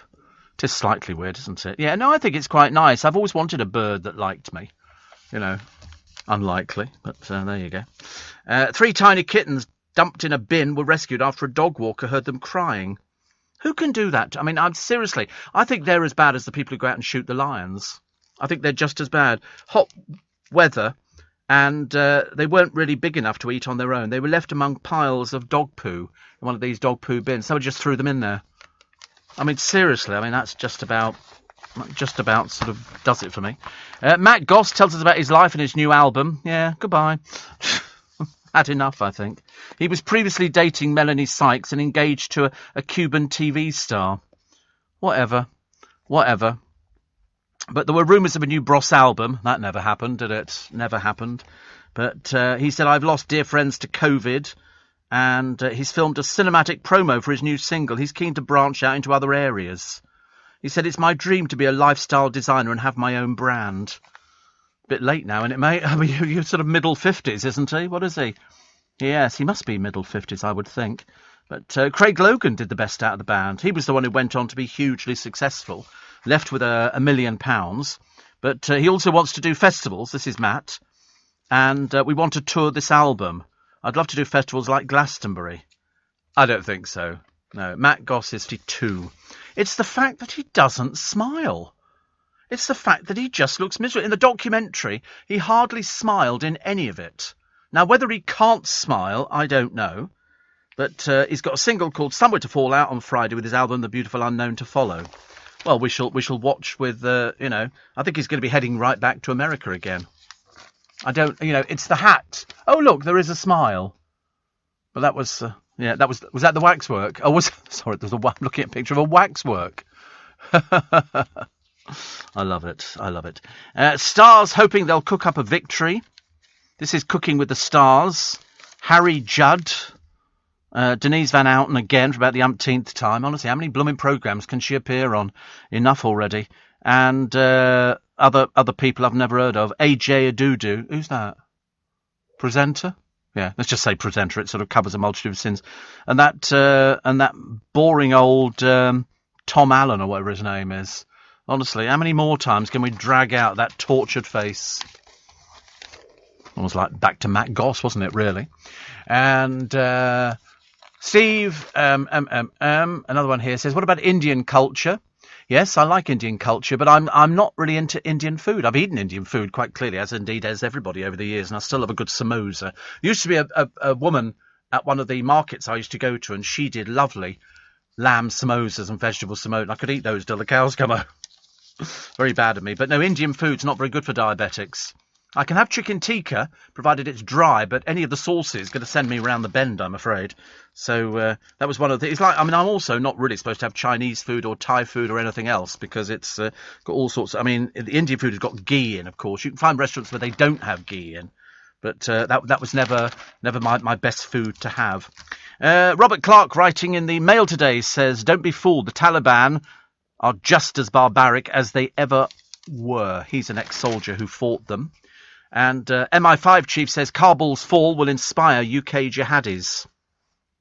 And a lawyer who represented Shamina Begum faces an investigation after posing a photograph of the Taliban taking over Kabul with the caption, "The boys are back in town." You're listening to a podcast from LBC. Morning. And Steve, I've just been diagnosed with diabetes. Do you follow a low-carb diet? No. You'll learn, actually.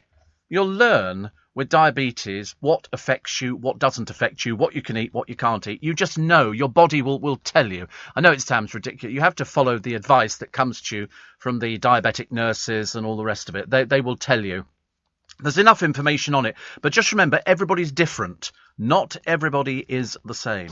I used to inject twice a day. Now I inject once a day, and I do it when I wake up at night. Then I have a little something to eat, but only, a piece of cooked chicken or turkey breast or something like that, something light, Not exactly going to be cooking a steak at 11 o'clock at night. Chicken korma. No, I haven't eaten Indian food for ages and ages, actually. I've not eaten Chinese food for ages and ages either. That affects me quite quickly, Chinese food. But occasionally you push the boat out a little bit. The one thing that affected me was a piece of cake.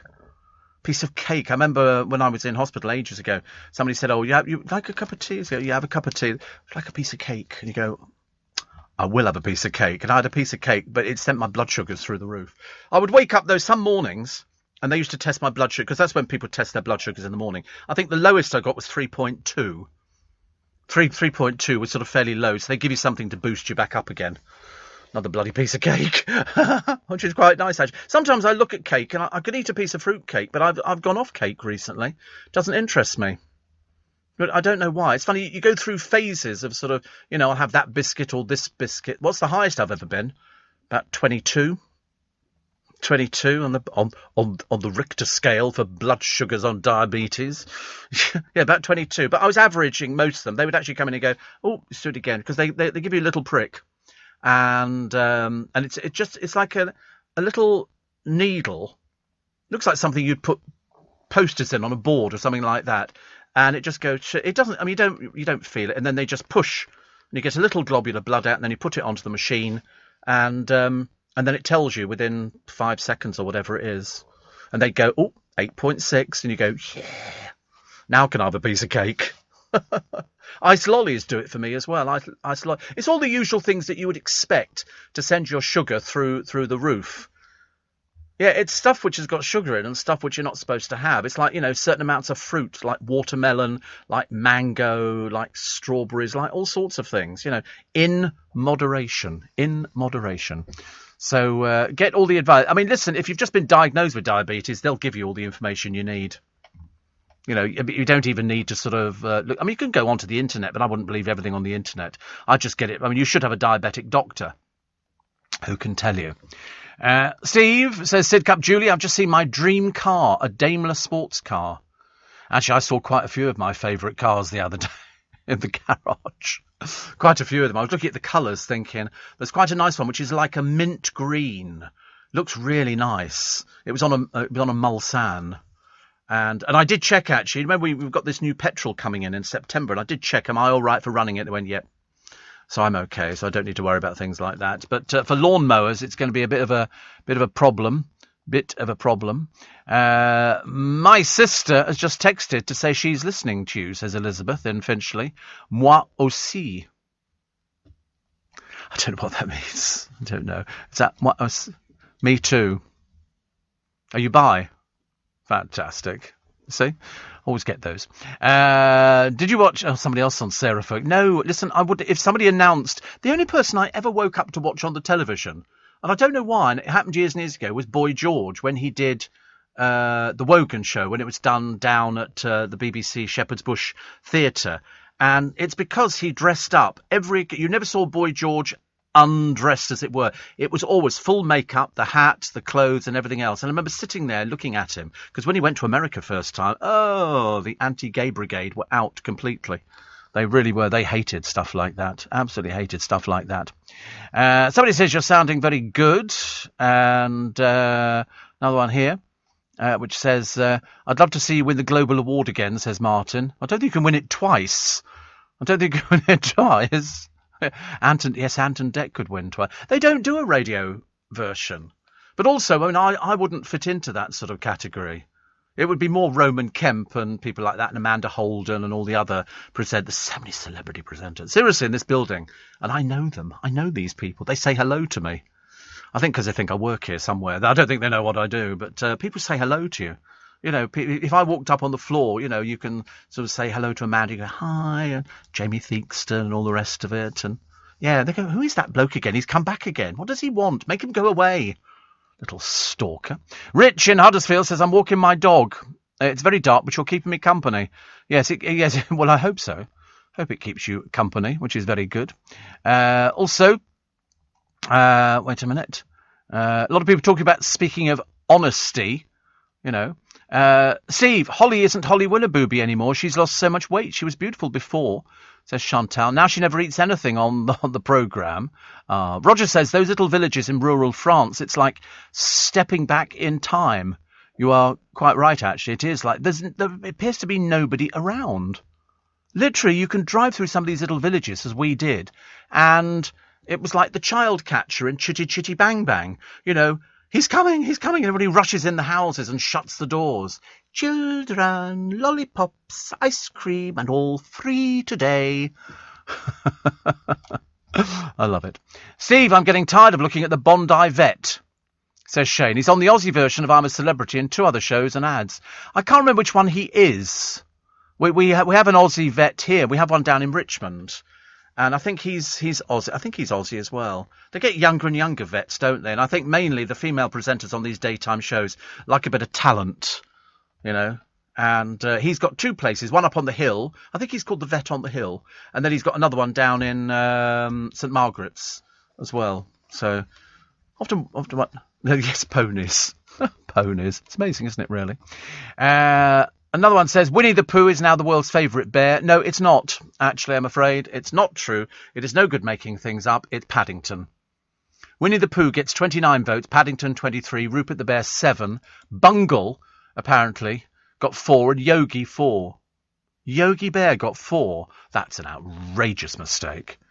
Oh, and says, I told you Winnie the Pooh would lose in a fight with Paddington, as Winnie's a lover and not a fighter like the aggressive Paddington Bear.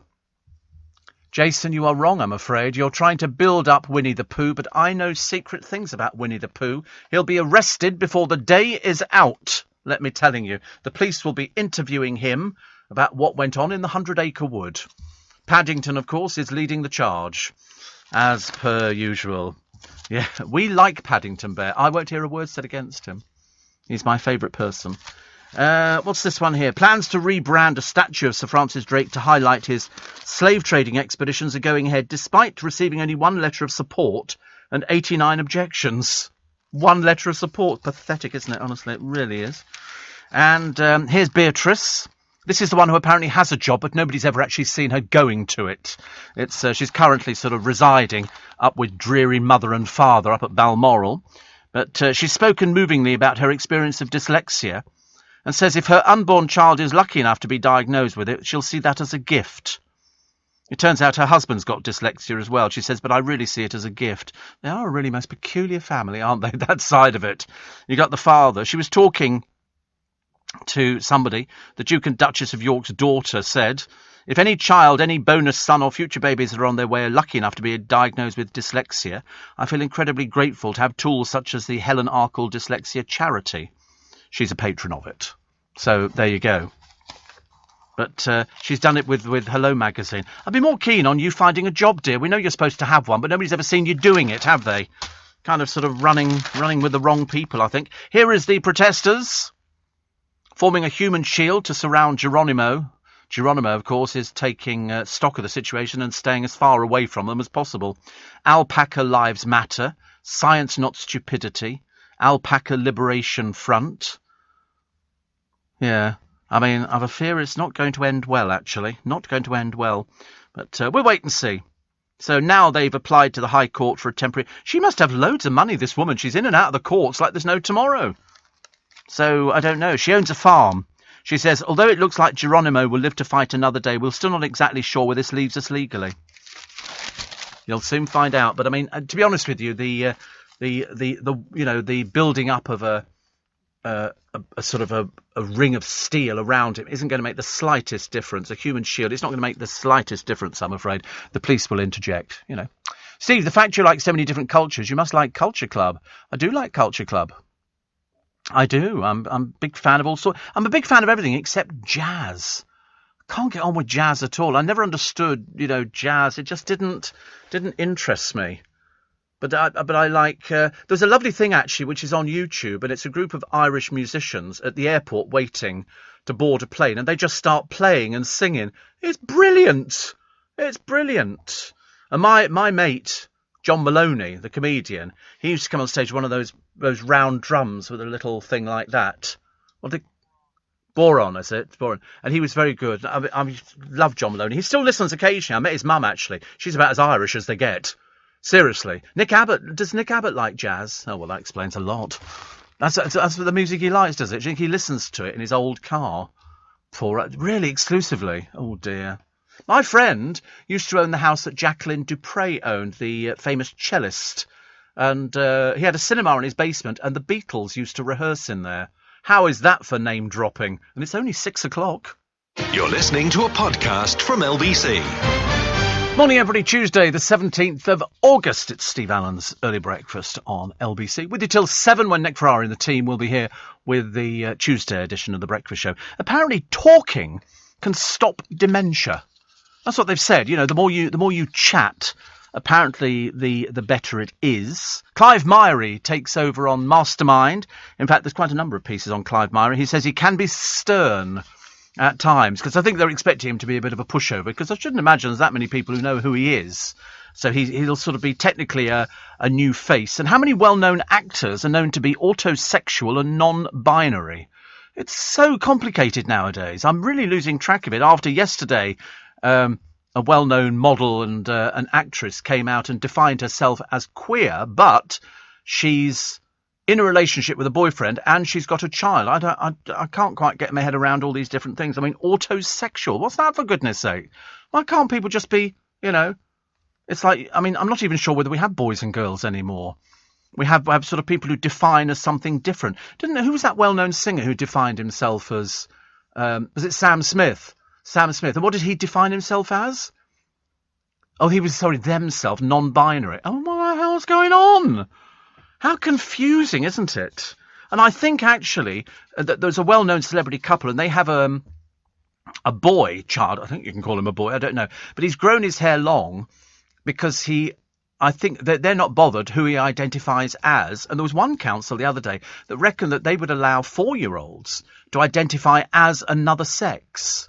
And I wasn't even sure at 4 years old. I mean, I didn't know what was going on at 4 years old. I was still playing with cars and stuff like that and sort of messing around. Nowadays, it gets very confusing.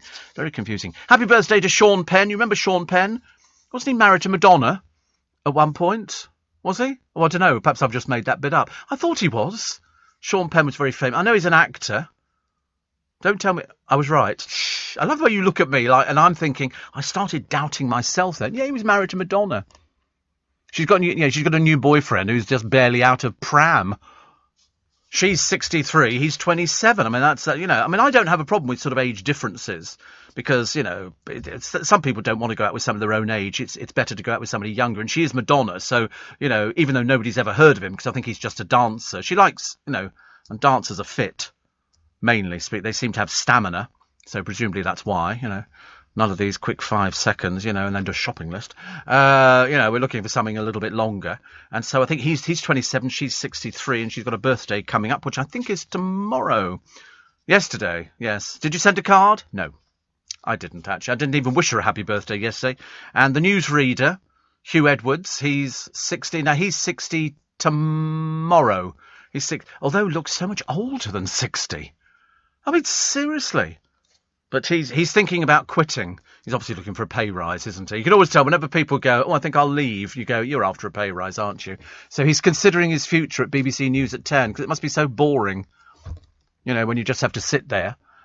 He said he found nightly news taxing and thought it was fair viewers and ambitious colleagues have a change of presenters. OK, well, go then. Don't drone on about it. Just get on with it. If you're sort of telling us this, I mean, he said after 20 years it can be taxing, even though I still enjoy the job.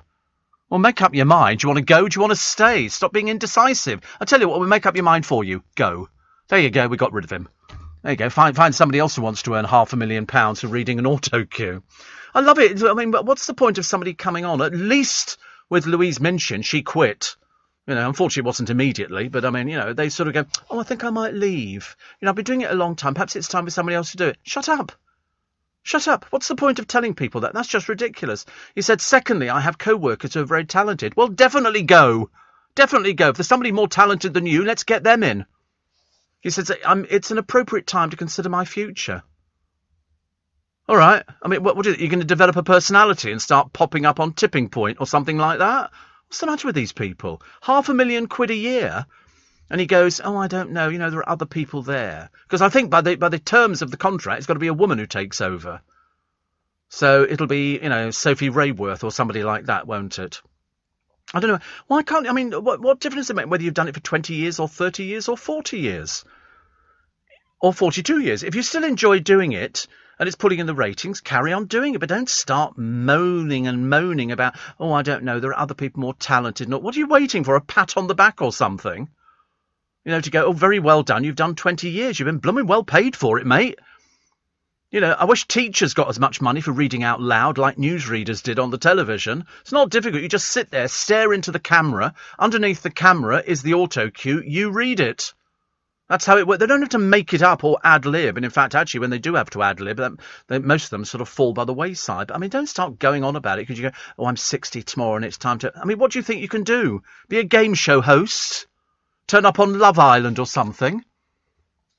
He said he was critical of what he described as the BBC's clumsy handling of the decision to publish the salaries of staff, dubbing it a nightmare. It's only people who earn more than 150,000, mainly because I'm paying your salary. Together with everybody else who pays for their licence fee, we're paying for that. £500,000 to read an auto cue. I tell you what, go, we'll find somebody much cheaper. If we can get somebody, for half that sort of money. He said, it's angered me, been very tedious. I don't know why. You chose to work for the BBC. If you don't want to stay there, go away. Go do something else. I'll tell you what, go start clearing rubbish off the street. See how well you like that. Why are people so ungrateful? Who cares, what you earn? You know, we all know how much Madonna's worth. We know how much, the Beckhams are worth because they tell us every 5 minutes. We all know that Brooklyn can't cook for a toffee and Harper's just an irritant in the kitchen. I mean, it's just that's the way it goes. I mean, surely you must have realised that. Shane says, you Brits make great television last night. All I do is watch various UK DVD box sets. We do make good television. I'm looking at these pictures from Kabul airport. Nick will be talking about this later on. People who are literally clinging on to the undercarriage of an aircraft. You can't be there when it takes off. I mean, you really can't. You really can't. They've had to sort of slow down the picture of two people who were on the roof, we think, of an aircraft, and they fell off. Because how else are you going to get there? But obviously, nobody wants to stay in the country. They want to get out as quick as possible because, surprise, surprise, Taliban, nobody likes you. I wonder why that would be. Taliban move in, everybody else moves out again. Women, you're now your fourth-class citizens. You've inherited nothing. Unfortunately, they're living in the dark ages. 84850. Steve, I'm reading about Andy in my Sunday Express, and 88% of Brits want him to go across the pond for questioning. Well, I should imagine you could make any survey say anything you wanted to nowadays. Everybody's been saying, listen, why are you employing all these very expensive lawyers, which presumably the Queen's paying for, which means we're paying for it?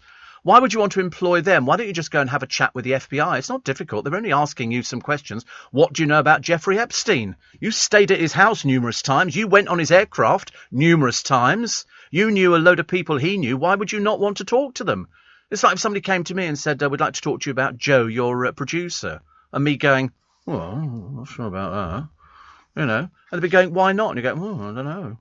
I'll go get some lawyers involved. I don't understand why he's got lawyers involved. I mean, surely can't he make up his own mind? Can he not just say, listen, I don't want to talk about it and leave it at that? As opposed to he's employed. I mean, every day these lawyers cost money. They're not free. They're very, very expensive. It's either that or defend an alpaca. But she's lost a £50,000 court case already. I mean, farmers don't earn that kind of money nowadays. Free prescriptions for the over 60s. They're saying that they're going to make people pay up to the age of, I think, about 66. Something like that. Whether it goes through, I don't know. Maybe it would be... it'd be one of those. I mean, thank God I crept in the other side of that, so I'm all right. I get mine for free. Because otherwise, because I have so many tablets every day, you can well imagine, can't you? It would cost an absolute fortune. So what they want to do, they want to raise it to 66. Now, that's going to affect a lot of people who take a lot of medication. They say it will generate additional revenue for the NHS. So as opposed to finding it from somewhere else, they're making you pay for it. It's your fault you're ill. That's what it is, your fault you need tablets, your fault you need medication, your fault you need cream, your fault you need ointments and everything else. You're going to pay for it. Provided you're over 66, you're okay, because it's only going up to 60. What is it at the moment then? It must be 60, I suppose. Must be 60, yeah. I mean, I've been free for ages because diabetics were free, so I've been free for a long time. So I get all my medication for free. Because without, it's funny, isn't it? Because without it, you can fall quite ill if you don't have the tablets and the injections and all the rest of it. And yet there are other people who are equally deserving who don't get it for free. They have to pay for it. And if I had to pay for my medication, I would be severely affected. Because I don't even know what a prescription costs nowadays. £12 something, is it? We don't know. Mainly because they're both young next door and they don't go ill. Yeah, the listeners will know. How much is a prescription nowadays, ladies and gentlemen? Mark says maybe Hugh Edwards could join LBC, then he won't need to use an auto cue. I tell you, wouldn't you love it if they could ad-lib the news? I think that'd be great. I think that'd be great if they could ad-lib the news. Singer Matt Goss has arrived back in the country. Now he's gone. And the lottery winner, who won the £2.5 million, 17 years ago, was £2.5 million, was quite a lot of money, wasn't it? Quite a lot of money. I love it when they do this program on the telly called A Place in the Sun. They always sort of because we like to be impressed by people's houses, and they go, we're going to show you what £1 million buys you. And so they show you this house. I mean, to be honest with you, it was almost the nearest thing to perfection. It overlooked the water. It was modern, but with beautiful tall, how you dust it, I've got no idea. Big tall ceilings, beautiful wooden floors, a big copper bath in the corner of your bedroom, all the really nice stuff. And they went, this is 3.6 million. And I thought, that is really, really nice. Really, really nice. I like a place that's got a bit of character to it. Whether it's new or old, it doesn't really bother me. I don't like anything. I quite like Huff houses. Have you seen these? They're kit houses. They're made in Sweden. You sort of decide which one you want and all the interiors and all the rest of it. You get the base done and put down in connection to the mains, and then they bring it in on lorries and they assemble it for you, and it looks like sort of something you find in the Swiss Alps. You're listening to a podcast from LBC. Steve, a prescription prepayment certificate costs £108 for more than 11 prescribed items, but normally £9.95 per item. You see, I mean, it would be quite expensive, wouldn't it? Quite expensive to do these things. Steve, you're quite right. Your body tells you what spikes your blood sugars. For me, the worst thing is rice, says John. You see, isn't it funny? Rice I have no trouble with whatsoever. There are certain things which have an effect on me and certain things which don't. But, I mean, I think everybody's different. Because people have said to me, oh, how can you have this? I said, well, listen, it doesn't seem to affect me. Not in the same way. Not in the same way. So, Ant and Dec up for a National Television Award for the 20th year in a row. They just seem to be, the people who everybody wants to vote for because they've been around for ages and ages. Plus the bloke, his name's Alex. He's got the business taped up. He owns the last cassette shop in Britain. I didn't even know people still had cassettes or used cassettes. Do you remember 8-tracks? 8-tracks, people had them in their cars. Binatone made an 8-track machine. And it was like a giant cassette. And they only made about 2. One was the Carpenters and one was Herb Alpert and the Tijuana Brass. And so you'd play either, the Spanish Flea or something like that. And they were around for ages and ages. There you go. We now look at pictures. There's an 8-track. It's funny when you look at the stuff now and you look at how sophisticated car music systems are and things like that. We used to have a thing, and you used to have to sort of tune your radio. Well, nowadays you just push a button and it tunes itself. So I've got, goodness knows how many radio stations in the car, which I quite like having. And I forget what system I've got in the car. Nigel will probably tell me, hasn't it? Blaupunkt or something. I can't remember. Blaupunkt. I know I've got I think I've got 3 speakers or 2 speakers in every door. So 1, 2, 3, 4, 5, 6, 7, 8. Yeah, I've probably got about 10 speakers in the car. I like a bit of music, as I'm out there, trucking on surround. Remember surround sound years ago? I had that at home. I've got surround sound, but I've taken the television out. It was built into a Sony, and it came with the speakers in the telly and then 2 which you put on the wall behind you. And I remember watching Jurassic Park. I thought the thing was coming through the wall behind me. It sounded like that. You went pum, pum, and then pum, pum, right behind you. Very clever. So I took that out immediately. Definitely. Huffhouse is German, not Swedish, says Guy. Merci bien, thank you. And somebody else. So they seem to vary, these prescriptions. 9.35 says Sue. 9.95 says Iceman. Whatever it is, And another one here. Same here, Steve. Carrier bag, 14 items a month. Got adrenal fatigue, so get free prescriptions. Yeah, I mean, I've had free prescriptions for ages and ages. I'm not particularly proud of the fact that I qualify for them, but it's just that if you don't have it, then you stand the risk of not surviving too long. And I'm sure you wouldn't want that. Sarah Ferguson, I'm sorry to bring up Sarah Ferguson again. When I say bring up, I mean in the nicest possible way, mentioning. She wants to be a big hit on Netflix with her dreary book, which was co-written by somebody who ghostwrites for Mills and Boon. She wants to be put it on Netflix. No, I don't think so, dear. I don't think so. I think we've had enough of that kind of thing. Plus, what was the other one, which I quite liked, actually? Oh, Penny Lancaster's on she's the one who's married to Rod Stewart. She's been on Loose Women. Now she's on this cooking programme. She can't cook for toffee. She's on MasterChef. Is it something like that? I wonder where that expression comes from, can't cook for toffee. I mean, it should be can't cook toffee. Should it not be? Or can't cook for toffee? Because I always thought toffee was incredibly difficult to make. because you've got to get it to the right temperature. I tried making toffee apples once, and it was rubbish. You know, when you buy them in the fun fair, they're sort of bright orange, which looks like they've been sort of in a nuclear power station. And then you get all this orange around your lips and all that. I love a toffee apple. And I made them. They were rubbish. Absolute rubbish. I've got a toffee apple mix. You mix it up, you put it in the saucepan, and it sort of came out as a rather sort of sludgy brown, which didn't look at all like a toffee apple and didn't taste that, and it wouldn't set properly. But I remember Paul Cooper had some toffee apples for sale, I think last Christmas in the veg shop. They bought them in the market, and I used to bring them into work because I could eat a toffee apple. It wasn't very good for the diabetes, but I could eat a toffee apple and enjoy every moment of it, which was good. More in the papers today about a rap. Oh no, I can't do that one. Honestly, seriously, there's so many depressing stories in the paper. You look at one and think, oh, I'll do that, and then you suddenly realise it's a very, very depressing story. Toffee apples usually get eaten around Guy Fawkes Night. Yes, I don't know why all of a sudden it's Guy Fawkes Night. I don't know, because the annual apple harvest has just occurred. Really, is that what it is? God, you're a mine of useless information, aren't you? But you're a wow at dinner parties. You know, and what have you got for us, Joe? Oh, we normally eat toffee apples around Guy Fawkes Night. That's marvellous, wasn't it? Yeah, sorry, Northern. Now, Guy Fawkes was executed, I seem to remember. Wasn't he hung, drawn and quartered?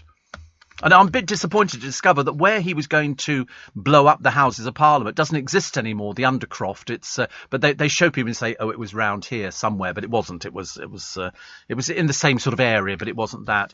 And I think they all got executed, all those involved in the gunpowder plot. Hung, draw and quarter. That was not very good, was it, really? But the apple harvest has just occurred, so we have toffee apples around Guy Fawkes Night. You see, I can't remember what we used to have, actually. We used to... You know, I mean, our Guy Fawkes Night, and you don't seem to have so many of them now, and I do like watching a few fireworks. I'm quite big into it. But you used to have to we had them in a tin. You had to wait till it was dark. No point in doing them any other time. And you have to have a bucket of water handy to throw over a firework, and you never go back to a firework that doesn't go off. You just have to leave it. And we used to decide, I would go through the fireworks religiously every hour. Right, we'll have this one first because this is Rainbow Cascade. This is, Mount Vesuvius, and there's all these different... Oh, we used to spend ages doing it. I loved it. Loved it. Steve. My parents had an 8-track in their car. I only remember 3 tapes, The Carpenters, Neil Diamond and Glenn Campbell, says Dexter.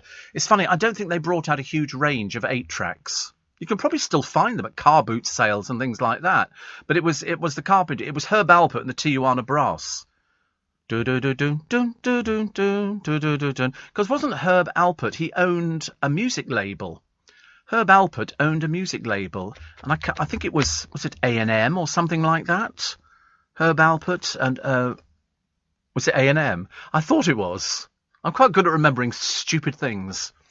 A&M Records, but Herb Alpert and the Tijuana Brass, I bought all of that stuff. My other favourite was Larry Page and his orchestra, and their lead instrument was a saxophone, and they did all songs like Les Bicyclettes de Belsize and all that kind of stuff, and I bought those, and I used to listen to them all the time. We had a local record shop in my little town, but I don't remember buying an 8-track.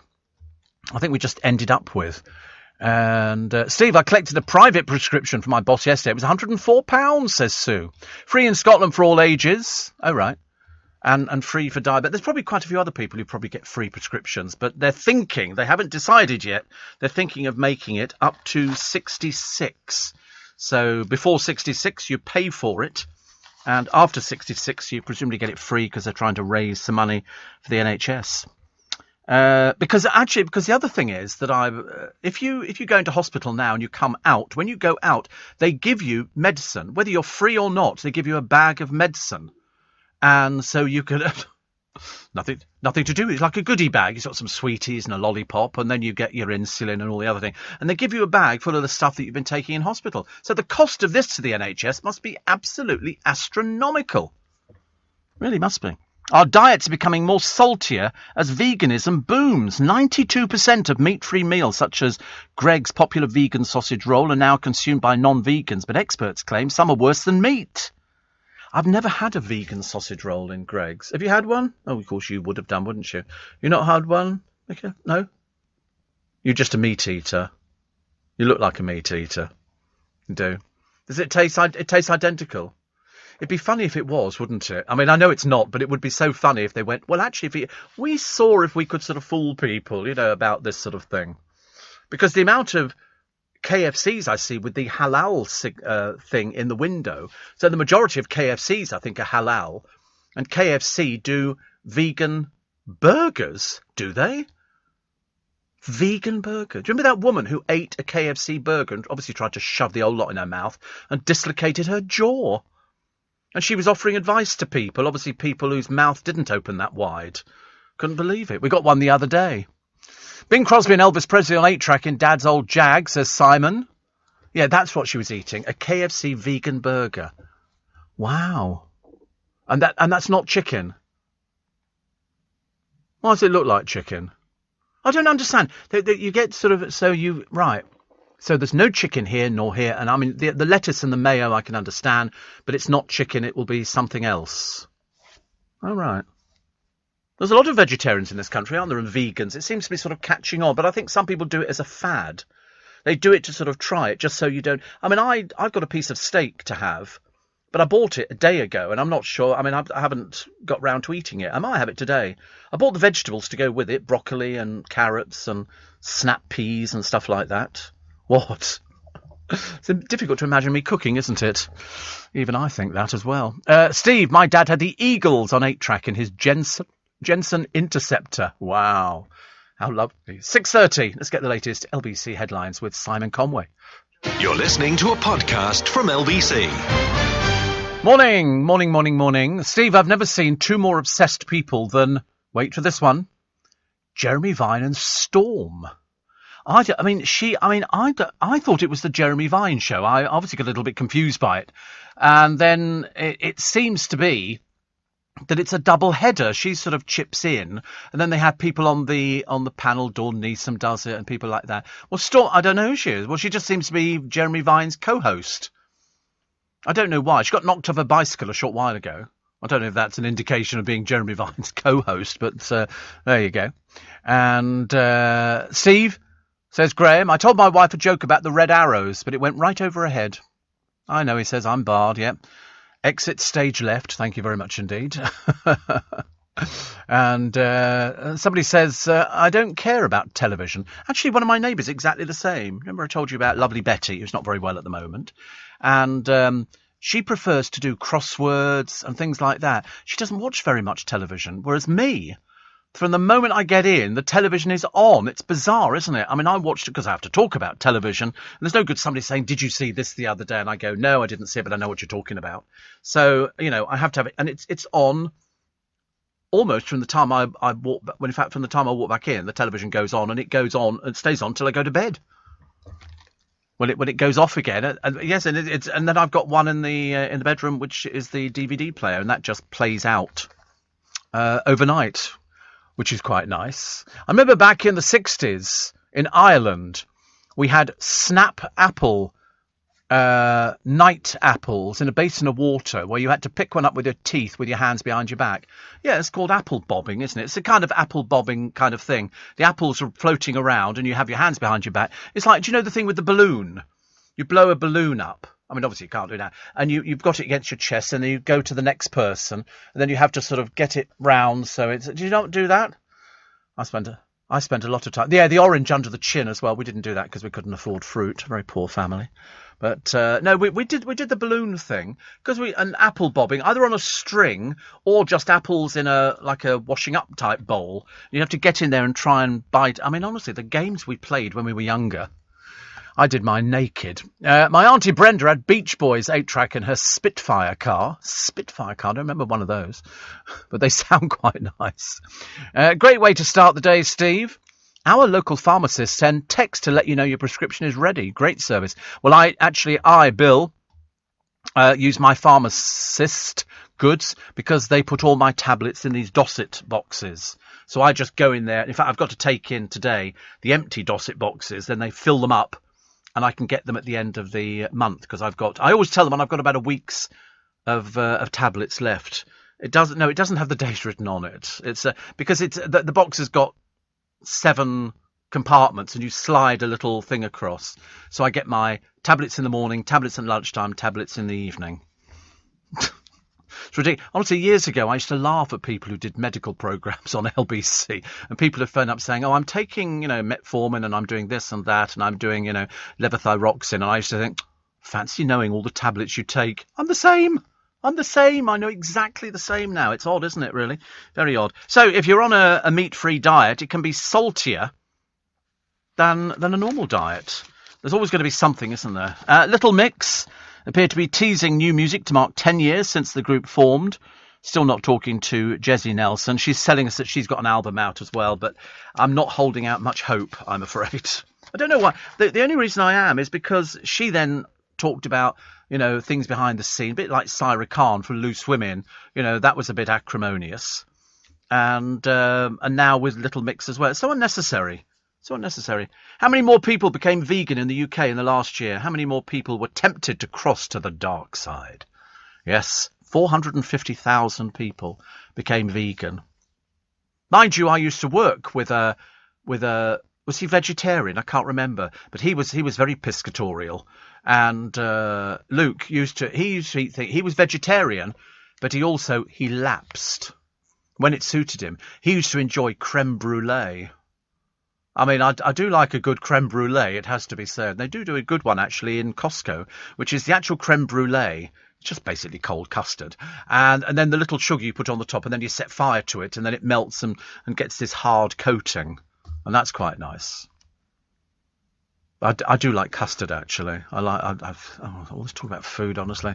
It's ridiculous. 22 minutes to 7. Fancy talking about custard at this time of the morning.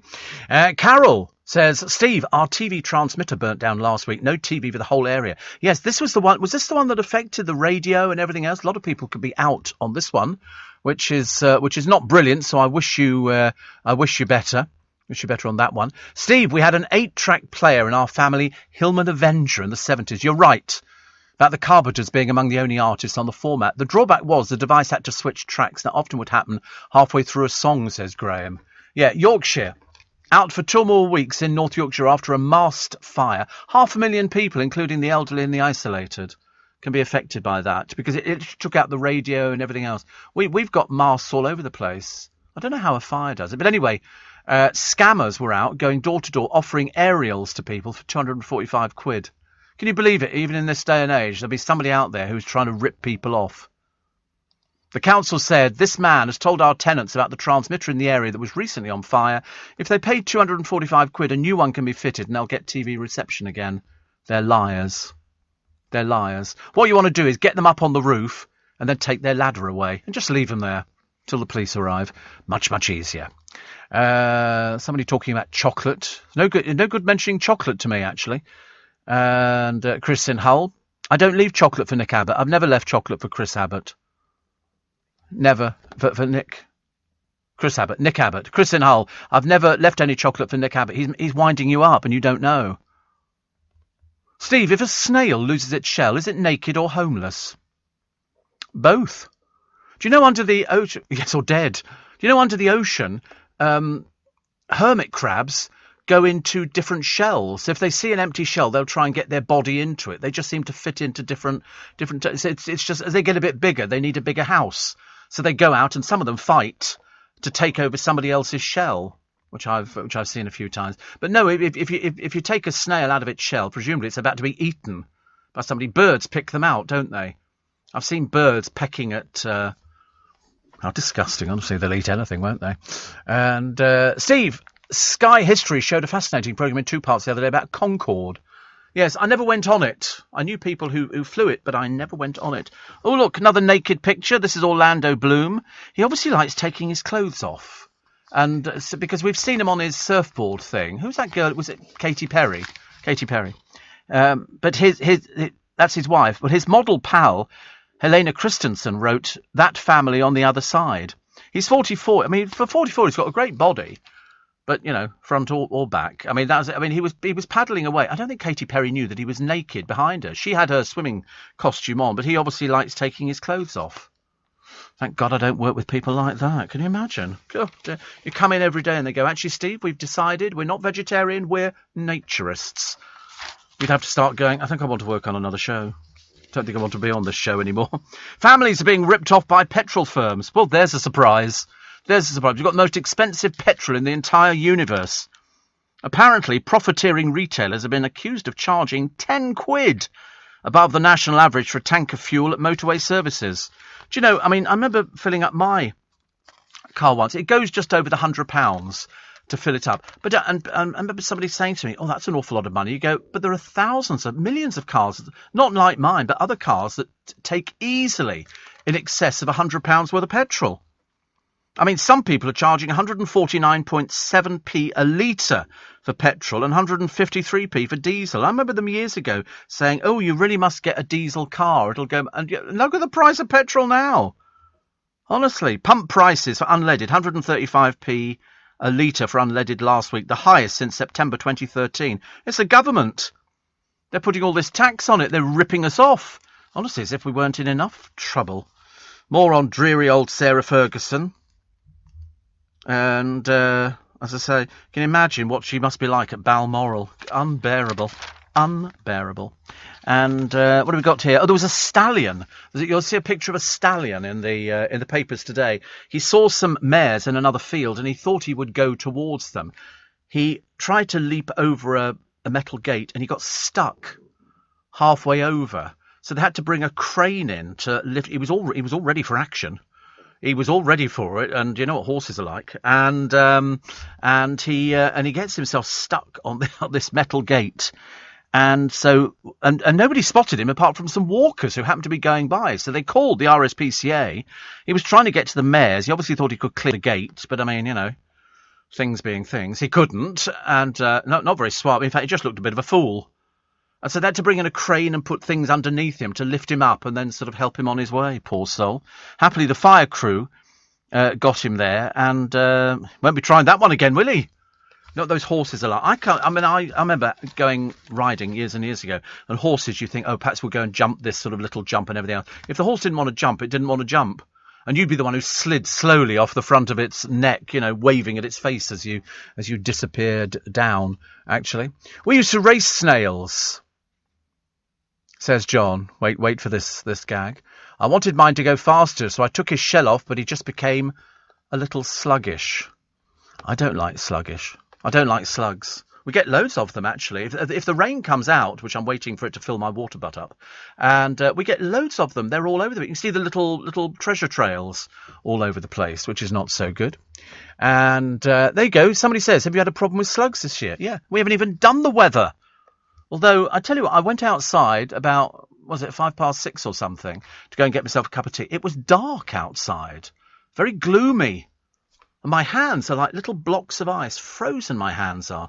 Need to find some way of warming them up. I'll bring my hand warmer in tomorrow. Got a hand warmer. I've got these little bags which you shake, and the crystals heat up, which are quite nice. I've got another one which you pour petrol into it and set fire to your hands. And it's a petrol hand warmer. I bought it on Amazon. I bought a few of them. I've never fathomed out how it works, and it just sort of basically keeps the flame thing sort of going a little bit, and then you warm it, because my hands get frozen. Really. If I'm in bed, I tuck them under my arms. You're listening to a podcast from LBC. Mark, my former producer, says 8-track machines were quadraphonic and also, of course, went on to become cart machines. You remember You might not remember cart machines. We used to play all our adverts on the radio in cart machines, and they were sort of 4 high or 5 high, whatever it was, and you would stack them up with all the carts in, because all the adverts came on these cartridges, and it would say, you know, nationwide, 40 seconds, blah, blah, blah. I mean, now you just press a button because it's all programmed into the computer. I mean, it's moved on, phenomenally. But in fact, that's what it was. As Mark said, I remember cart machines. You would load up with all these cart players. There'd be a sort of a round thing.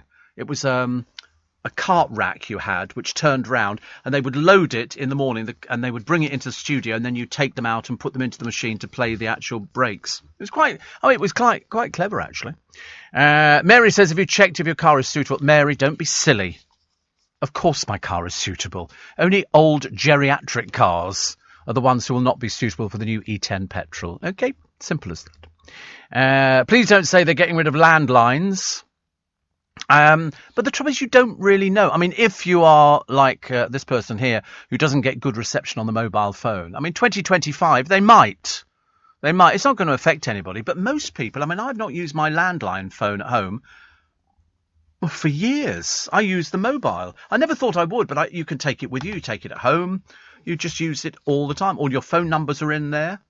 Rotary? No, it doesn't rotate. But I've learned how to turn it on and off now for the rotating thing. I can do that. I can slide my finger down and it's sort of, so I can do it. One of the very few things I can do with the telephone. But, I do my best, actually.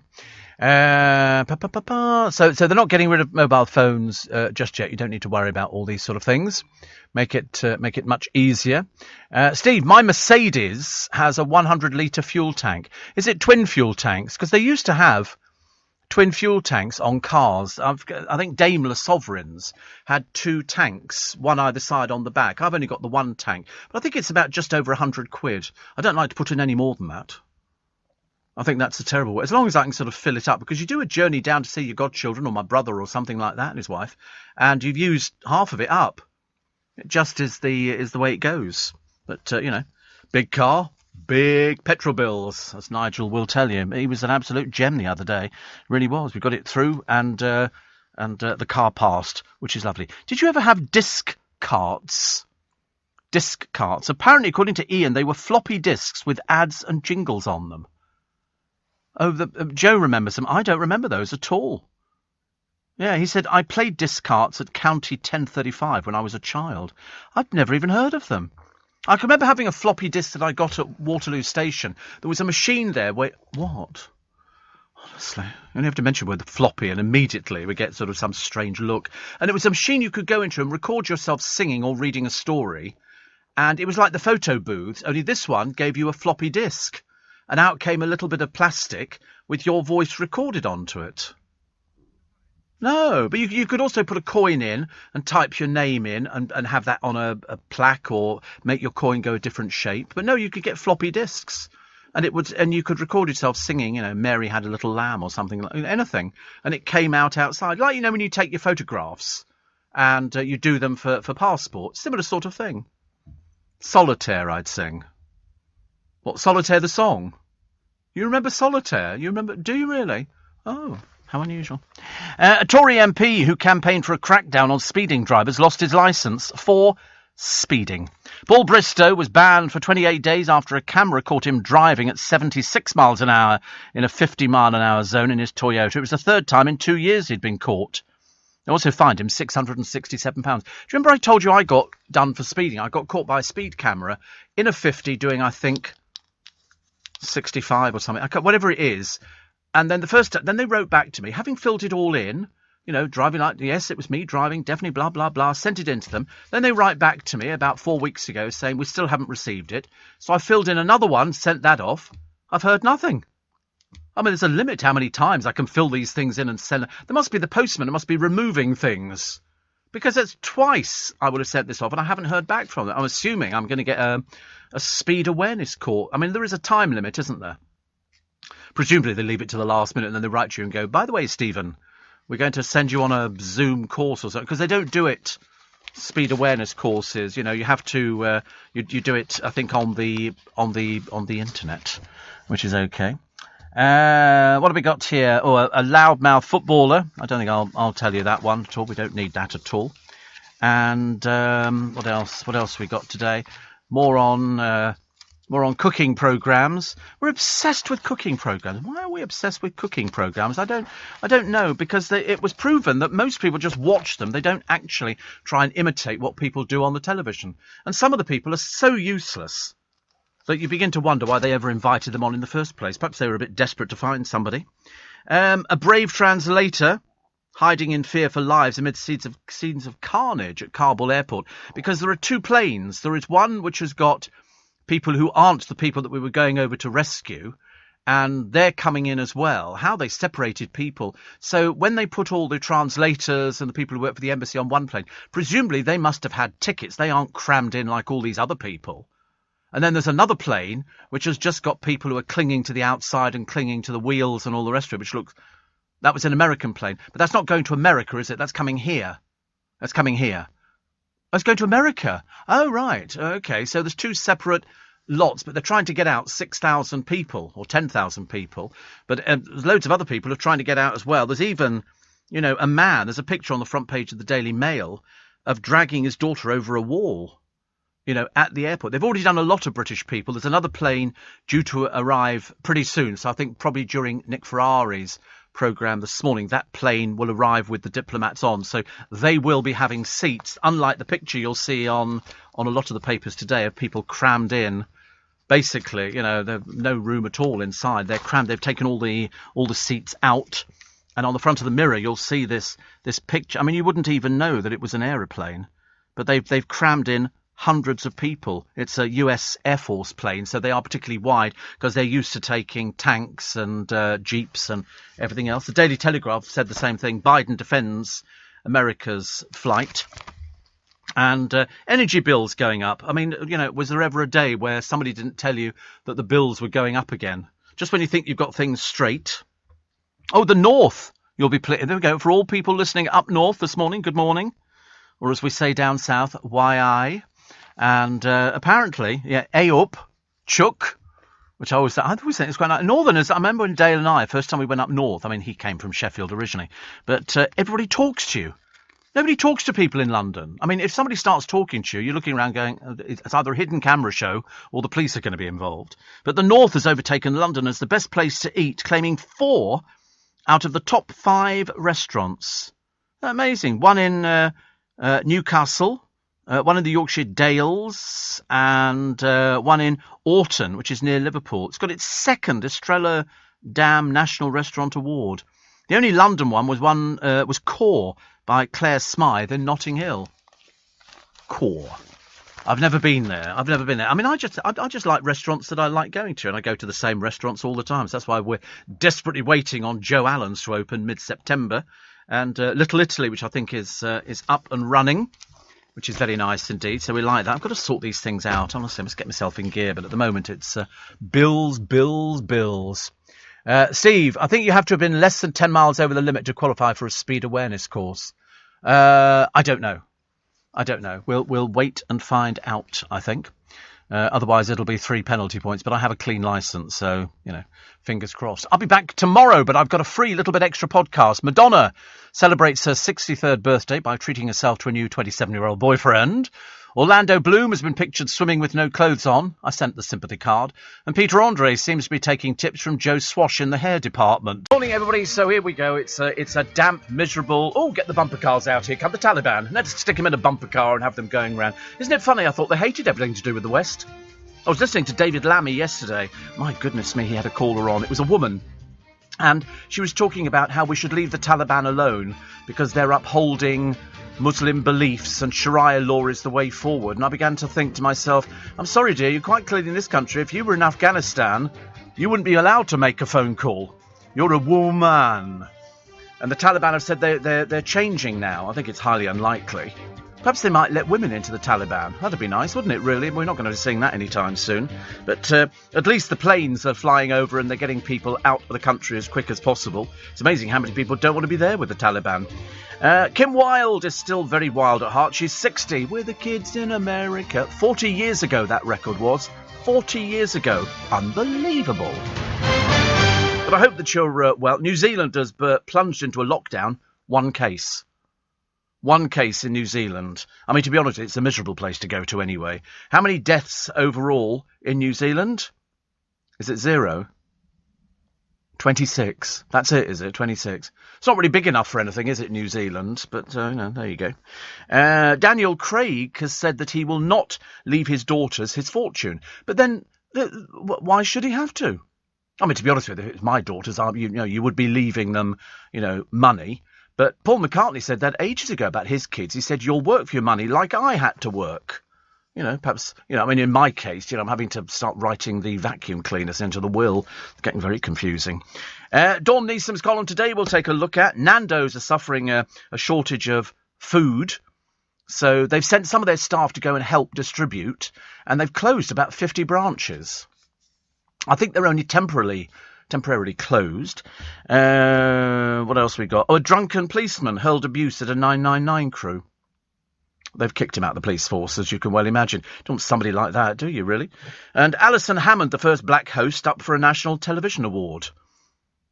I mean, it's very nice. I can't believe she's the first black host up for an NTA, but they sort of go, she's black and she's up for an award, but then she hosts a double-headed programme. I don't quite understand where poor old Dermot O'Dreary's disappeared to.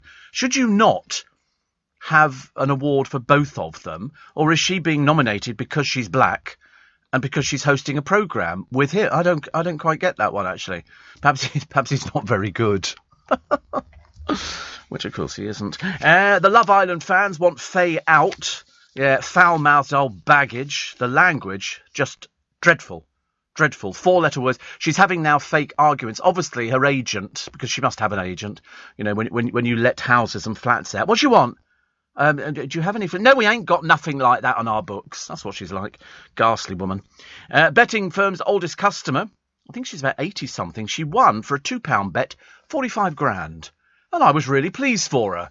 I thought, if you're a pensioner, £45,000, that's very, very useful. Very, very useful. There's a bloke, he's a competitive eater.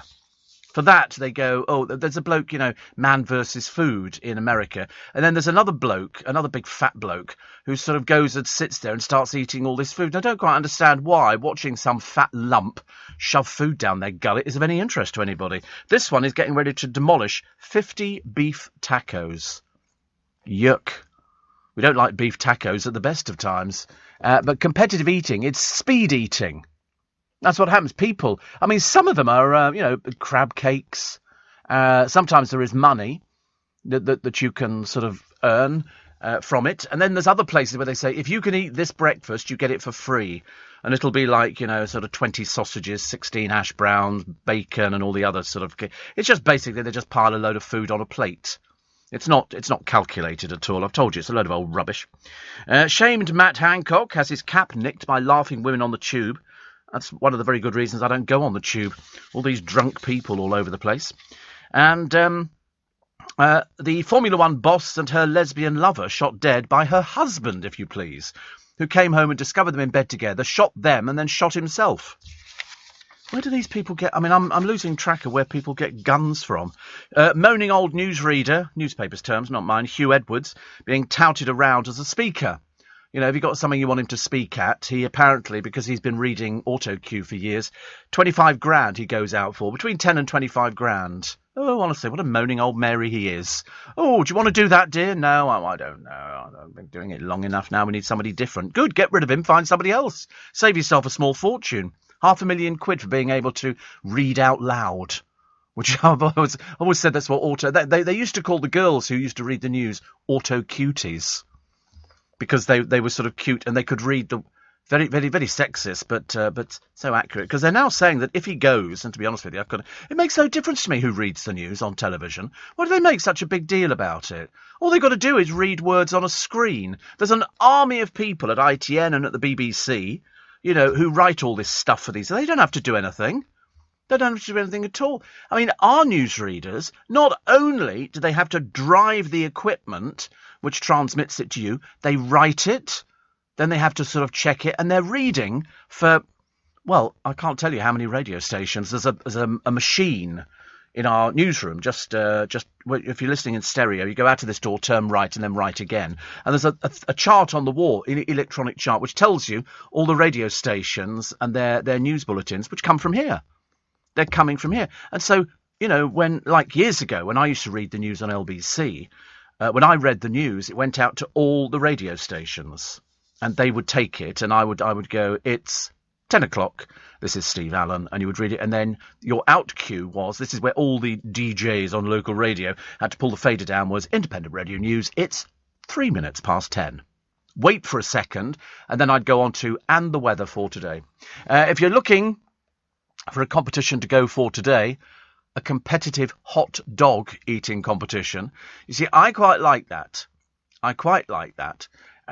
This is in America. you know, where they live on hot dogs. I was in Costco yesterday. What did I buy in Costco? Oh, batteries, because I told you the disaster with the batteries. So I bought batteries. I staggered back, having spent £126. Where that came from, I have no idea. But anyway, I bought about 7 packs of batteries. I get through a lot of batteries, actually.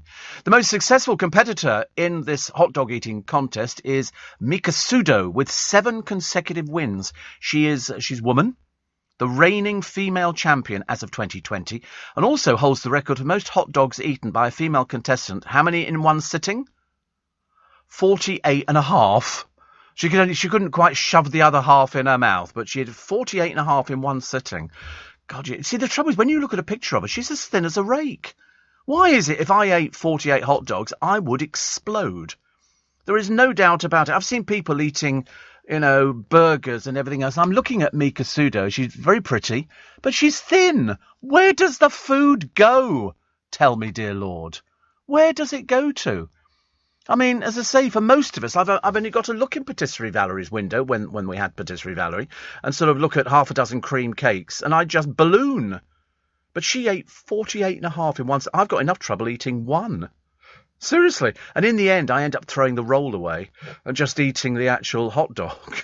What's the point? It's like I remember once I went to the Chinese takeaway.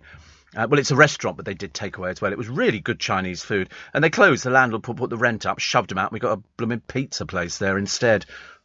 Yeah, Ming Garden it was. Lovely. And I would go there on a Friday, and I'd order the Chinese, and then I go, crispy duck. Now, do I want a quarter crispy duck? No. Could I eat half a crispy duck? And then some. So I did on this particular occasion order a whole crispy duck. So I'd eaten this other food, which was comprised of sweet and sour chicken. I stopped having the rice after a while because I thought the rice was filling me up a little bit too much. But I did like char siu pork, which was very nice. And that came with bean sprouts cooked in garlic, which was very nice. So anyway, so I ate this.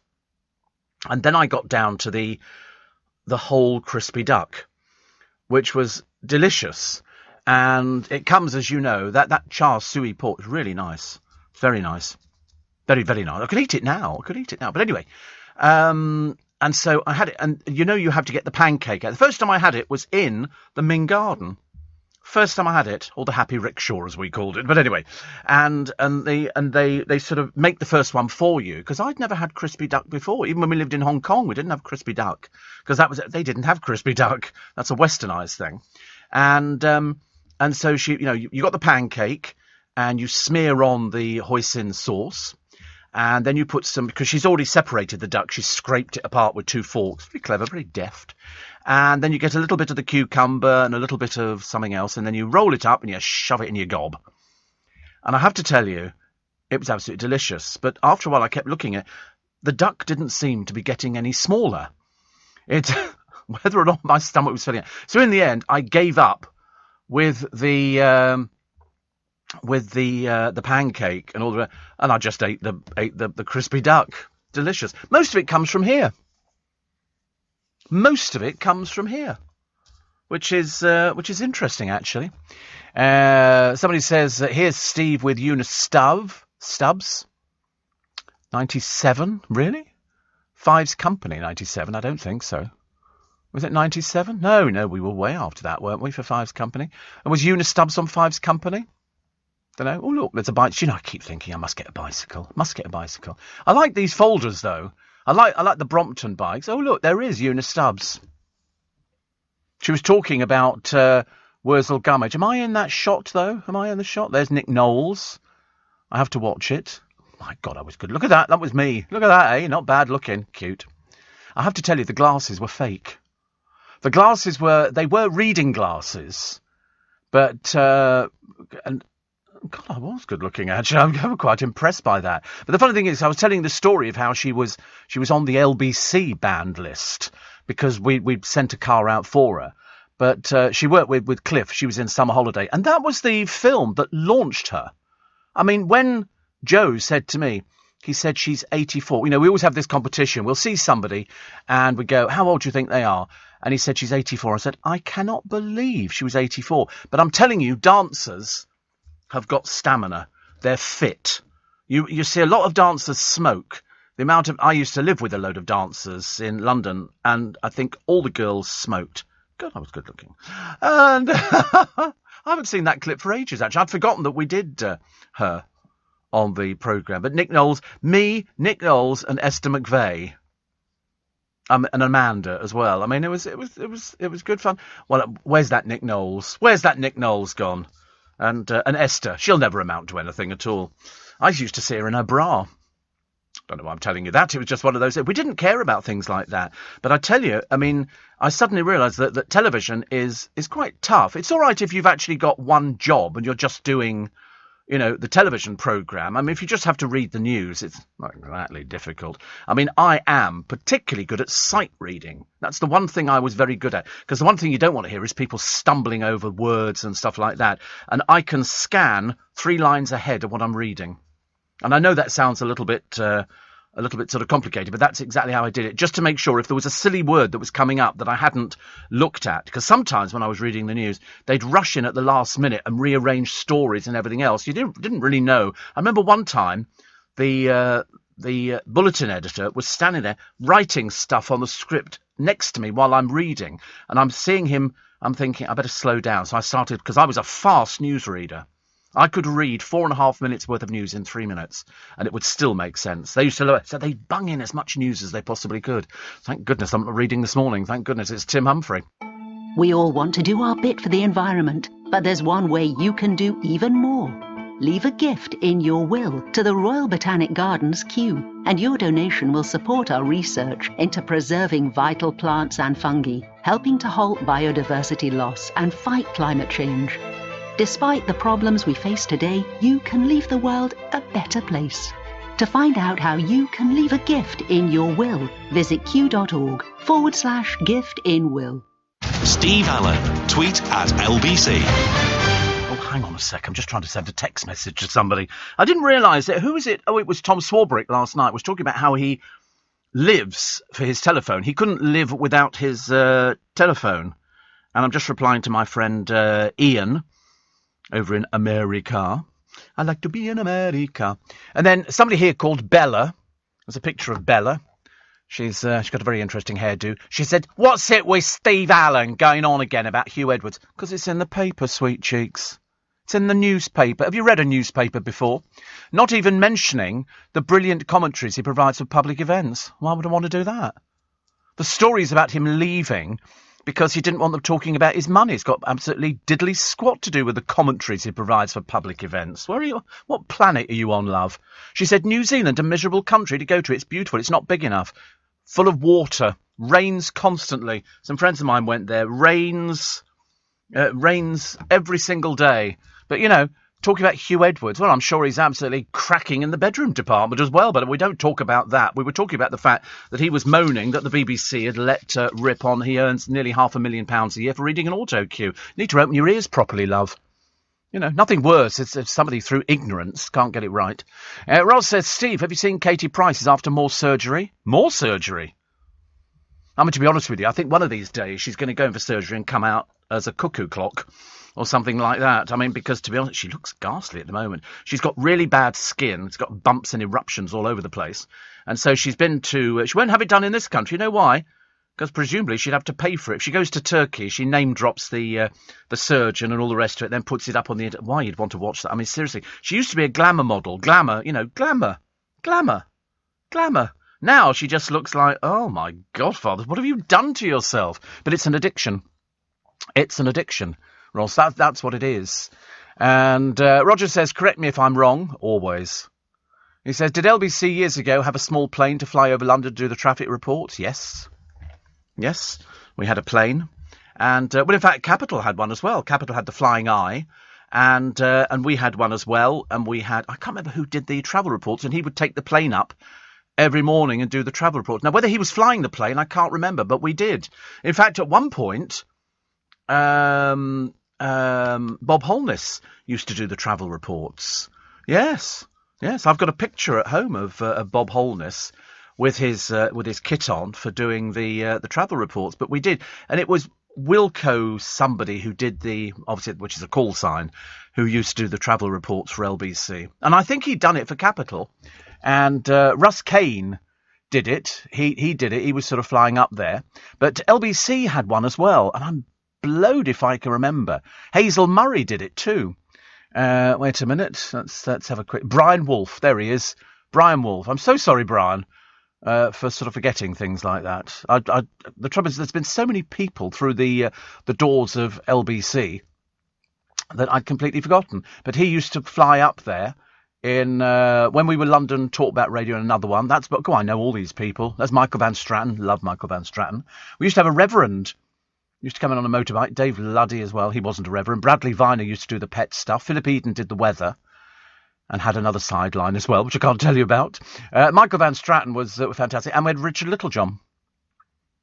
Little John we had as well. But Michael Van Stratton, he used to get post like there was no tomorrow.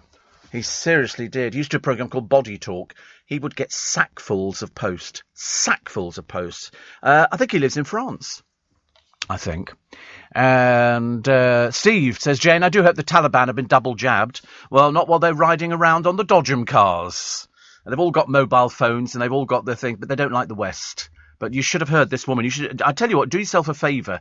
Download David Lammy's programme from yesterday and listen to this woman who was so balmy.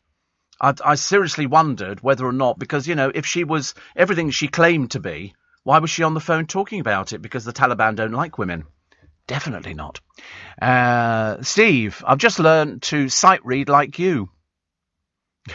He says, I've just read War and Peace in seconds. I know it's only 3 words, but it's a start. Kelvin O'Shea of the Yay Yay. Stuart, yes, we all remember Kelvin O'Shea. Yes, I remember all these people. Of course I do. Part of my life. I don't know, should I have cosmetic surgery?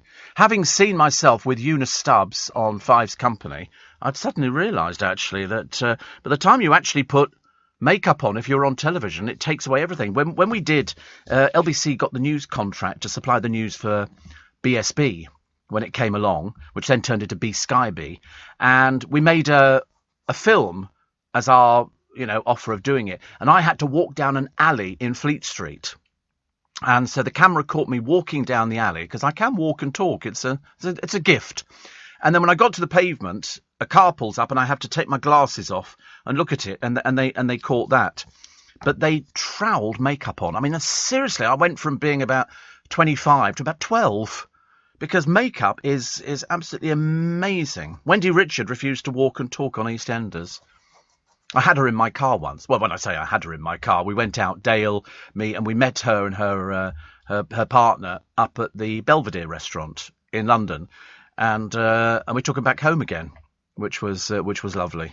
She was quite nice. They went through a phase of EastEnders of losing various people I've been around with, because she was famous in my day for being the voice on Mike San's Come Outside. The record was Come Outside, Give Over. You know, there's a lovely moon out there. I like stuff like that. I remember Fred Housego doing the traffic, says Maggie. I don't remember that. I know he worked on LBC. He was the one I sat next to. We had a special evening for the advertisers. They still do them now, and they invite along some presenters, and so the best advertisers. And we went to the Ritz, private dining room, and there was about 7 or 8 presenters, and I got next to Fred Housego, which, to be honest with you, was brilliant, because he just kept people entertained, because he'd won Mastermind, and he could talk about London and everything, and I just absorbed all this stuff. So I remember thinking, how wonderful that he just talks. And then he went back to driving the cab again. I don't know what he's doing at all at the moment. Steve, have a look at YouTube on Nathan's Famous Hot Dog Challenge on Coney Island. They get 10 minutes to eat as many hot dogs, including the buns. I'll tell you what I do insist on if I do have a hot dog: onions. Got a thing about onions. I like onions on a hot dog, but the bread's always a bit naff, isn't it? It's like if ever I have a McDonald's burger or, you know, Burger King, the buns are naff. And occasionally they do something where they've got a nice bun and they go, it's only for a limited period. I thought, why? Why? I don't want some of these things which look so aerated. I'm not even sure if they're bread. Because I love a crusty roll. Crusty roll I love. I really love a crusty roll. But you never get a hot dog and say, nice roll. No, you don't. No. There are always those long, thin things. And the worst ones are at the fun fairs.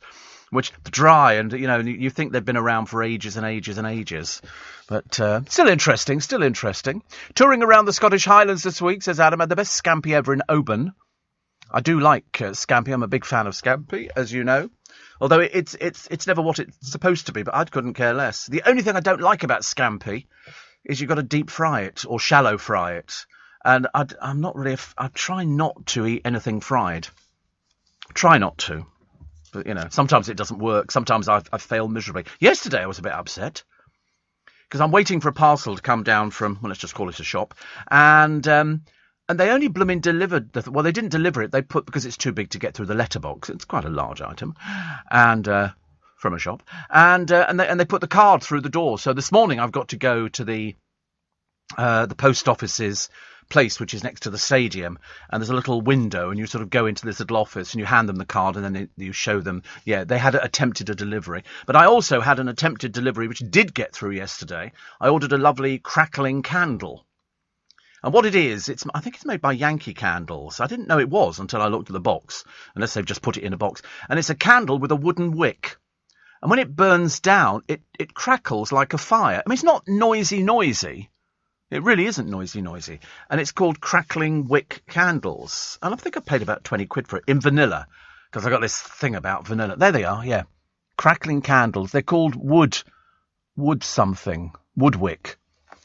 But the only one I like is vanilla. I don't know what it is about vanilla and me and candles, but I mean, I got bought a lovely candle by some of my lovely listeners, and I'm currently enjoying it at home.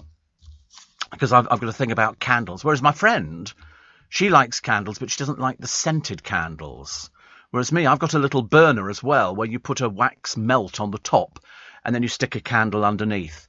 And you like wax melts? But you've got to just remember, don't drink, because otherwise you'll forget the blooming thing's there, and there is the danger of starting fire, so be careful. Be very careful. Not enough sunshine yesterday to set all my lights off. I've got so many of these. It was very drab yesterday, and it didn't charge up all the things. I've got little lanterns with a flickering flame inside, which looks as though it's a proper flame. The only thing that seems to be working is I've got 500 lights, little tiny P lights, all different colours, and that seems to charge up on nothing every day.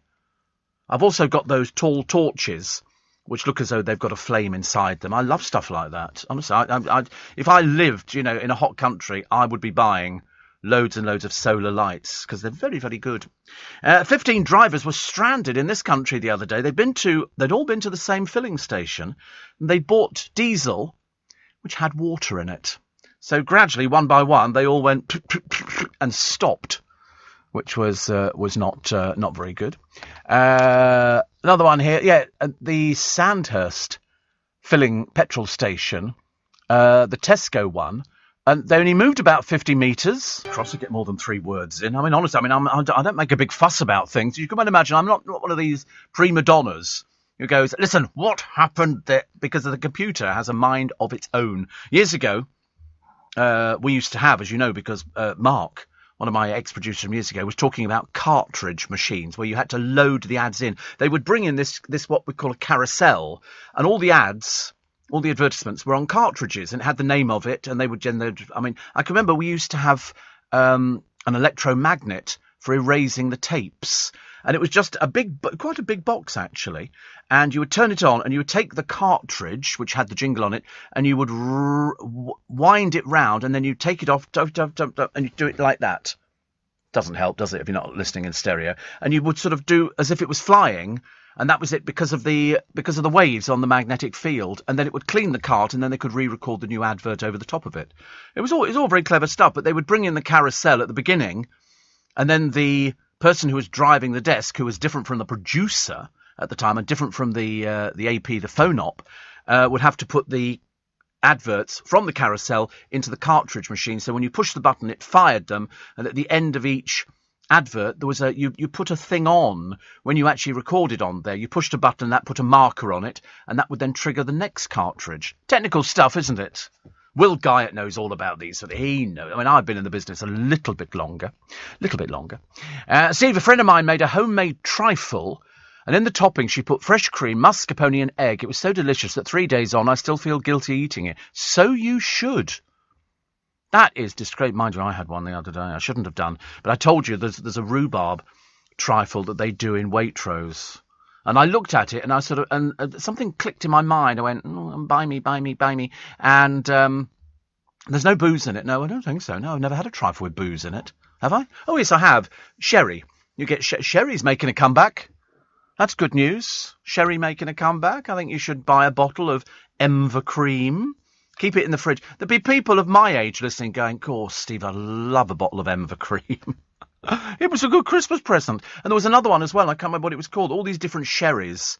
And they made in casks, and they were absolutely lovely. And I remember sort of thinking, cold sherry. I told you, I've got all my parents' crystal little glasses for sherry glasses, schooners, and all sorts of things. Because you could go into a pub and you'd have, I'll have a schooner of Amontillado or something like that. And it was lovely. It was very warming and not very expensive, I don't think. I haven't bought a bottle for donkey's years. But I used to love sherry. You can probably buy it on Amazon. There you go.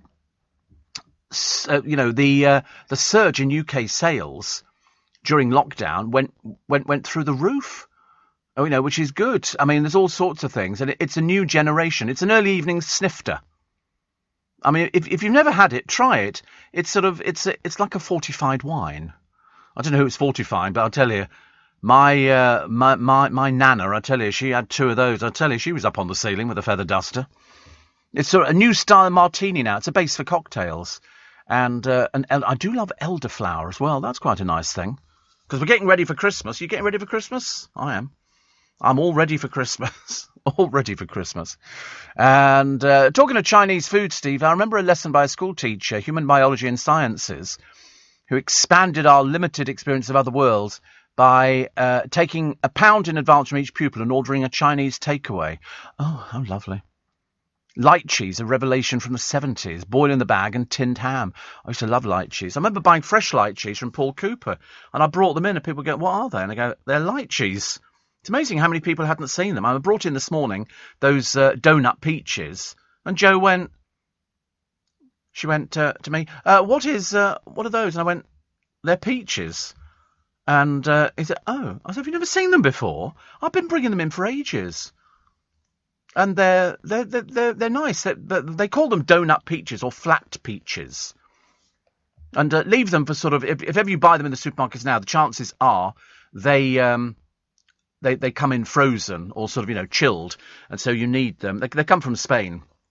Carbon footprint, terrible, but very nice. Could be the end of cattle trucks. You know when you're driving down the motorway and a truck passes you and all you can see are little cows' faces peering out, going, "Help, help, where are we going?" And I'm thinking, don't look, please don't look, because you don't want to mouth the words abattoir. Because I feel a bit, run for your life. Because I feel a bit guilty, actually. And some of them go abroad, and so they're stuck on these trucks. Literally, they pile them in there because they don't care. And they're thinking of actually sort of bringing in new laws. I thought they'd brought in new laws. I seriously did. Because even though what did I have yesterday? Oh, steak and sweet corn. That was quite nice. I just steamed it.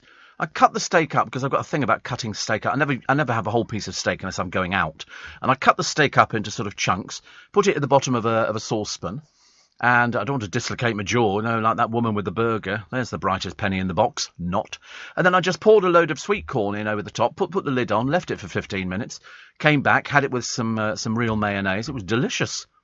Absolutely delicious. In fact, it was so delicious, I haven't had steak for a long time. I'm trying to be economical, but Tracy, definitely a Chinese takeaway.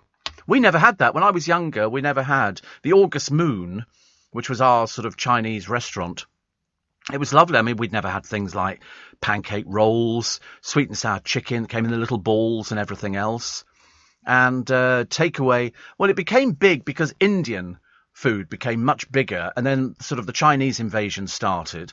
And that was because you'd go out. I mean, people did do takeaway Chinese, but most people went to the restaurants. Because my first Indian meal I had was in Twickenham, exactly the same as China. Isn't that funny? Both in Twickenham. I'd never had Indian food before, but I didn't want anything too too spicy or anything hot. I can't do anything hot. I sit there with, water, pour it upon yourself, trying to put the fire out. And so I used to have chicken tikka, and what else would I have? Poppadoms, keema naan. Yeah, keema naan. I quite like the keema naan, which is the one that's got the mince in the middle or the meat in the middle, and then they do it.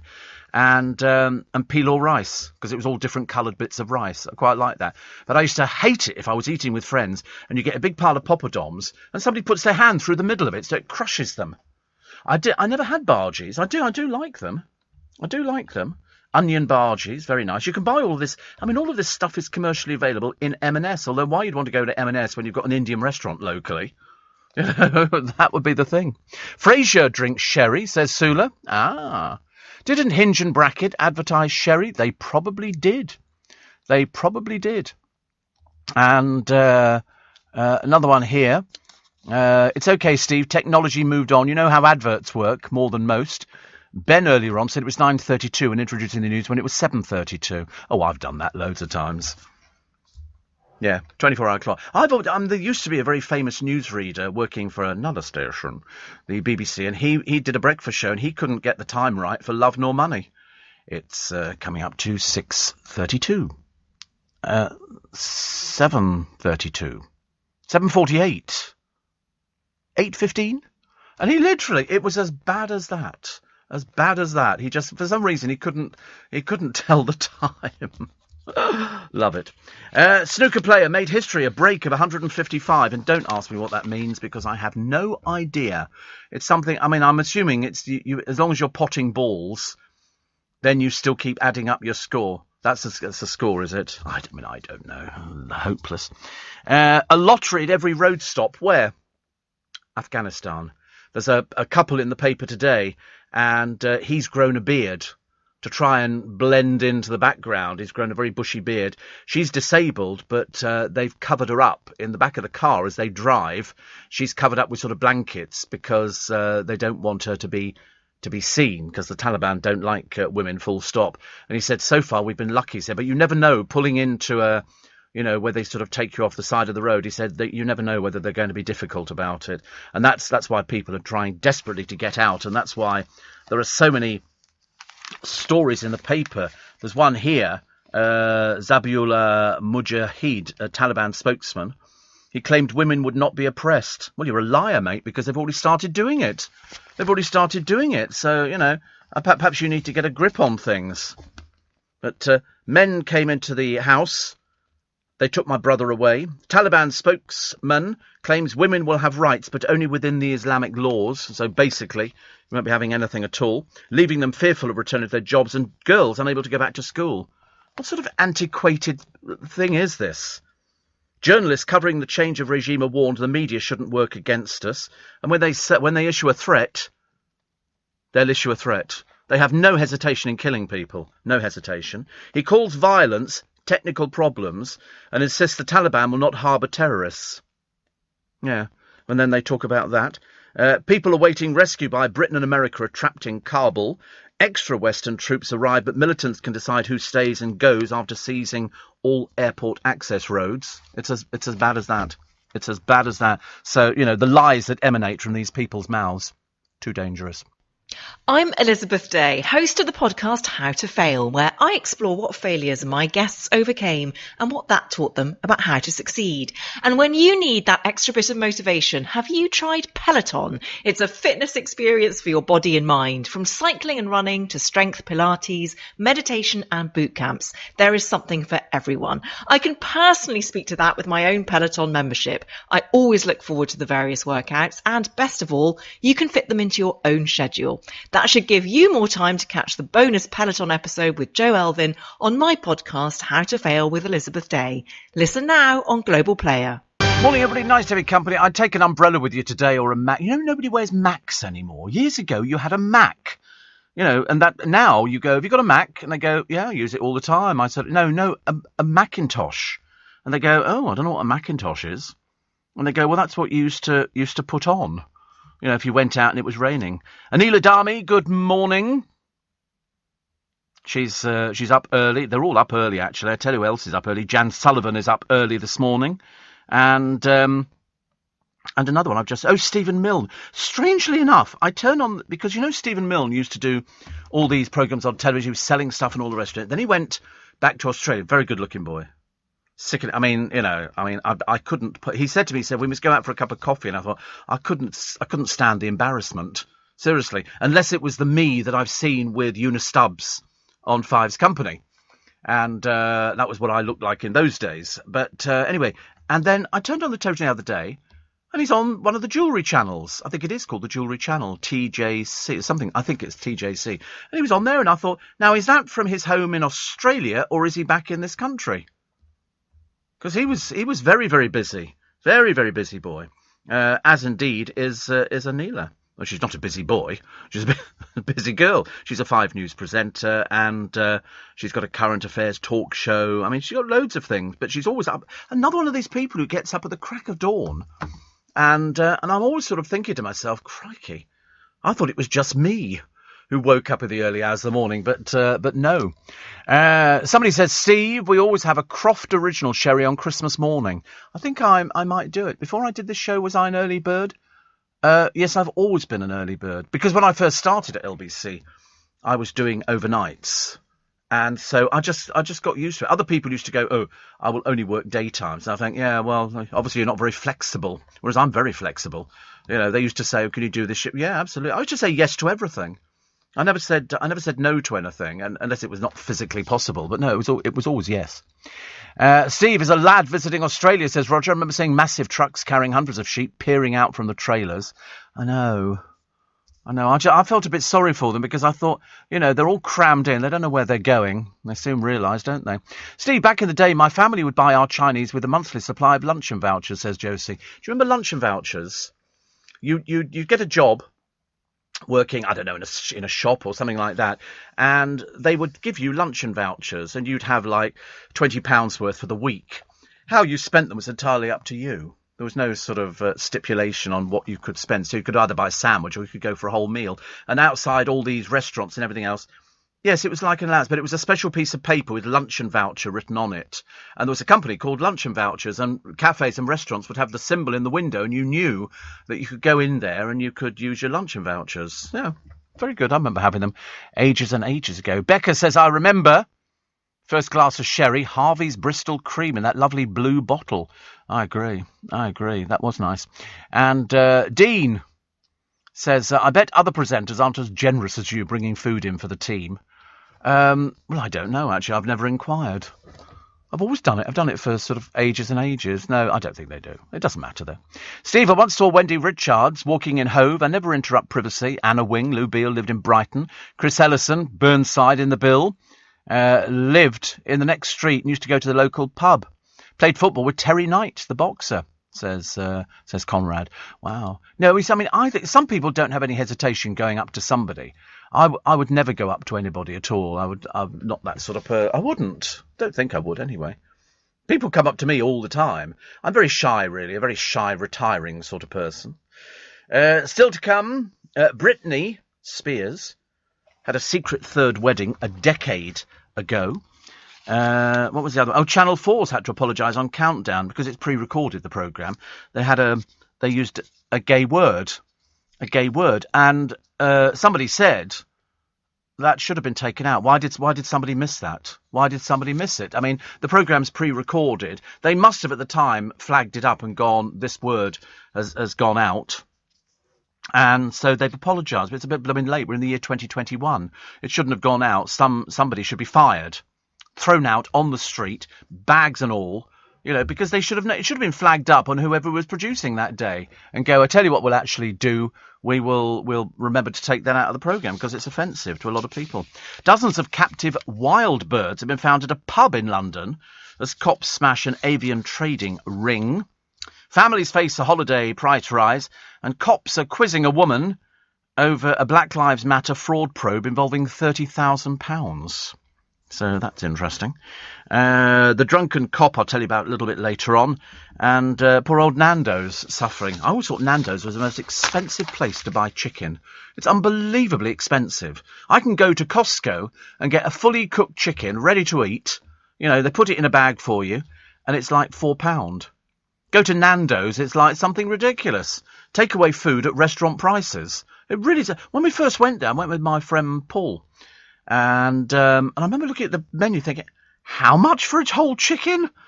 God in heaven. I could have flown somewhere, reared the thing from an egg, and it still would have been an awful lot cheaper. Very expensive, because we have a Nino Nando, which is a little mini Nando's. Doesn't have the entire menu in Twickenham. It used to be an Indian restaurant, and then it became a Nino Nando. So we have a little. Yes, you just get it's not the complete menu, which is good. And Steve, our local Chinese takeaway, also sold cigarettes. I asked for 20 number 6 and got a lorry load of rice. It's an old gag, but it's probably worth repeating. You're barred. Luncheon vouchers are still a thing in Switzerland. I used to get 160 Swiss francs a month, approximately £100 in vouchers. I used to save them up and use them now and again for pizza or Starbucks. Yeah, I mean, you'd have to look for the sign, and then it was a way of sort of getting your sort of food. It was a bonus. It was a bonus. Mind you, when I started at LBC, we used to get a newspaper allowance, telephone bill allowance as well. Yeah, because they said, if you're using your telephone at home for booking guests and everything else, what do you mean was there still rationing? Honestly, what's she like? Terrible. So we used to have. I think we also got a milk allowance. I might have got that bit wrong, but it was bought out. The union sort of came up with this sort of system, so we all got bought out for whatever it was, £100, £1,000. I can't remember. Such a long time ago. But yeah, we got a newspaper allowance as well, because you'd have to buy the newspapers. But it was your telephone that was very useful, so they pay the rental on the phone line. And I can remember, I'm old enough to remember, used to get petrol money for sort of, and then I think the management argued over they only want to pay one way, and the union went, no. If you bring the car in, you've got to take it home again, haven't you? So that was done. And then you'd have people coming in. I remember there was one reporter who spent a whole shift doing his expenses, but they were mainly a work of fiction. The management knew it, and they would throw them back at him, and he just rearranged the numbers, and it would eventually get through. Happy days in Fleet Street. And Anila, we talked about Anila a short while ago, who says, good morning to you too, Steve. Your descriptions made me laugh. I'm always up early and working. All your talk of food is making me hungry. Everybody gets hungry, aren't they? And I can't get into the canteen quick enough. Thank you, Anila. Could you couldn't get me something nice, like sort of a couple of hash browns or something like that? I think food places should be open all night. I think there should be a buffet breakfast place, and they literally just keep it all going. You just go in there and buy what you want to have. That's why, whenever I go in, there's a Chinese open most of the night. Yes, we used to send the boys out about 4 or 5 in the morning up to Chinatown, walk to walk. That's open, is it? How lovely. I think if they're listening, could send round some of that nice Chinese sweet and sour pork. I think they call it Hong Kong style, and it's delicious. Very nice. Don't talk of food. It's not helping me or Anila. I saw Alison Hannigan, an American Pie in a market in East London, was too shy to say anything, says Roger. Oh. Yeah, well, I wouldn't know who she was, so it wouldn't really help me at all. When my dad had his Wimpy bar in the 70s, I used to help count the takings. Remember having to rubber stamp cancelled on the luncheon vouchers. I used to slip a few in my pocket and spend them at the fish and chip shop. Oh, that's a bit naughty, isn't it? Yeah, I think that's called fraud, but if your dad's shop, you do what you want with it, I suppose. But you're not supposed to use the things twice. It's supposed to be used once. When I worked in a pub years and years ago, I came back from Denmark, and I worked in a pub and lived there as well. And they had a fruit machine, and I had the key for it. So what I used to do in the morning when I was going down and sort of, getting the bar ready and all the rest of it, I'd open up the thing at the bottom and flick the little counter thing a few times to give myself some credit. Bit naughty. But for some reason, I never seemed to win anything. I don't know why. But there's a little switch inside, and you pushed it a few times, and it would give you sort of, a couple of pounds credit. In the days when I think the jackpot was like £4.99 or something. Nowadays, they go for serious money. I remember Green Shield stamp, Steve, with your petrol. I've still got my mum's glasses in the kitchen, says Chrissy, North Weald. I know North Weald very well, as you know. I know the market even better, but North Weald's where my godchildren used to live. But they've moved to a bigger place, much bigger place now, which is great. Did anybody win the lottery last night? I don't know. I've got a notification saying, "Oh, a ticket you bought for the lottery." Don't check it. I'll have a miserable day if I discover somebody else, because somebody won the 90 million the other day, didn't they? I was very depressed about that. I was hoping it might be me. Billy says, I might have Chinese takeaway tonight. House special fried rice with sauce, chicken skewers and chips. Oh, goodness sake, you can't go into a Chinese takeaway and have chips. That's just awful. You know, you don't think the Chinese eat in their own restaurants and go, and we'll have chips as well with that. Of course they don't. Can't have chips with it. I mean, that really is. That's like, that was an old Victoria Wood sketch. She said, it's an Indian restaurant, but we asked for the English menu. You know, it seemed a bit of a pointless exercise. If you're going to an Indian restaurant, nobody won Euro Millions last night. Oh, well, even more. You see, you've done that to annoy me. Because now you know my day is going to be depressing. Not only the rain, I've got to drive round to the post office to pick up my parcel. Then I've got to drive to Prop Dog, this magic shop that I know. And then I should go and put my feet up. Oh, no, I'm going to sort out my pension today. I knew there was something I was going to do. I've got to phone up because I've decided I want to start taking my pension because I'm entitled to it. How much it's going to be worth, I've got no idea. Steve, I've just seen an advert in my local newspaper. Accountant needed 35 to 40 grand. So I rang them and said the answer's 5,000. And yes, lovely. Thank you very much indeed for that one. I don't actually get that one. Accountant needed 35 to 40,000. The answer is 5,000. That's probably one of the worst jokes in living memory, I should imagine. Right, we'll take a short break for the news at 5. You've just woken up. I'd stay in bed. It's miserable outside. And dark. I should cocoa. Mind you, if you're listening across the world, it's probably quite nice. So you can enjoy the news coming to you live from Leicester Square. I'll be back with you in 3 minutes. God, it's not Wednesday, is it? Yep. Do you have to get out of bed? Yeah. Can you be bothered? No, I'll just have another 5 minutes. If you live by yourself, it's a very dangerous situation. Unless you've got... I used to have an alarm clock that repeated, so you just literally touch the top of it, and then you've got another 10 minutes or something. But I thought that was really dangerous, and so I moved it far enough away so I had to physically get out of bed. And then I thought, you know, it's got a snooze feature. Once you're actually out of bed, you're out of bed. There's no point in then sort of... But, I mean, I used to love it. When I was at school days, I'd leave it till the last minute. You'd think, I'll just have a lick and a promise in the bathroom. That's what we called it. A lick and a promise. It was never... So you didn't actually have to have a bath... Because we didn't have baths every day. It was only, I think, twice a week we had baths because we had an immersion tank and that had to fill up with water and then that had to be heated. So there was never enough water for... It's not like now. The water goes straight through and it heats instantly. You know, if you've got a combi boiler or something like that. Well, in those days, we didn't have a combi boiler. You had this huge airing cupboard tank. And, no, we didn't have a tin bath. How old do you think I am? Goodness sake. I've had a pension forecast. Steve, the provider gave me a plan that would have 2/3 of the pot left when I'm 90, i.e. dead or nearly dead. And I think not. Last breath, last pound. Well, yes, I mean, I don't know. I mean, I get a state pension. Which I haven't, I shall speak to them today, because I tried to do it online and I couldn't do it online, so they can send you a form, you can fill it in and then send it back. I'm still waiting to hear back from the speeding ticket that I got, having sent the first one off, and then they said you've not sent it back, which of course I did, because I mentioned it on the programme, and I sent the second one off, and I've heard nothing since, so I'm expecting a letter any day now going, why are you not replying to these letters? You know, I'm expecting one of the old bobbies to turn up on the doorstep. You haven't filled this in. You were caught speeding. I've already said yes twice to it. Now I've done it on the programme again. Did not Cynthia Payne not take luncheon vouchers for special services?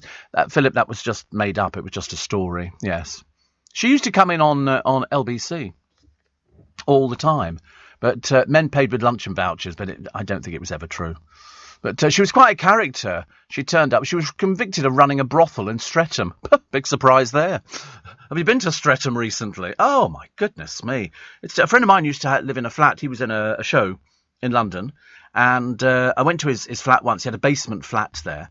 And when I came out, it was in the evening. He was getting ready to go off to work. There's girls walking up and down the road. And I'm going, are they what I think they are? And he went, yep. They were literally, he was just one of those roads that happened to have been chosen by the prostitutes. Steve, I'm dreadful, says Billy. I even have chips with my curry when I go for an Indian. I love dipping the chips in the korma sauce. Are you mad? Dipping the chips in the korma sauce? Honestly. That sounds absolutely dreadful, although nice at the same time. Because they do that, don't they? If in northern chippies, There is such a thing. They have curry sauce. Do you want sauce with your chips? I remember going to Newcastle. I had to go up there and do a feature on the tall ships.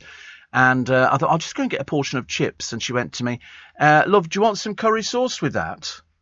I looked at her with horror and went, no. I'd never heard of anything like it. But now you go to most of the markets, North Weald included, and you'll find curry sauce with people's chips. They like dipping chips in curry sauce. In fact, you can go to Iceland, the shop, and you can buy the curry sauce mix. And you just mix it with water and then heat it up, and then you can dip your chips in it. In London, mayonnaise. Mayonnaise is big. In Wales, curry. The sauces. In the north, gravy. That's right, they asked me if I wanted gravy on my chips. No, I don't. Scotland, brown sauce, the only one I never liked. I'd have tomato ketchup, but brown sauce was a bit too strong for me. Two-faced Taliban militants launched a charm offensive, according to one of the papers today, vowing to forgive sworn enemies and encourage women to work. Yeah. But they refused to rule out stoning female adulterers. The man gets off scot-free in most of these cases. They blame the women. That's how bad it is. They do have women beaten in the streets and public executions. I mean, you know, why you'd ever want to live there, I can't imagine. Run by a bunch of despots. Thank you, no. Thank you, no. Christine in Ireland. How are you? She says, I'm a pretty good cook. In my fridge this evening, I had a choice of dinner for my family, spaghetti bolognese, Thai red curry, my favourite, and Finnish meatballs. I'm like a slim Italian mama. Do you know, I nearly bought meatballs the other day, because I quite like meatballs. Perhaps with a tin of beans or something. I don't know. Criminal prosecutors in America. What can this be? Oh, you know what this is about, don't you? They're considering Prince Andrew as a person of interest in the Jeffrey Epstein probe, it was claimed yesterday. They're keen to interview him as a witness in their investigation into the dead billionaire paedophile's alleged co-conspirators. They just want to know. I don't know, understand. They've not charged Prince Andrew with anything. He's not been charged with anything, but he's a person of interest. In other words, he knew Jeffrey Epstein, obviously very well, because they walked through Central Park together. He flew on his aeroplane on numerous times, and he stayed at his houses in America. So why would he not want to talk to them? He can probably fill in the missing gaps. And let's face it, he must remember everything. He remembered going to Woking for the pizza, so he must remember things like this. You know. New York criminal lawyer Daniel Bibb says they are thinking he may have been involved in criminal wrongdoing. They may be investigating him. But again, I said, they've not charged him with anything. They just want to talk to him, but he doesn't want to talk to them. And I don't know why. Perhaps, I mean, he can't be that arrogant. No, sorry. Steve, have you tried... Yes, I've done the joke about that one so many times. The DWD pensioners could be £600 monthly, says Sue-Ann. Yeah, I heard about 600. Although if you've left it in there for a bit, there might be a little bit more money. So, you know, 650 quid. That'll be exciting. Steve, with so many roads having a 20-mile-an-hour limit in London, it's very easy to be done for speeding. I got done for doing 26 miles an hour. Yes, I think I was a little bit more than that, but it was on a motorway.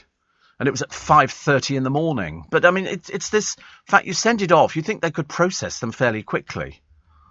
You know, I would have thought so. I mean, I don't know why. I obviously got flashed at by camera. Well, in fact, I remember being flashed at by a camera.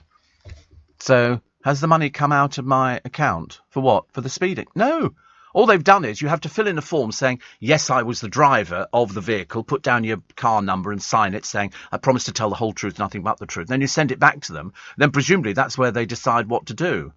But it's taken such a long time. I don't know whether or not I'm going to get 3 penalty points on my clean licence and a fine, or whether or not I'll be doing the Zoom thing, which takes about half an hour or something. So, I don't know what's going on. I really don't know. It's very worrying, isn't it? Pop princess Britney Spears had a secret third wedding a decade ago. She got engaged to her agent. I like Britney Spears. Oops, I did it again. I think that's good. Fans now believe they got hitched after paperwork was filed. The previous year, she accidentally referred to Jason as her husband during a radio interview. She makes quite a bit of money over in Vegas. But just want to get rid of the ghastly father. Thank you very much indeed. And Martin says, the Eddie Mayer, Steve Allen short of the night tomorrow. I quite like meatballs. Could be it. We don't know. We don't know. We have no idea. But whatever it is, I cannot second guess anything that Eddie Mayer does on his programme. I quite like meatballs. In fact, if it isn't, I'd be offended. I bet it won't be. It'll be something completely different. Last night's was this Moons. I mean, what for goodness sake was that about? Moons. Oh, was that to do with seeing Jupiter on Thursday? Tomorrow night, apparently, you'll be able to see Jupiter or something. I don't know. Stuart says, in Swansea, in an Indian restaurant, I was offered half rice, half chips. Yes, you can get that in our place here. Some of them have a... Yeah, you can go in there and just get... And they've got a container that's divided, and you get chips with curry sauce. Even in Twickenham. Very embarrassing, isn't it, really? I don't know why. A police community support officer who claimed being flashed at by a male colleague left her with post-traumatic stress. Now, you might want to dismiss that and just go, oh, it's quite awful, because we had somebody who used to work for LBC years ago. I won't tell you who she is, because she might be listening to the programme, but she got flashed at on a train when the carriages were separate. So you opened a door and you went in and there was a bench one side, a compartment, and she couldn't get out. And this man flashed at her on the train and she came in very traumatised. And I remember saying to her, the trick to being flashed at is to laugh. If you laugh at them, they get humiliated. What they're looking for is the shock reaction. But if you laugh at them... But anyway, this particular police community support officer... claiming she got post-traumatic stress. Her name, Shirley Einott. She has just lost a tribunal. She said a policeman exposed himself to in Woods. Another bragged of flashing behind a crime victim. She claimed the Warwickshire incidents drove her to drink, led to her gross misconduct, dismissal from neighbouring Leicestershire. But the tribunal there ruled the force was entitled to sack her after she was arrested 6 times and convicted of a public order offence. Don't want people like that in the police force, thank you very much indeed. I mean, can you imagine being arrested 6 times? Goodness sake. Listen, it's bad enough when they sort of give guns back to people.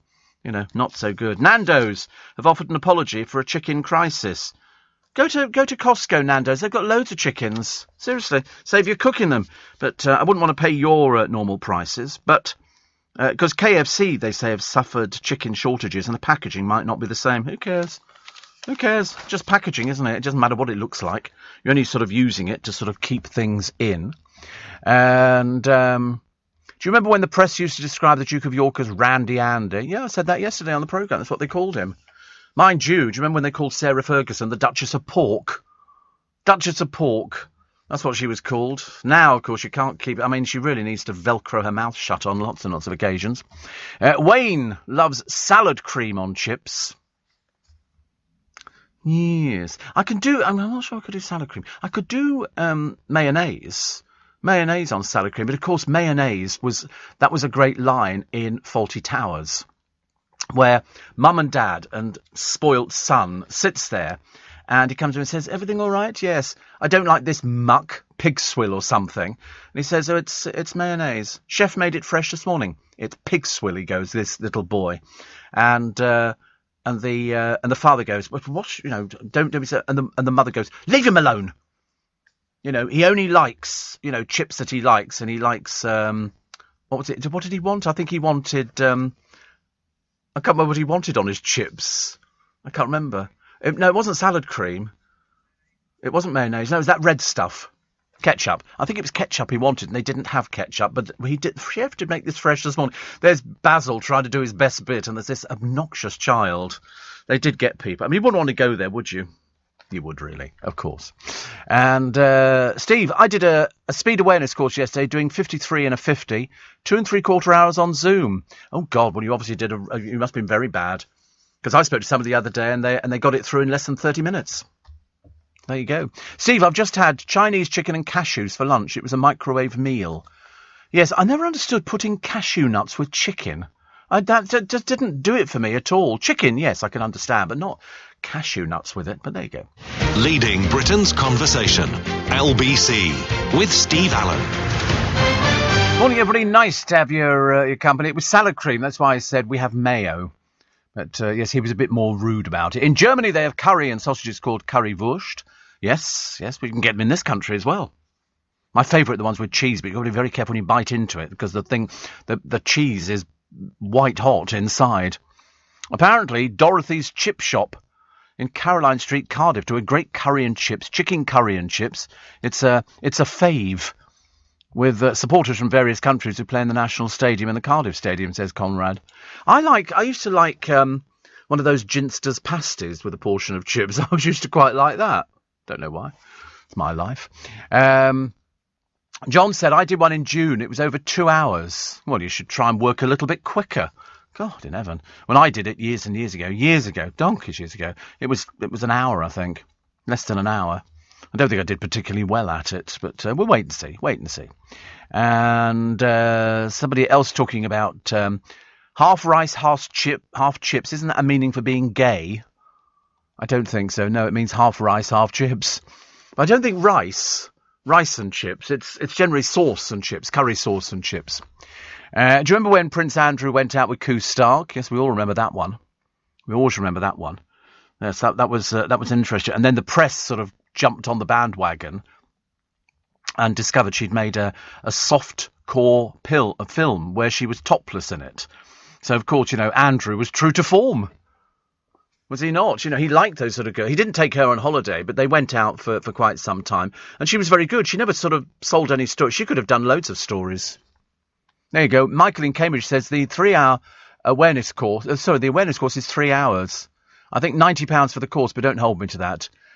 Did mine in lockdown. Well, I don't think I'll be sitting in front for 3 hours. I think I'd rather go for the penalty points. Go for the penalty points. Who wants to do a silly... I've got better things to do in my life than sit there in front of my screen for 3 hours. Dangerous, anyway. Far too dangerous. Leanne Payne has whisked his ex-fiancée, Maya Henry, whoever she is. I've never even heard of her. Who's she? And she's a US model. Oh, right. And it's National Album Day on October the 16th. National Album Day. So Mariah Carey, Amy Winehouse, Nina Simone and Stevie Nicks are among the female stars having records reissued. Oh, good Lord. That'd be quite a nice idea, isn't it, I suppose, having something reissued. I still like vinyl. I don't dislike vinyl at all. Shamed Matt Hancock had his cap nicked by a group of laughing women. He was surrounded on the tube. He stood up to cheers after one said, "Are you really Matt Hancock?" To be honest with you, if I was sitting on the tube, I wouldn't have known it was him anyway. Haven't these people got anything better to do? He stood up to cheers. A woman then whipped his hat off and danced around the carriage with it. That's the trouble with drunks, isn't it? They'll let anybody on the tube nowadays. But Hancock in shorts got it back as one of the girls said, "We're loving Matt. We don't want to get off." But the hat was stolen again by the same woman who ran off with it at Embankment. Hancock shouts, "Go and enjoy yourself." She's quite clearly a buffoon. A complete and utter buffoon. An onlooker said he was clearly loving the attention. Yeah. Unfortunately, if I'd been on there, I think that woman would be facing court, I should imagine, for theft. Can't just sort of encourage stuff like that. It's dreadful. And there's a picture of her. God, blimey. Not surprised she has to travel on the tube. Probably safer that way. The competitive eater. This is Max Stanford. He's eaten 50 beef tacos in less than an hour by adding, wait for this is what he added to beef tacos, jam and Oreo cookies. What? The 33-year-old says he suffered flavour fatigue after the first 20, so needed the sweet taste to clear his palate. The 9-pound Mexican platter contained 8,500 calories, and the first 20 tacos took him less than 10 minutes to scoff. He's a charity worker. He comes from Brixton. He says, "People assume I wouldn't be able to eat another taco, but I could have one the next day." Lovely. What a claim to fame. I'm a charity worker, but I do this competitive eating. Oh, well, there you go. Geronimo, still eating. For how much longer, we're not sure. He's been granted a stay of execution after a judicial review which begins today. Fresh evidence will be given about the reported wrongful killings of 2 other alpacas, which tested positive for bovine TB, but were found to be clear after their deaths. The owner, Helen MacDonald, imported Geronimo from New Zealand. But the funny thing is, she breeds alpacas, but she imported him from New Zealand. Helen believes 2 previous tests returned false positives. She's been refused permission for a third. 120,000 people have signed the Stop the Department of Environment, Food and Rural Affairs from having Geronimo put down. Well, there you go. If it turns out that he has got bovine tuberculosis and it sweeps through Gloucestershire, I'd start finding other things to eat because there won't be any farms. Because all their animals will have to be put down. You can't have animals wandering around with bovine tuberculosis. But, of course, you know, people don't understand things like that. What was the other one? Oh, they found a 100 million-year-old turtle's egg in China, where they find things every so often. They'll sort of be digging and they go, oh, look, a pterodactyl or a T-Rex. But this one had a fossilised embryo inside it. Isn't that amazing? They can find something. They can go, this was 100 years ago. 100 years. How do they know these things? I understand when you cut a tree, you can cut it and count the rings. But, I mean, how do they do that with sort of fossilised things, fossilised remains? I don't know. You just tell, says the producer. What do you know? You don't know anything. A suspect on the run for more than 12 years finally faced a court this week and was given bail. He had 2 kids as a fugitive. He was told he was very lucky to be free again, but he's subject to strict conditions until a trial for GBH in November. Fantastic. He skipped bail in 2009. He was not picked up by police until last week. Fantastic, honestly. Our judges nowadays, honestly, they're another planet, aren't they, really? Yeah, you can have bail. You can have bail. My favourite is looking at an American judge in America. And there's a young girl there, and he goes, she looks as though she's a bit out of it, to say the least. And she's rude to him. And he comes back, and she said, come back. Did you just give me the finger? He said, and she went, yes, I did. He goes, right, 30 days in the slammer. And she goes, what? 30 days. And $30,000 fine. You know, she thought she was being really clever, one of those really dim people. There's another one as well who was sort of shouting the odds, you know, I've got lawyers, I've got this and that. Right, you're going to prison. You know, and they go, yeah? And he goes, yeah. One of these stupid people who leans into the microphone, you know, because they don't realise that microphones can pick you up, so they leave it in, they go like that, and they get very, very close to the microphone. It's just, you see sometimes people doing it on radio stations. I've never quite fathomed it out, but, you know, that's it, because it is an art to speak into a microphone. You have to learn to do a silent P. And, otherwise, it pops. So you have to sort of, as you do the word P, I know it sounds really ridiculous, you're basically sucking the air in. I think that's probably a gross exaggeration, but I mean, whatever it is, you have to be very careful with doing P. So that's why we have muffs on all the microphones. It's to stop you. They call it banging. Actually, let's call it banging. Oh, look, Simon Le Bon used to be a former pop hunk. Now he's just a hunk. Because there's a lot of him. He's 62 years old. He was living at large in Portofino. It still looks the same though. He's put on loads of weight. A cop has been sacked for drunkenly abusing female paramedics as he celebrated promotion.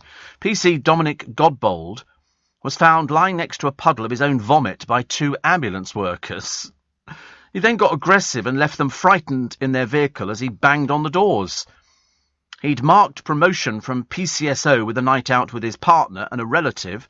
In Portsmouth in December, a misconduct hearing was told he'd been grieving the loss of his father, but the Aldershot-based cop was dismissed without notice from Hampshire Constabulary. We don't want somebody like that. Some old drunk. I don't think so. I love the way people use excuses. Oh, yeah, my father died. Well, you know, my father died. I didn't turn into a drunken thug, thank you very much indeed. Gongs mean a lot at the National Television Awards, which we're very much looking forward to. Kate Garraway, she wants Derek to attend in what would be his first public outing. Well, good luck. Good luck. They've got all sorts of people there. You know, they'll all be turning up, hoping to win a gong, which is the way it is. Jamie Lang was forced to endure brutal bullying when he was at school. Yeah. What did I watch the other day? I watched a film. It was about schools, actually. Come on. Goodbye, Mr. Chips. Yes, it was, actually, yes. But the original with Robert Donut. And I thought it was brilliant. I loved it. I sat down and watched it. Then my phone rang, so I had to sort of put it on hold.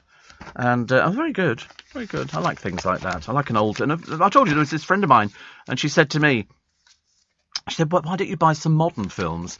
I said, because I seem to like the old ones a little bit better. Oh, here we go. Russell Kane has revealed he cried after his first kiss. Why don't you just go away, you boring man? I love the way they call you a comic. Never made me laugh. He turned up on that Steph McGovern programme on a regular basis, and I suddenly realised he really was as bad as I thought he was. He got his first snog when he was 16. So the girl kissed me and that was it. He gate crashed a school ball in a posh area. Oh, we're playing working class hero here. We're playing it. He says, I actually, and this is pathetic, I cried on the way home where I was so instantly in love. Goodbye. Goodbye. Go away. Oh, look, Taliban. Oh, we're on a merry-go-round. Woo, woo. How lovely. And here we are playing in another Western invention, bumper cars, which is good. And Shane says, I think the bloke eating all the tacos must have a very large stomach. No. For some reason, the people who eat this stuff, you'd think they'd be as big as a house. They're not. They're absolutely not. Not at all. So we got the Geronimo story. I'm so bored with the Geronimo story. I wish it would hurry up and go away. Just make a decision. Just make a decision. An ice cream van company's been banned from a street because one of its vehicles sounded its chimes for too long. They're only allowed to play the chimes for 20 seconds. That's how you knew the ice cream van. And you'd rush into it and go, Mum, Mum, Mum, Mum, ice cream van. Sorry, Greensleeves. Very pop, down, down, down, down, down, down, down, down, down, down, down. And you think, that's for ice cream. What's that got to do with it? But you rush in and your mum would say, wait a minute, let me find my purse. It's here. Quick. Do you want... I never used to ask my mother if she wanted an ice cream. I just assumed it was just for me. And then you'd rush out with your sixpence or whatever it was. And by that time, the blooming ice cream van had moved on. You'd have to chase the thing all the way around, but it was still good. Owner Mohammed Lamarti said the resident's claim was false because somebody complained. Can you believe it? Somebody actually wrote and complained to somebody saying, they've been playing for more than 20 seconds. That's what you're allowed to do. Apparently, a maximum of 12 seconds you can chime. So next time you see an ice cream van, sit there with your stopwatch trying to work out how long it's going to be playing Greensleeves. Steve Allen. Tweet at LBC. I mentioned yesterday, and good morning, by the way, just in case you've just joined us at 25 and a half minutes to 6. Ghastly, isn't it, when you think about it? And I mentioned yesterday, the North has overtaken London as the best place to eat out in Britain. It's probably cheaper as well. Having discovered, was it the Dorchester that they were charging, was it £15 for the bread basket or something? I remember thinking, it better be blooming good bread. It would really have to be, because every time I used to go to Joe Allen's, I would always have a basket of bread, and I used to love it. This is the Polo Lounge at the Dorchester. It didn't get great reviews. It's terribly expensive. This is one here. This is I don't know what that is actually. Some sort of salad thing. £38. I mean, I don't want to be rude, but I'm going to have to be. A 5-year-old could have thrown this together. It looks like somebody's been at the Garfunkel salad bar. You know that one where you say you can help yourself to the salad bar? I mean, it just seems terribly expensive. But the other one, a steak is £135. And it better be a blooming good steak for that price. But, we seem to be going back to those silly days of when the food sat in the middle of the plate and you go, I'm sorry, is there any more? Or is this it? And they called it something. It was this French food that it was just small versions of it. And I remember thinking, if you're going out for something to eat, I want to emerge from the restaurant at least feeling as though I've eaten something. So the Polo Lounge, they've got some very nice little things there. Strawberry souffle, £20, is it? My goodness, honestly. Mind you, I suppose they've got overheads, but even so, and it's up on the roof of the Dorchester. To be honest with you, I don't think I could afford to eat there. And I can afford to eat most places. Roger says, what happened to the heat wave? Oh, we're not getting it yet. No, it's going to be the week after, on the bank holiday weekend, I think. So I don't really care, actually. I was out there last night, looking less likely now. Is it really? I'll probably have snow or something like that, which will please me and Darren. Because neither of us like the hot weather. It just brings out the wrong people. If it's absolutely tipping down outside, that's great. That's actually, I'm quite pleased if it's tipping down, because I always think it keeps all the ruffians off the street, the yobbos, people like that. Yeah, you see them now. Even when I come into work, at the time I come into work, there's still people wandering about in London, coming out of bars. And I'm thinking, do you have a job or do you not have a job? And if you don't have a job, how do you afford to eat and drink in places? Honestly. And another one here. No, these are not my badges. Not my badges. Yeah, Pamela, they're definitely not. My colleague Gary is slowly but surely sharing his LBC memorabilia. No, these are definitely not mine. I can show you every single one of mine. Every single one of mine. These have been made by somebody else. Because we only had a certain person making the badges. And they certainly didn't look like this. I've still got some of them, actually. I've got almost a complete collection. So he has a poster that's never been out of the box. Not sure he'll share that. Well, these are definitely not my badges. I think I had some other memorabilia that came out some while ago, and then the person was allowed to make something as well. But we used to order these badges in batches of, I think it was either 600 or 1,000 would come in, and they had mirrors on the back, some of them, bottle openers, all sorts of things, the Steve Allen badges. And they were very good, actually. Very good. Very, very nice. But they definitely weren't mine, because we didn't have anything that had writing on like that. It was always sort of printed quite nicely. Kim says, salt and sauce. Not sure what the sauce is. In Edinburgh alone, Steve, west coast of Scotland, salt and vinegar only. The odd fried Mars bar thrown. Who in their right mind? That came out of Scotland, the fried Mars bar. And I remember thinking at the time, I mean, all I want is I like a battered beef burger. A battered beef burger. So in other words, it was a beef burger that was cooked and then they dipped it in that was delicious. I don't care what anybody says. I mean, that was very... But all we seem to get down here is sausages in batter. It's not as exciting. Not as exciting, but a battered beef burger, lovely. And, battered beef burger. They look better when they're sitting in a deep-fried bacon cheeseburger. That looks a bit naff. I don't like their batter. But you can get all of these things. Look at this chip shop. 4 beef burgers in batter. You can actually... It's made by somebody, made by a company. Beef burger in a crispy batter with chips. From The Chippy. That's from Iceland. Oh.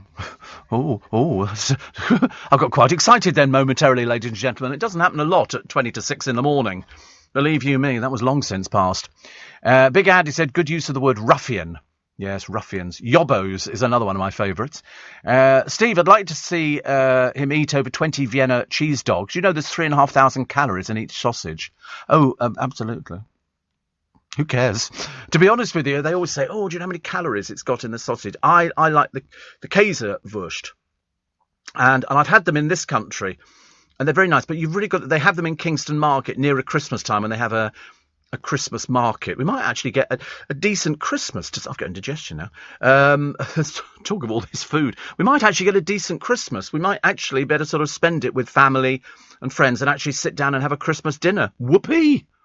Whoopee! I mean, even if you're vegetarian, you can still have a Christmas dinner. You just don't have you can have a nut roast. I mean, admittedly, it does become a bit tedious, doesn't it? Surely people can come up with better things. You want to try a bit of turkey? It's quite nice. It's quite nice. Although I could eat either. It wouldn't make any difference to me. I don't think. But no, Christmas dinner this year. By that time, I'm hoping Joe Allen's will be open and Little Italy. I'm looking forward to all these places opening so I can actually sort of get back into the swing of it, but not at the moment. Not at the moment. Steve, I was once blessed with luxurious blonde locks, but I'm now the victim of male pattern baldness. Oh... What would you recommend as a solution? A number 1, a 2, or a 3? 1. 1. Yeah, what are you asking me for? No, 1 is on the clippers. I didn't get my hair cut yesterday. I went in there, and they're normally barbers, but they occasionally do women's hair. And she said, it's going to be a little while. I thought, honestly, women getting it done cheaper in what is basically a male establishment. But they all do it. And so I didn't get my hair cut yesterday because that was the one... Because I've got my hairdresser, but she doesn't work every single day, and I only want her touching my hair. But if I need my hair cutting, and so I went to this other one, and they charged £10. There's one over the road, and I thought, perhaps I'll go and use him. How much do you think he charges? £24. I thought, there's no chance I'm going to spend 24 quid. I'd rather get one of the boys here, one of my producers, used to... you spent 55 quid on a hair? You didn't. What did they do to it? Oh, goodness. My father took me to Austin Reed's years and years ago when I was younger, when I was about 16. And because he had an account there, they had a hairdressing department. When the men would wear white coats, it was all a little bit posh. And so I went in there, and for the first time in my entire life, they blow-dried my hair. Well, unfortunately for me, I came out with the reddest cheeks you've ever seen because of the heat. and everything else. And I'd never had my hair blow dry before. I walked out there. God knows what I must have looked like. Danny LaRue, I should imagine. But £55 Joe spent. You have a consultation beforehand to ask what you want. A haircut. That's why, they go, oh, would you like it styled? No, just get the clippers out, go zoom, zoom, zoom, zoom. I get out of the chair, give you 10 quid and off we go. And occasionally I tip if I think it's worth it. Steve, like you, I cannot take too much heat. But I'm getting a bit fed up of our summer. Why do we have an autumn-like weather in summer? It's been grey and miserable. I've just put the heating on. Have you? Well, I haven't got that far. But you're right, it is. I'm not sure. I don't want to ruin your day. But I don't think that this heat wave is going to be here for the bank holiday. I quite like a bank holiday because generally it's the fun fairs are out. And I quite like wandering around a fun fair, so I'm hoping that will happen. But as for the weather, if it rains, there's not much use for fun fairs, is it, really? Bit of a shame. But I sympathise with people. I sympathise with people if you're a person who loves the sun. My friend Lynn, she loves the sun. Every opportunity. But the other day, as I say, we were sitting on the patio having a cup of coffee, signing off the accounts, and I thought, God, I wish I'd put on one of Tom Daly's jumpers. It was so cold. Might have to go and buy jumpers this year. I don't really possess that many Christmas jumpers. I've not really. I live in short sleeve shirts. My friend Graham used to hate it. He said you look like an airline pilot. So he would have long sleeve shirts, but he'd roll the sleeves up. What's the point? Exactly the same when I actually did it. And somebody else says, I need a haircut. All the barbers are closed because we're in lockdown, says Shane. Well, we had it as well. So, of course, people went to Amazon, bought themselves a pair of clippers, and then people in the family learnt how to do it. Because it's not, if you just have your hair clippered, Jake, when he was working on the programme, could do it. And he got really good. And that was the first haircut I'd had since the pandemic, because I need mine doing about every 2 weeks. But I'm not paying £24, thank you very much indeed. That, to me, I wouldn't mind, but they're taking something away. You could probably turn, the hair you take off my head into a toupee or something. Something like that. Or sell it. But, the idea of having a consultation. If you're having colour, I can understand. They'll sort of go, what colour do you want? And I used to have, as I say, highlights. I know. It seems a bit odd now, but if you go onto YouTube and you type in Eunice Stubbs on Fives Company, I think you'll probably find me. Oh, I've got hair in this picture. Even I think it looks a bit good. Like it. Steve Allen on LBC. Text 84850. Morning, nice to have your company. Kim says, do you remember the fad of doing your Christmas turkey deep fat fried? What?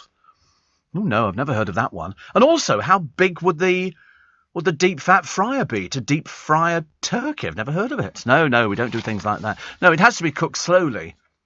And it's got to be done in the oven, and then you cook the potatoes. Oh, there we go. We've found pictures of it. Deep fried turkey. Oh, it's Cajun. It's not British. We wouldn't do things like that. They would do it Cajun. Can you? Here's what you need. Salt, brown sugar, boiling water, ice cold water, turkey, peanut oil, and an oven. And then you sort of cook the... We used to go to a lovely Thai restaurant, which was called Thai Nice. And the boys, David and Vid, who owned it, they used to do volcano chicken. And it was a thing with a spike, and they'd put the chicken on it and pour brandy over it and set it on fire. It was fantastic. Fantastic. I've never heard of this deep-fried turkey. I suppose it's like sort of Kentucky Fried Chicken, only it's turkey. It does look very nice, though, doesn't it?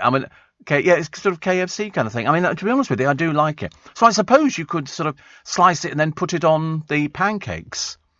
Again, couldn't you? The funny thing is, we only think that you can buy turkey at Christmas, but you can buy it all year round. But the Americans, they do have a problem. Roger says, is this the Notting Hill Carnival Bank Holiday weekend coming up? Yeah, it's cancelled again.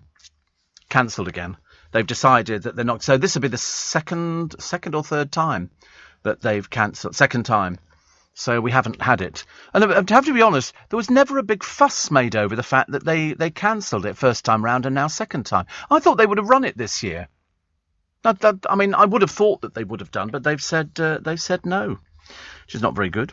What was the other one? Oh, yes, I was going to tell you about the telly channels, ITV2, Dave and E4. Will continue to be free to watch as Freeview licences have been renewed for another decade. So that's good news, isn't it? ITV2 is home to the ratings hit Love Island, the most boring programme on the television with the most boring people.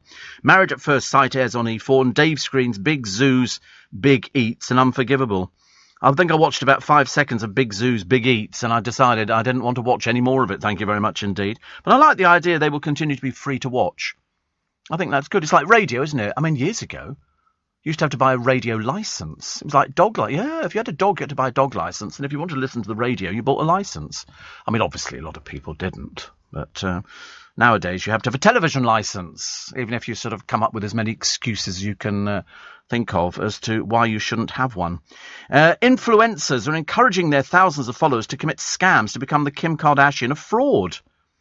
They sell guides between 30 and 100 quid telling people how to carry out fraud against retailers. This is a BBC Panorama programme, and one influence dubbed Tank spoke, "I'm a scammer, I see it, I want it, I click it."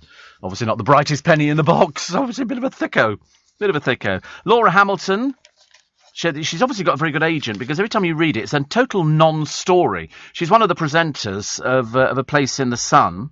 She's 39, and she has thalassophobia. Do you know what that is? Have you ever heard of that one? I'd never heard of it. But she suffers, and she gets petrified over what could lurk beneath bodies of deep, dark water. So it's the sea. Well, I mean, I don't like that either. It may stop people visiting the beach, swimming in the sea, or travelling by boat. Well, obviously not in her case, because she's doing everything there. So it's just another sort of story. Apparently she freaked out at a smear test result while filming in Spain. Further checks showed she was fine. She must be desperate for publicity. Whereas I only like the other girl, the girl who's done it for ages and ages. I think she's pregnant at the moment. She's very nice. We like her. And I like the bloke, Johnny Irwin, I think. He's very good as well. I discovered things about him the other day. He's married, he's got children and all the rest of it, and you look at him, he doesn't even look old enough. But he's good. Steve, in America, they have a turkey fryer. Well, obviously, we've seen the pictures on the internet. Dawn Neesom's column in the Daily Star for today. She's talking about there are still folks shouting at statues. We had this the other day, actually. She says plans to rebrand Tavistock's monument to Sir Francis Drake to highlight his horrific slave trading expeditions are going ahead, despite receiving only one letter of support and 89 objections. I mean, really. Aside from all the sailing around the world and defeating the Spanish Armada stuff, Drake's also famous for enjoying a game of bowls, a sport involving spherical objects that very nicely sums up the current woke statue stupidity. It is stupid. One person wanted it and everybody else disagreed. I mean, seriously, honestly, these stupid people. Batman's sidekick, she says Robin, has finally come out as bisexual. I'm not even sure the word bisexual exists anymore. It could be something else. In the latest DC comic, guess we should have guessed, given his taste in somewhat non-gender specific latex and lycra. Plus, remember, Catwoman was outed as a lesbian 10 years ago. Makes you wonder, she says, about the Green Goblin. I don't even know what the Green Goblin is, but I mean, it's funny, isn't it? I mean, I always thought that there was something odd about Batman and Robin. You know, and he was Bruce Wayne, and this was his protege or something like that. It was all highly suspect. And they kept their car in a cave. Excuse me. I love these sort of things. I mean, honestly, you read it in the paper, you can't believe it, can you? But also, she says, young mum Brogan Williams, 33, has now been told she has advanced lung cancer after being fobbed off with a long COVID diagnosis while struggling to get face-to-face medical appointments. Despite previously having battled breast cancer, her chest pains were dismissed during those awful telephone consultations our GPs now call service. Eventually, a trip to A&E revealed the awful truth. Her future is now in the balance, as is that of Freya, her 5-year-old daughter. She's also not alone. Oncologists have been warning that a tsunami of similar missed cancer diagnosis is about to hit. The awful irony of Brogan's story, writes Dawn Neesom, is that she's an NHS intensive care nurse. Sad, isn't it? Very, very sad. Very sad. But she says, be careful what you wish for. After 18 months of banging on about COVID, we were all desperate for something else to make the headlines. But dear Lord, please not this. Anything but Afghanistan. Yeah, we've said we're going to take people in. We're going to do it. It's fine. We don't have a problem there, and we don't believe a word the Taliban say. Although you must download from yesterday David Lammy's programme and listen to this woman droning on about how marvellous the Taliban are and we should leave them alone, and unless you support Sharia law, you're not a true Muslim and all this. And seriously, I've never heard anything like it in my life. And I thought, well, if she was in Afghanistan, according to from there, she wouldn't be allowed to use the telephone and call into a radio programme. So she should consider herself very lucky. But she was batting from the wrong end, I'm afraid. Michelle Heaton, you might remember her. No, probably not. I remember her doing one of these where they did a programme on cooking. It was something, and they invited other people round to their house. I think it was like a celebrity. No, it might have been to come dine with. I don't know. All I remember is Michelle Heaton was a bit of a drip, and she came down the stairs and she went, "Oh, I've not put my underwear on." And I remember thinking, "Oh God." Anyway, she thought going to rehab for her booze and drug addiction would be like having a spa break. So she asked them where the swimming pool was, and they said there isn't one. And she said, I didn't know what I was expecting, but I definitely expected some sort of spa, and it's not. She was admitted to the £5,000 a week London facility, days from death. Very dramatic, days from death, due to a 3-year cocaine and drink addiction. But she says, I've done 100 days sober. Now, well, listen, once an alcoholic, always an alcoholic. Always. You've only got to have one more drink, she'll be back on it straight away. It's as simple as that. So you're never cured of your addiction. Never cured. You do one day at a time, and it's like giving up smoking. You say, "Oh, I've actually done, sort of a year," and you go, "Yeah, but if you have one cigarette, you'll be back on them again." It's that addictive. Are you ever tempted? I think about it every so often, and it does flip into my mind, and I think, "Oh, perhaps I quite fancy a cigarette," and then within about 10 seconds, it's gone. It's odd, isn't it, really? I mean, I think it's just one of those... And Joe smokes. It's just one of those... Yes, exactly. But it is odd, isn't it, that people say to me, "How'd you give up smoking?" I said, well, I got angina. That was the kick up the rear end that tells you that if you don't, there's a very good chance, your arteries will fur up completely. So I had stents put in, and that was fine. But I was never tempted to go back on cigarettes, although I was in a ward. Only after I'd had the operation, I was just another day. But there were people in the ward, they couldn't wait after their operation to get out there and have a cigarette.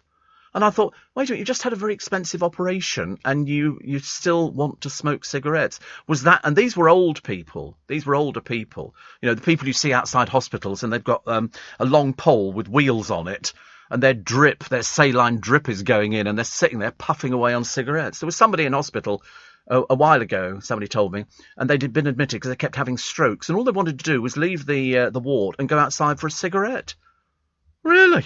I couldn't believe it. What else we got? Oh, aspirin is being tested to help battle an aggressive form of breast cancer. I take aspirin on a daily basis. A lot of diabetics do. They have it sort of built into their things, and I'm on a blood thinner as well. But at the moment, I'm off a blood thinner. I was off this Clopidogrel, although it's not pronounced like that, but it's the only way I learn how to pronounce it. Every time the doctor tells me how it's pronounced, I go, oh, right, OK. I never get it right. The betting firm's oldest customer, this is Michael O'Connor, 87. He spent an hour selecting his choices, and he had an each-way Betfred Lucky 15, whatever that is. But it was £2, and he won 45,000. I mean, it's very rare. It's very... When you consider how many people must have lost a small fortune, John in Colchester says, I hope you're sitting down, Steve. Well, how else do you think we do a radio programme? We're doing a stand-up on roller skates. He says, I don't know how to break it to you, but Batman and Robin aren't real. Don't start that one. Don't start that one with me. They're real because I've seen them on the television. Kapow, poo, shh, wow, wee. I know what's real and what's not real, I'm not totally convinced about Yogi Bear, but Batman and Robin, excuse me. I was quite happy with the way they were conducting themselves. This is LBC from Global, leading Britain's conversation with Steve Allen.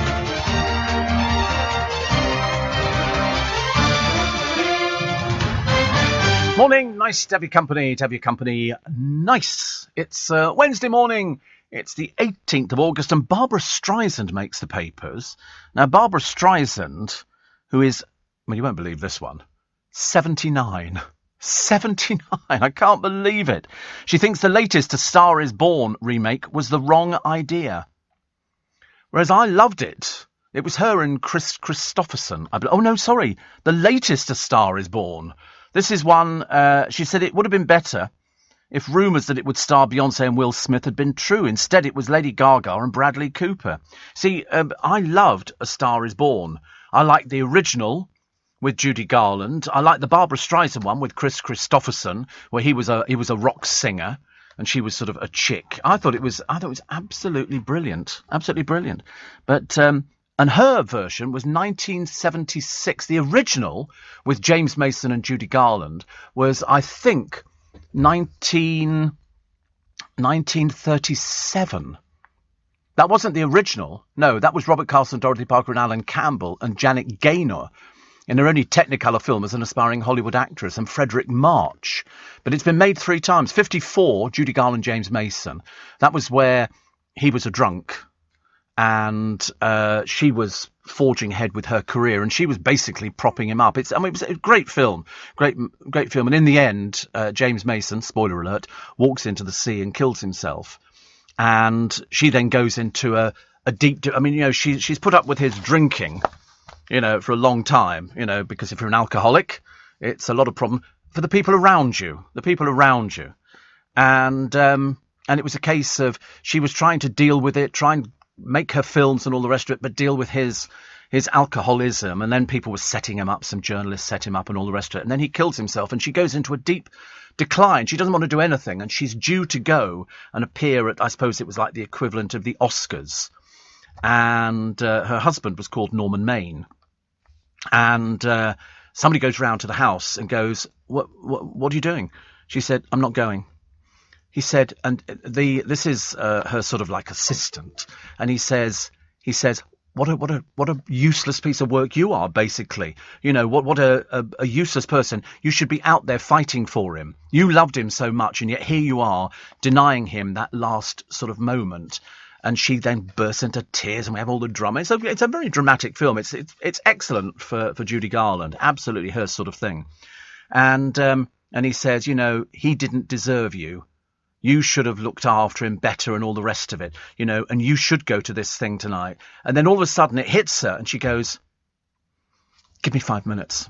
And she gets herself ready and she goes to the theatre. She's backstage at the theatre. And she's got this enormous dress. How she got through doors, I'll never know. It was a huge dress. But she found something that they wrote in lipstick on the wall, Norman Maine and her name, Esther something, can't remember. But anyway, and then the announcer on stage in front of this packed audience goes, I'm terribly sorry, the next item on your thing, she's not going to be appearing. We all know the reason why. And then somebody walks on stage and whispers in his ear and he said, she will appear. She will appear. And then the curtains part. It's terribly dramatic. The curtains part, and there she is silhouetted. And the crowd go crackers because she's a huge favourite with the crowd.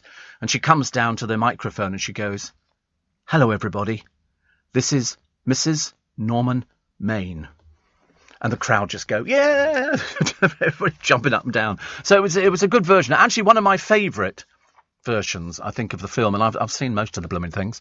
Shane says, didn't James Mason have a great voice? Yes, he did a film which I mentioned to somebody a while ago, and it's him walking through London and people going, blimey, James Mason. He was a big film star, and it was lovely. And if you were a superhero, what would your superpower be? Invisibility, without a shadow of a doubt. and that's the way it goes, I'm afraid. Somebody else telling me about Batman and Robin. Stop it. You'll be telling me about Winnie the Pooh next. We know that he didn't exist in the 100 Acre Wood, but Paddington, of course, did, because we've seen him acting with Hugh Bonneville. You don't think Hugh Bonneville would take on a contract acting with Paddington if Paddington didn't exist? I know, because I've seen them acting together, which is lovely. So, but the superhero. I mean, what other superpowers are there? I mean, I've always fancied flying. No, I don't. I'm not sure about immortality. No, don't think so. No. Apparently, following his death, this is James Mason in 1984. His ashes were interred near the tomb of his close friend Charlie Chaplin. I thought he was great. He was so good in this film. And it looked as though it must have been filmed in America. I didn't think we had beaches like that, but he was, his children, Portland Mason, Morgan Mason, family, Belinda Carlisle, daughter-in-law. Died in 1984, so he was 75. Died in Lucerne, in Switzerland, which was the place that everybody went into. But I mean, you probably know him from North by Northwest, Journey to the Centre of the Earth, all those sort of films. Also, Julius Caesar. He was in Georgie Girl as well. I thought he was great. I'd love to have, unfortunately he sort of died before I got my mitts on him, but I'd have loved to have sat down. I was still thrilled, though, that the one person I did grab towards very closely the end of his life was Des O'Connor. And I remember asking him a couple of questions, and he said, he said, I've completely forgotten what you asked me. He was a good rambler, and he was lovely. Watch him on, YouTube. Type him in on YouTube, and you see him when he was at the Palladium and stuff like that. Force to be reckoned with was our Des. So, Mirror on the front page: escape from the Taliban, an Afghan girl cradling her little brother. It's the children. Now, we've pledged to take 20,000 refugees, but only 5,000 this year. I mean, it doesn't quite make any sense, but there you go. Also, they'll soon be waltzing onto your TV screens. And they've got a picture of a load of... Who is it? I don't know. Among them, they're doing Strictly. They're doing Strictly. So you've got Tilly Ramsey, John Waite, Tom Fletcher, Rose Ayling-Ellis, Robert Webb, Kate McGlynn, Rhys Stevenson. Mainly people that the BBC are trying to push because they're running out of people, aren't they? They're all leaving left, right and centre. Adam Peaty, Nina Wadia, Dan Walker. That'll be interesting, won't it? 2 Left Feet and Dull. That's all we need. I've seen that 2 businesses in which Rishi Sunak's wife is a significant investor have gone into administration during the pandemic. What did I say? Panic.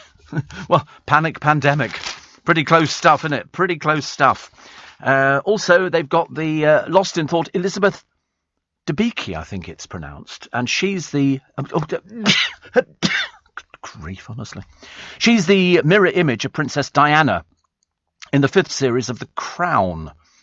It's that sort of wistful look. It's the hair, isn't it? You know Diana from the hair. She takes over from Emma Corrin, who played the Princess of Wales during last year's run, charting the breakdown of her marriage to the future king, played by Josh O'Connor. I must start watching it. I've got the first 2... I know people keep saying, Steve, it's going to be so up your street. You must watch it, and I'm going to try and get round to it. I can't today because I've got too many things to do today, but I might try tomorrow. I found a pair of shoes in the boot of the car the other day. I'm quite excited by that. I didn't. They're brand new, but I'd completely forgotten that I ordered them because no, they're not Crocs. Because I've ordered another pair of exactly the same, so I've now got another pair arriving. I don't know. Lost the will to live. Lost the will to live. Andrew's a person of interest in the Epstein sex case. That runs in all of the newspapers for today. And a boa constrictor has been rescued after being spotted in a recycling bin. Police retrieved the huge snake, said to be 8 foot long, and gave it to the RSPCA. In a massive understatement, a resident called officers to report a 12-inch snake near their home in the Lawrence Western area of Bristol. So Avon and Somerset Police said officers are used to dealing with the odd slippery customer with no leg to stand on, but they received a rather unusual call-out. See, I wouldn't have touched it.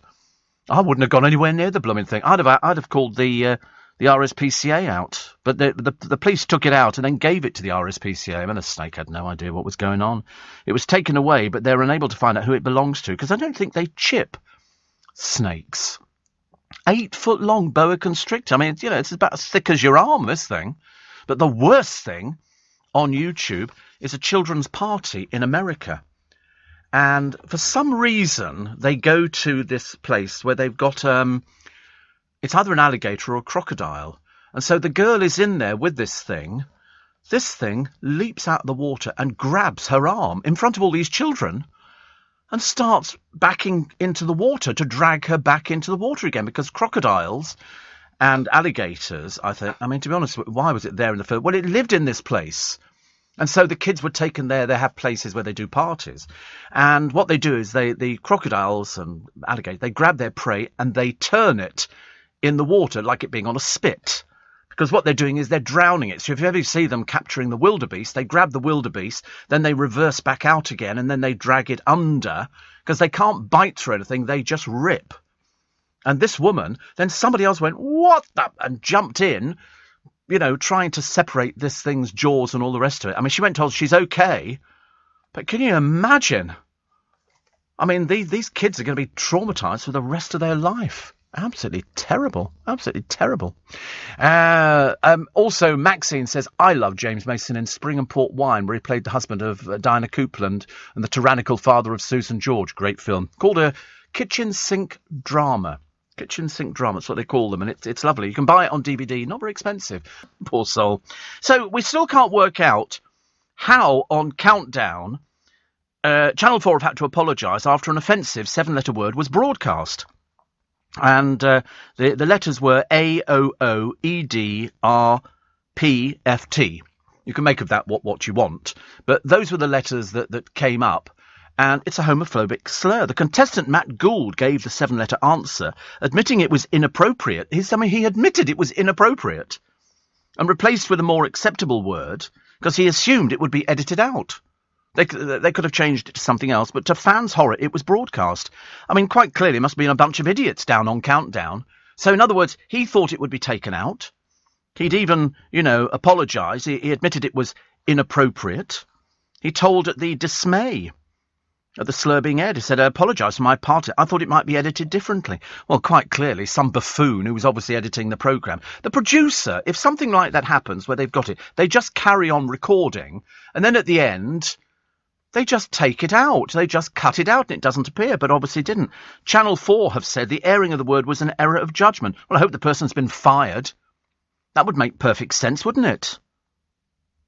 I noticed Countdown host Anne Robinson previously came under fire for using gay innuendo to belittle some contestants. She did that a lot on The Weakest Link. I can remember watching one thing and she went, oh, are you married? Oh. When she said, no, there was a lady on there and she said, no, I have a wife. Oh. And I remember thinking, we don't need this kind of stuff. No. It hasn't aged well at all. She's already ruffled feathers. On Countdown, the Mirror told last month how she upset some viewers by taking a pop at people from Norfolk, Rochdale and the Isle of Wight. Well, I mean, that's okay. That's okay. That's called chiding. That's okay. But in 2011, there was fury at her remarks about Welsh people, that they were irritating and annoying. Now, as long as they're not singing, we should be okay, shouldn't we? I've got loads of Welsh listeners. TV watchdogs warned her comments came close to the boundaries of acceptability. It said they fell short of racism. But, so an offensive word goes out and then Channel 4 just go, oh, so sorry. So sorry. Well, who was the person who was responsible for it? That's all we need to know. I mean, if I said that, I'd be in big trouble. But, of course, I wouldn't use that word. I would never use it. I've never used it in real life, actually, because it seems a little bit sort of dated. It's a little bit dated. Some people don't get offended by it. Some people do get offended by it. But that should have been taken out of the programme, which they can do. It's not difficult to do. But obviously perhaps somebody couldn't really be bothered. They went, oh, I can't, let's leave it in there. It doesn't make any difference. I remember listening, Steve says, John, to something on the radio about a woman that had a pet snake. Well, there's loads of people who've got pet snakes. Loads of people. I mean, seriously, loads of people. I know about 3 people who keep snakes. Not for me, thank you very much indeed. I wouldn't, whether I've got a vivarium or I haven't got a vivarium. Definitely not. I can't think of anything worse, but they frighten the life out of me. And you go, oh, and you have to feed it with live rats, and oh no, or baby chicks or something. Oh, horrible. Absolutely horrid. Not so good. And, another one from Will Guyatt. He says, one of your Twitter fans says, we aren't related as they have your family tree. They haven't. They're lying. They're lying. He says, I'm not returning all those birthday presents. I know. I love it when somebody goes, oh, I've got his family tree. Dimbo. No, you haven't. And here's this snake. This woman who wanted to sleep. She used to sleep with a 7-foot python. When she lays on her stomach, the reptile would lay from her head to her toes in what she thought was a bonding moment. That was until she noticed the snake had started to starve itself. Apparently, the python was fasting in order to prepare itself for a big meal, which was the owner. It was this woman, because that's what they do. Because once a snake has eaten big meal, it can go for months. The vet explained that when the python moved and curled up around her during the night, it was to better judge the size and weight of the young woman. In other words, it was sizing her up to eat her. Ooh! And there's a picture of it. There's a picture of it which we were looking at, and I'm thinking, it's weighing you up, dear. It's a big, thick python. That literally could have dislocated its jaw, and eaten her. It's huge. I know. It's a python. It's a python, for goodness sake. I mean, these things are wild animals. It's like somebody's tangle up here. It's like somebody saying, "Oh, I've got a lion in my bedroom," and it really loves snuggling up to me. Yeah, you try running out the door. You see how fast it chases you. But yeah, that's what they do. They size you up. I remember seeing a snake. It had got... What had it got? Oh, that's right. There was a lion stalking an impala, and they've got these horns. And the snake just grabbed it as this impala was sort of doing its second leap, trying to get away from the lion. And it took the snake ages. It dislocated its jaw, and everything went in, including the horns, because the inside juices, dissolve the animal. But it can live for months without eating. Anacondas especially. But, I mean, sleep with it. She go, "Oh, it really likes me." No, it doesn't. No, it doesn't. Oh, dear. Too worrying. Do you know lambs don't recognise their mother? I thought they did. I thought they knew that. But apparently, it's not by looks alone. They failed to react to photos of their mums, but they recognised their parents when they bleated. They bleated, and it's like penguins do the same. Penguins come back having been, miles out to sea, swimming, catching fish, and all the rest of it. And when they come back, they can hear the calling of their chicks, and they will go to them. Otherwise, you'd be, with other chicks, wouldn't you, really? Lambs are unable to recognise faces in the same way that adult sheep are able to. This is from Uruguay's University da República. They're obviously woefully undermanned. Woefully undermanned. If they're sort of, has anybody, any farmers listening this morning? Alison Hammond, she's making history. She said, "I never dared to dream this big, but if I did, I'd win it for everybody of colour. This is the National Television Award. Viewers are loving Dermot and Alison. I'm led to believe they don't get on. I'm led to believe... You can tell there isn't much chemistry between the two of them, because they're both standalone presenters. And I've seen before." She said, "It's lovely to see people who look like me on television alongside me. I don't think there's anybody who looks like you. I don't think there is anybody who looks like you." But she's made history. I can't believe she's the first black nominee for Best TV Presenter. The first one. I mean, Dermot used to host the NTAs. Now he's just taking whatever crumbs he can get. Jonathan Shallett's back. David Walliams this year is... Oh, God, that'll be all over the place, won't it? That'll be all over the place. Jonathan Shallett is back from his holiday. He's been to... I think he's been to Ibiza. I'm pretty certain. He says he's brown and tanned. Ooh, isn't that funny?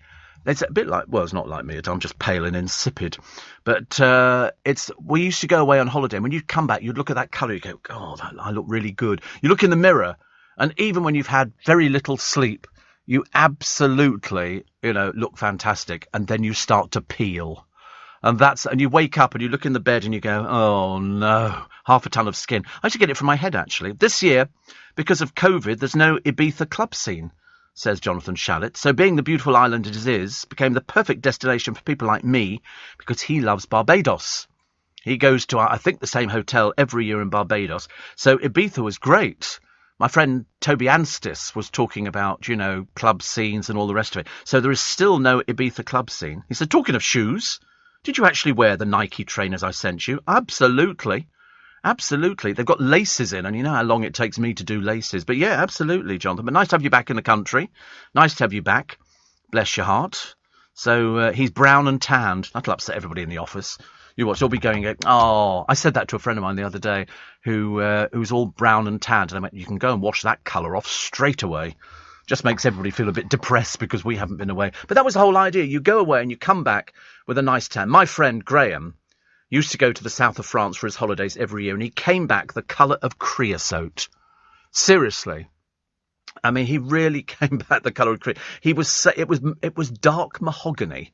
And I remember thinking, wow, I've never been that colour before. I used to use fake tan, but that didn't really sort of work. Have you ever thought about being David Attenborough's replacement? You could never be David Attenborough's replacement. Remember I told you I asked him when he came in for an In Conversation a few years back, I said, who would you like to replace me? He said, nobody could replace me.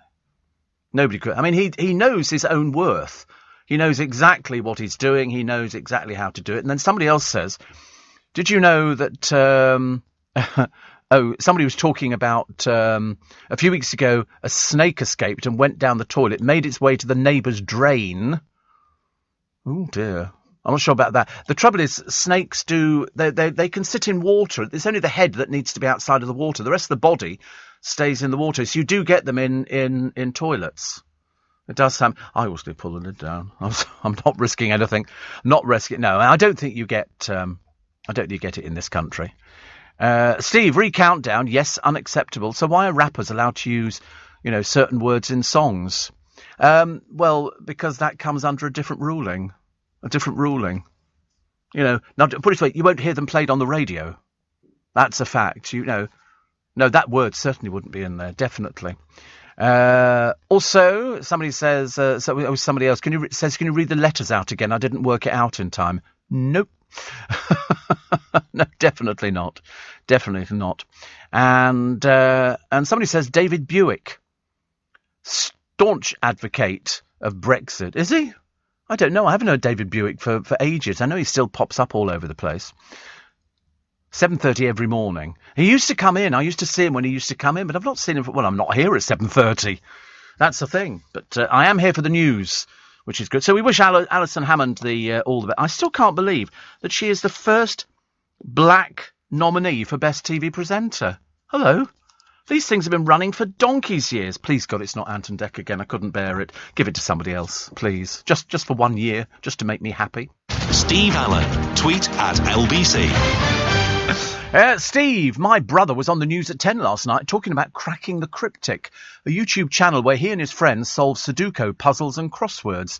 I messaged him to say he's made it. Well, believe it or not, and perhaps this is the reason he might have been on there, but the godfather of Sudoku has just died at the age of 69. This is a dropout from a university called Maki Kaji. He was the man who founded Japan's first puzzle magazine in the early 80s. And it was based on a 9x9 grid. 100 million people worldwide are believed to complete the logic grids regularly. I don't even know what it is. It doesn't interest me in the slightest. But KG worked in a printing company before launching his Nikolai Puzzle magazine. The game ended up spreading around the world, and a Sudoku World Championship has been held annually since 2006. See, this doesn't mean a thing to me.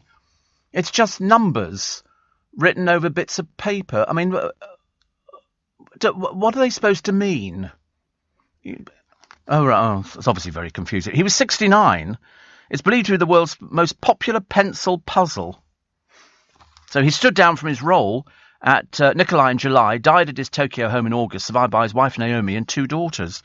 People are terribly clever, but he was known as the godfather of Sudoku, adored by puzzle lovers around the world. See, the one thing I never did was puzzle. So apparently in classic Sudoku, this is the way I see it, in classic Sudoku, the objective is to fill the 9x9 grid with digits so that each column, each row and each of the 9 3x3 subgrids that compose the grid, also called boxes, blocks or regions, contain all of the digits from 1 to 9. I'm still none the wiser. So 1 to 9. So there's one here that goes, it's got 5, 6, 8, 4, 7, or presumably just fill in the 1, 2. I mean, is that supposed to be clever? But it's obviously far more complicated. It just doesn't mean anything to me. So I'm looking 5, 6. Then there's the 1. Then it goes 8. Then 4, 7. Then the 9. Then the 2. Then the 3. Because it's got to read. Right. Because you're not just reading vertically. You're reading horizontally. Right. How boring. You can't use a number more than once. How boring. How dull. But somebody obviously far cleverer than myself can do these sort of things and then gives it to other people. It's like, I mean, I couldn't even manage Where's Wally? You know, I couldn't do anything like that. Stick to colour by numbers. It's about as good as it's going to get for me, I'm afraid. About as good as it's going to get. The Daily Express this morning. Part 1 today of Rule Britannia, a history of royal houses. They're not all in, habitable conditions. And Killing Eve actress Jodie Comer says she has a lump in her throat at the prospect of the final series ending. I've never seen it. Doesn't interest me. The Sussexes. Oh, look, the Sussex. We haven't mentioned them for ages, have we? That'll be the bloke and the anonymous woman. They say the unfolding crisis in Afghanistan has left them speechless. Yeah, I would think that would be fairly accurate. Yes, it left most of us fairly speechless as well. And seeing as most of us are a little bit cleverer than the two of them, even though they've got... You always get somebody who writes in and go, they've got all this money, and you think, yeah, but they're not happy. He's as miserable as sin. He wants to come back and film the Queen so he can do his Invictus Games and all the rest of it. And we're all thinking, what does he do every day? The answer is nothing. Sits there and stares into space. But weren't they going to be big on the speaking circuit? I wouldn't put any money on that one anytime soon. Gordon Ramsay has been named, this is ridiculous, the sexiest male TV host. Not from the National Television Awards, but a series of tweets. The 54-year-old chef topped the list, followed by Richard Madeley, who's 65, Jonathan Ross, 60, David Attenborough, 95. I don't think... I mean, who did they poll? Paul O'Grady. Ramsay has the most tweets that included the word sexy. James May, Piers Morgan, Paul Hollywood, Noel Fielding? Good God. Anybody least sexy would be Noel Fielding. I mean, seriously. And Jeremy Vine completed the top 10. Jeremy Vine. Honestly, what an odd thing. I mean, the ones you'd have to disagree with. I mean, sexiest male TV host. I mean, David Attenborough, I've never actually looked at David Attenborough in that way. I will now. But Jonathan Ross, not really. And other ones, James May, Piers Morgan, Paul Hollywood, Noel Fielding. I mean, honestly, the most unfunny person that you'll ever see on the television. He's only known for wearing those peculiar shirts. Anne Widdecombe's column today is talking about poor old Geronimo. She says, just do the test and let Geronimo safely graze. Or if he does do the test, it turns out he's got bovine TV, can we put him to sleep very quickly? Get it over and done with. And then, the people who are supporting her will then, say, OK, that's it. So that's David. Yes, David Attenborough, when he was young, I suppose you would actually call him a sexy male. It's so funny when you look at a picture of David Attenborough now, and he's, as I say, 95. Then you look at pictures of him from years ago. I don't even know what year these are from. He's got his shirt off, and that's in the 50s, is it? And he's in a forest with his shirt off, probably looking for Winnie the Pooh, I should imagine. But I mean, when he was 90, and he's just amazing. He's just very enthusiastic about what he does, and I think they used to do the children's awards on the television, and he always won.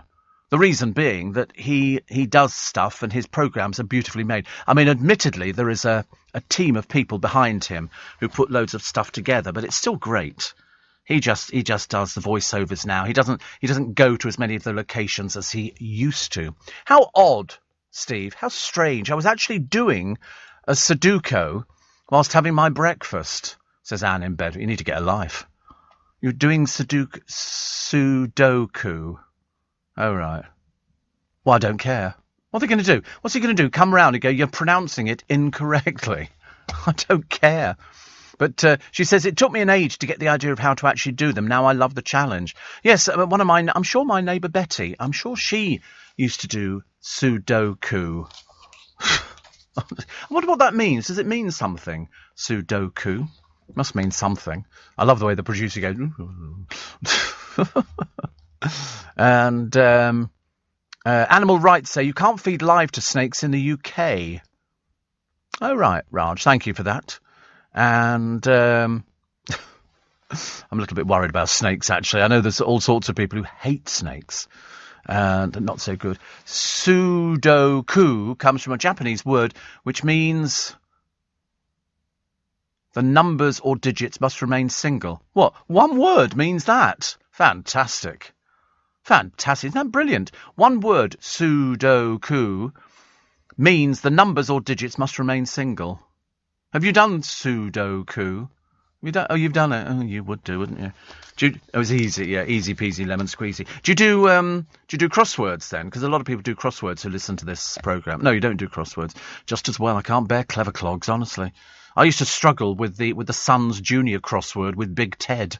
Could never get that one. In the bottom of bird cages, 4 letters, starts with S. Not a clue. Not a clue. 84850 steve@lbc.co.uk. Donnie says, what about tiddlywinks? Do you know, I haven't tiddled my wink for a long time. Did you used to do tiddlywinks? Yeah. I was better at snakes and ladders. I could understand that. But anything that involves brain power and capacity, I cannot do for love nor money. Anne Widdicombe talks about Prince Andrew for some strange reason. She says whenever he tries to defend himself against the allegations emanating from Virginia, the result has been disbelief and mockery, so nobody should be surprised that he now prefers silence. This is not something which can be resolved through the media, but only in a court of law in due course. A running commentary will benefit nobody except the drama-hungry pressman and broadcasters, says Anne Widdicombe, writing in her column.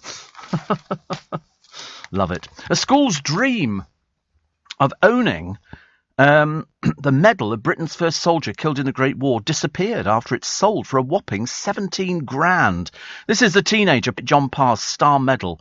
Originally had an estimate of 2,200, but it went for 8 times that sum.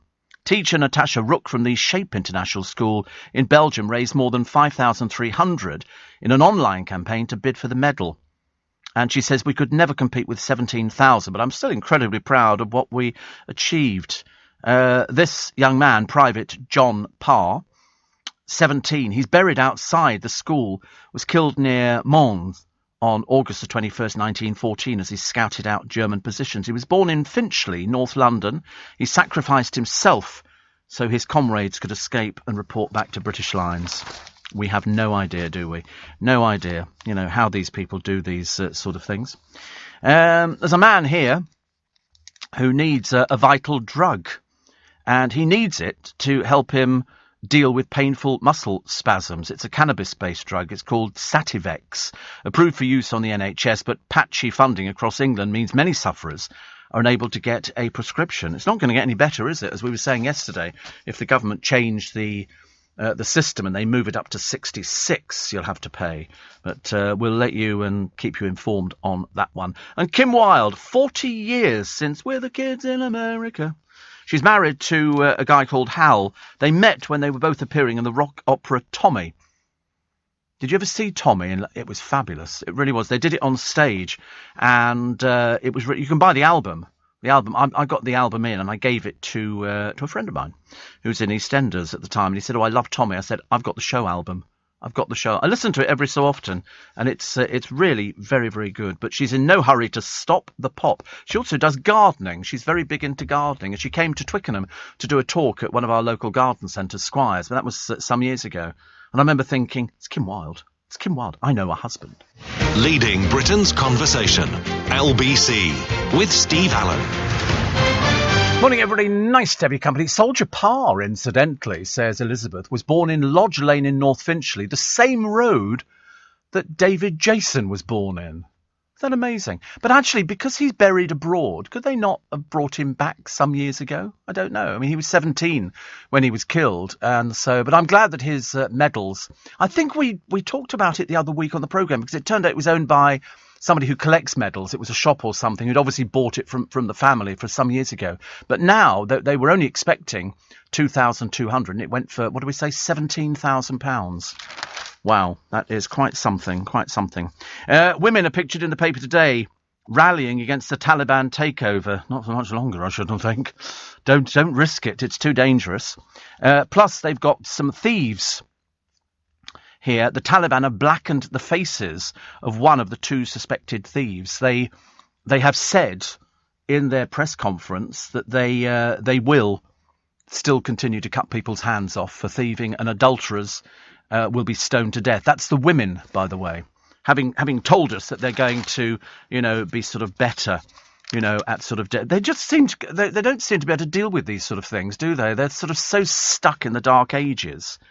The butcher of 260 UK troops who boasted of raging jihad And now he's in charge.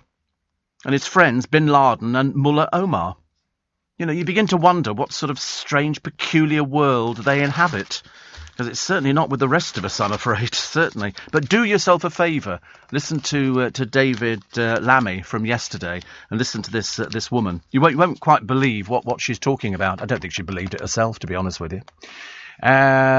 Steve, not been on for a week or so. Lovely to switch on and have you back, says Stuart. Thank you. Well, we've got Professor Jonathan Shallett back in the country, all bronzed and tanned. Do you know, I can't remember the last time I had a tan. I really can't. It was obviously a long time ago because, well, we haven't had holidays for ages, have we? My friend Lynn, she was supposed to be going to Turkey. That's been cancelled. New Zealand goes into lockdown. 1 case. They've only had, what did we say, 26 deaths of COVID. And so 1 case of coronavirus in the first 6 months. So ministers have put the entire country into a strict lockdown. You see, the trouble is you can do that in New Zealand. You could never do it here. Never have a total lockdown because people would break it. In New Zealand, it's like Spain. If the police say and the government say you do not go out, you don't go out. The police were patrolling the streets and they would arrest people and they'd throw you in prison. The Prime Minister, who's Jacinda Ardern, invoked some of the rhetoric she used in the early pandemic by urging the team of 5 million, which is New Zealand's population, 5 million. There's more than 9.5 million living in London. They've got 5 million to go hard and early into trying to eliminate the latest outbreak. New Zealand had managed to stamp out the virus. Sydney are in lockdown. Military patrolling the streets.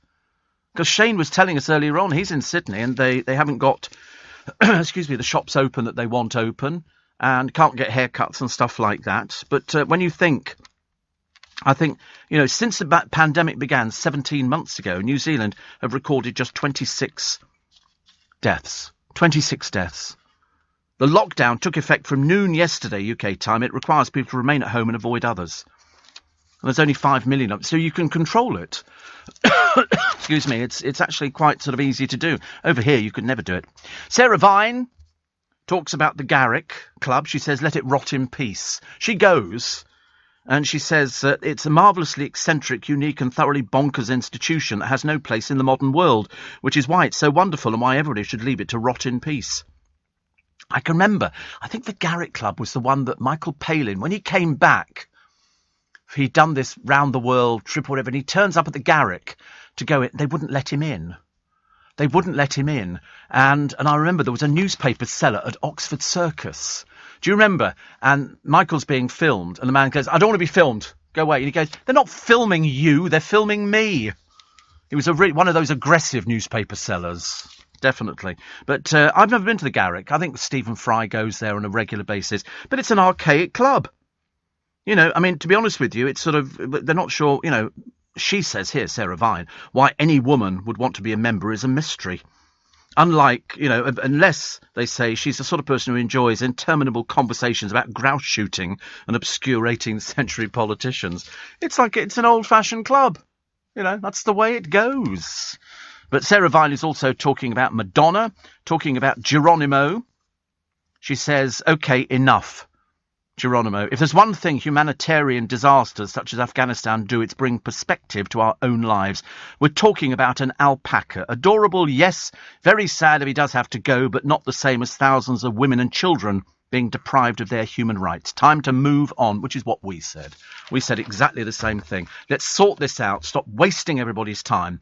Give it another one of these tests. If it's proven that it's got bovine tuberculosis, then we put it to sleep. It's as simple as that. Let's not waste any more time. It's too dangerous, to have an animal that is riddled with it, spreading panic throughout all the farmers. And it's in Gloucestershire. They've already got problems there. I love the idea that Birds of a Feather actress, Leslie Joseph, remembers the pontiff telling her, you don't look 72. Later receiving an embrace and a kiss on the cheek at the end of his audience, Leslie said he burst out laughing and said, you still don't look 72. At which point I put my arm on his arm and said, oh, bless you. Everybody fell about. They said, I can't believe you've just blessed the Pope. Bless the Pope. I don't think you're allowed to touch the Pope, are you? I don't think so. Was it the Reform Club where Palin went, says Johnny Smithfield? Well, it was whatever it was. It was just down the road from. It's just over the road from here. It's not too far away from here. That was the Reform. I thought no, it was the Garrick. I'm pretty certain it was the Garrick.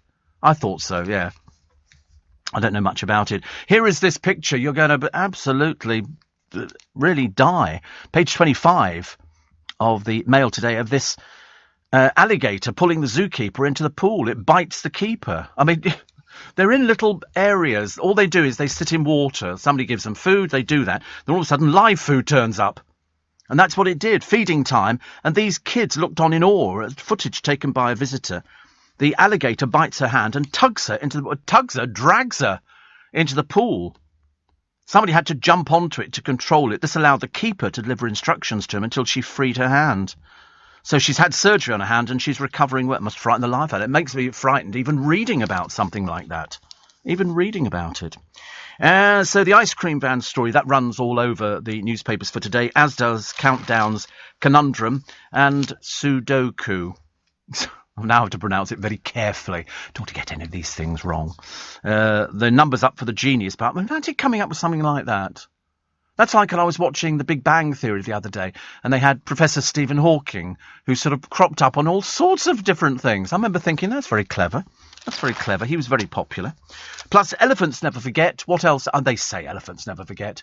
Also, cuttlefish. So, I thought you could use that one at a party today.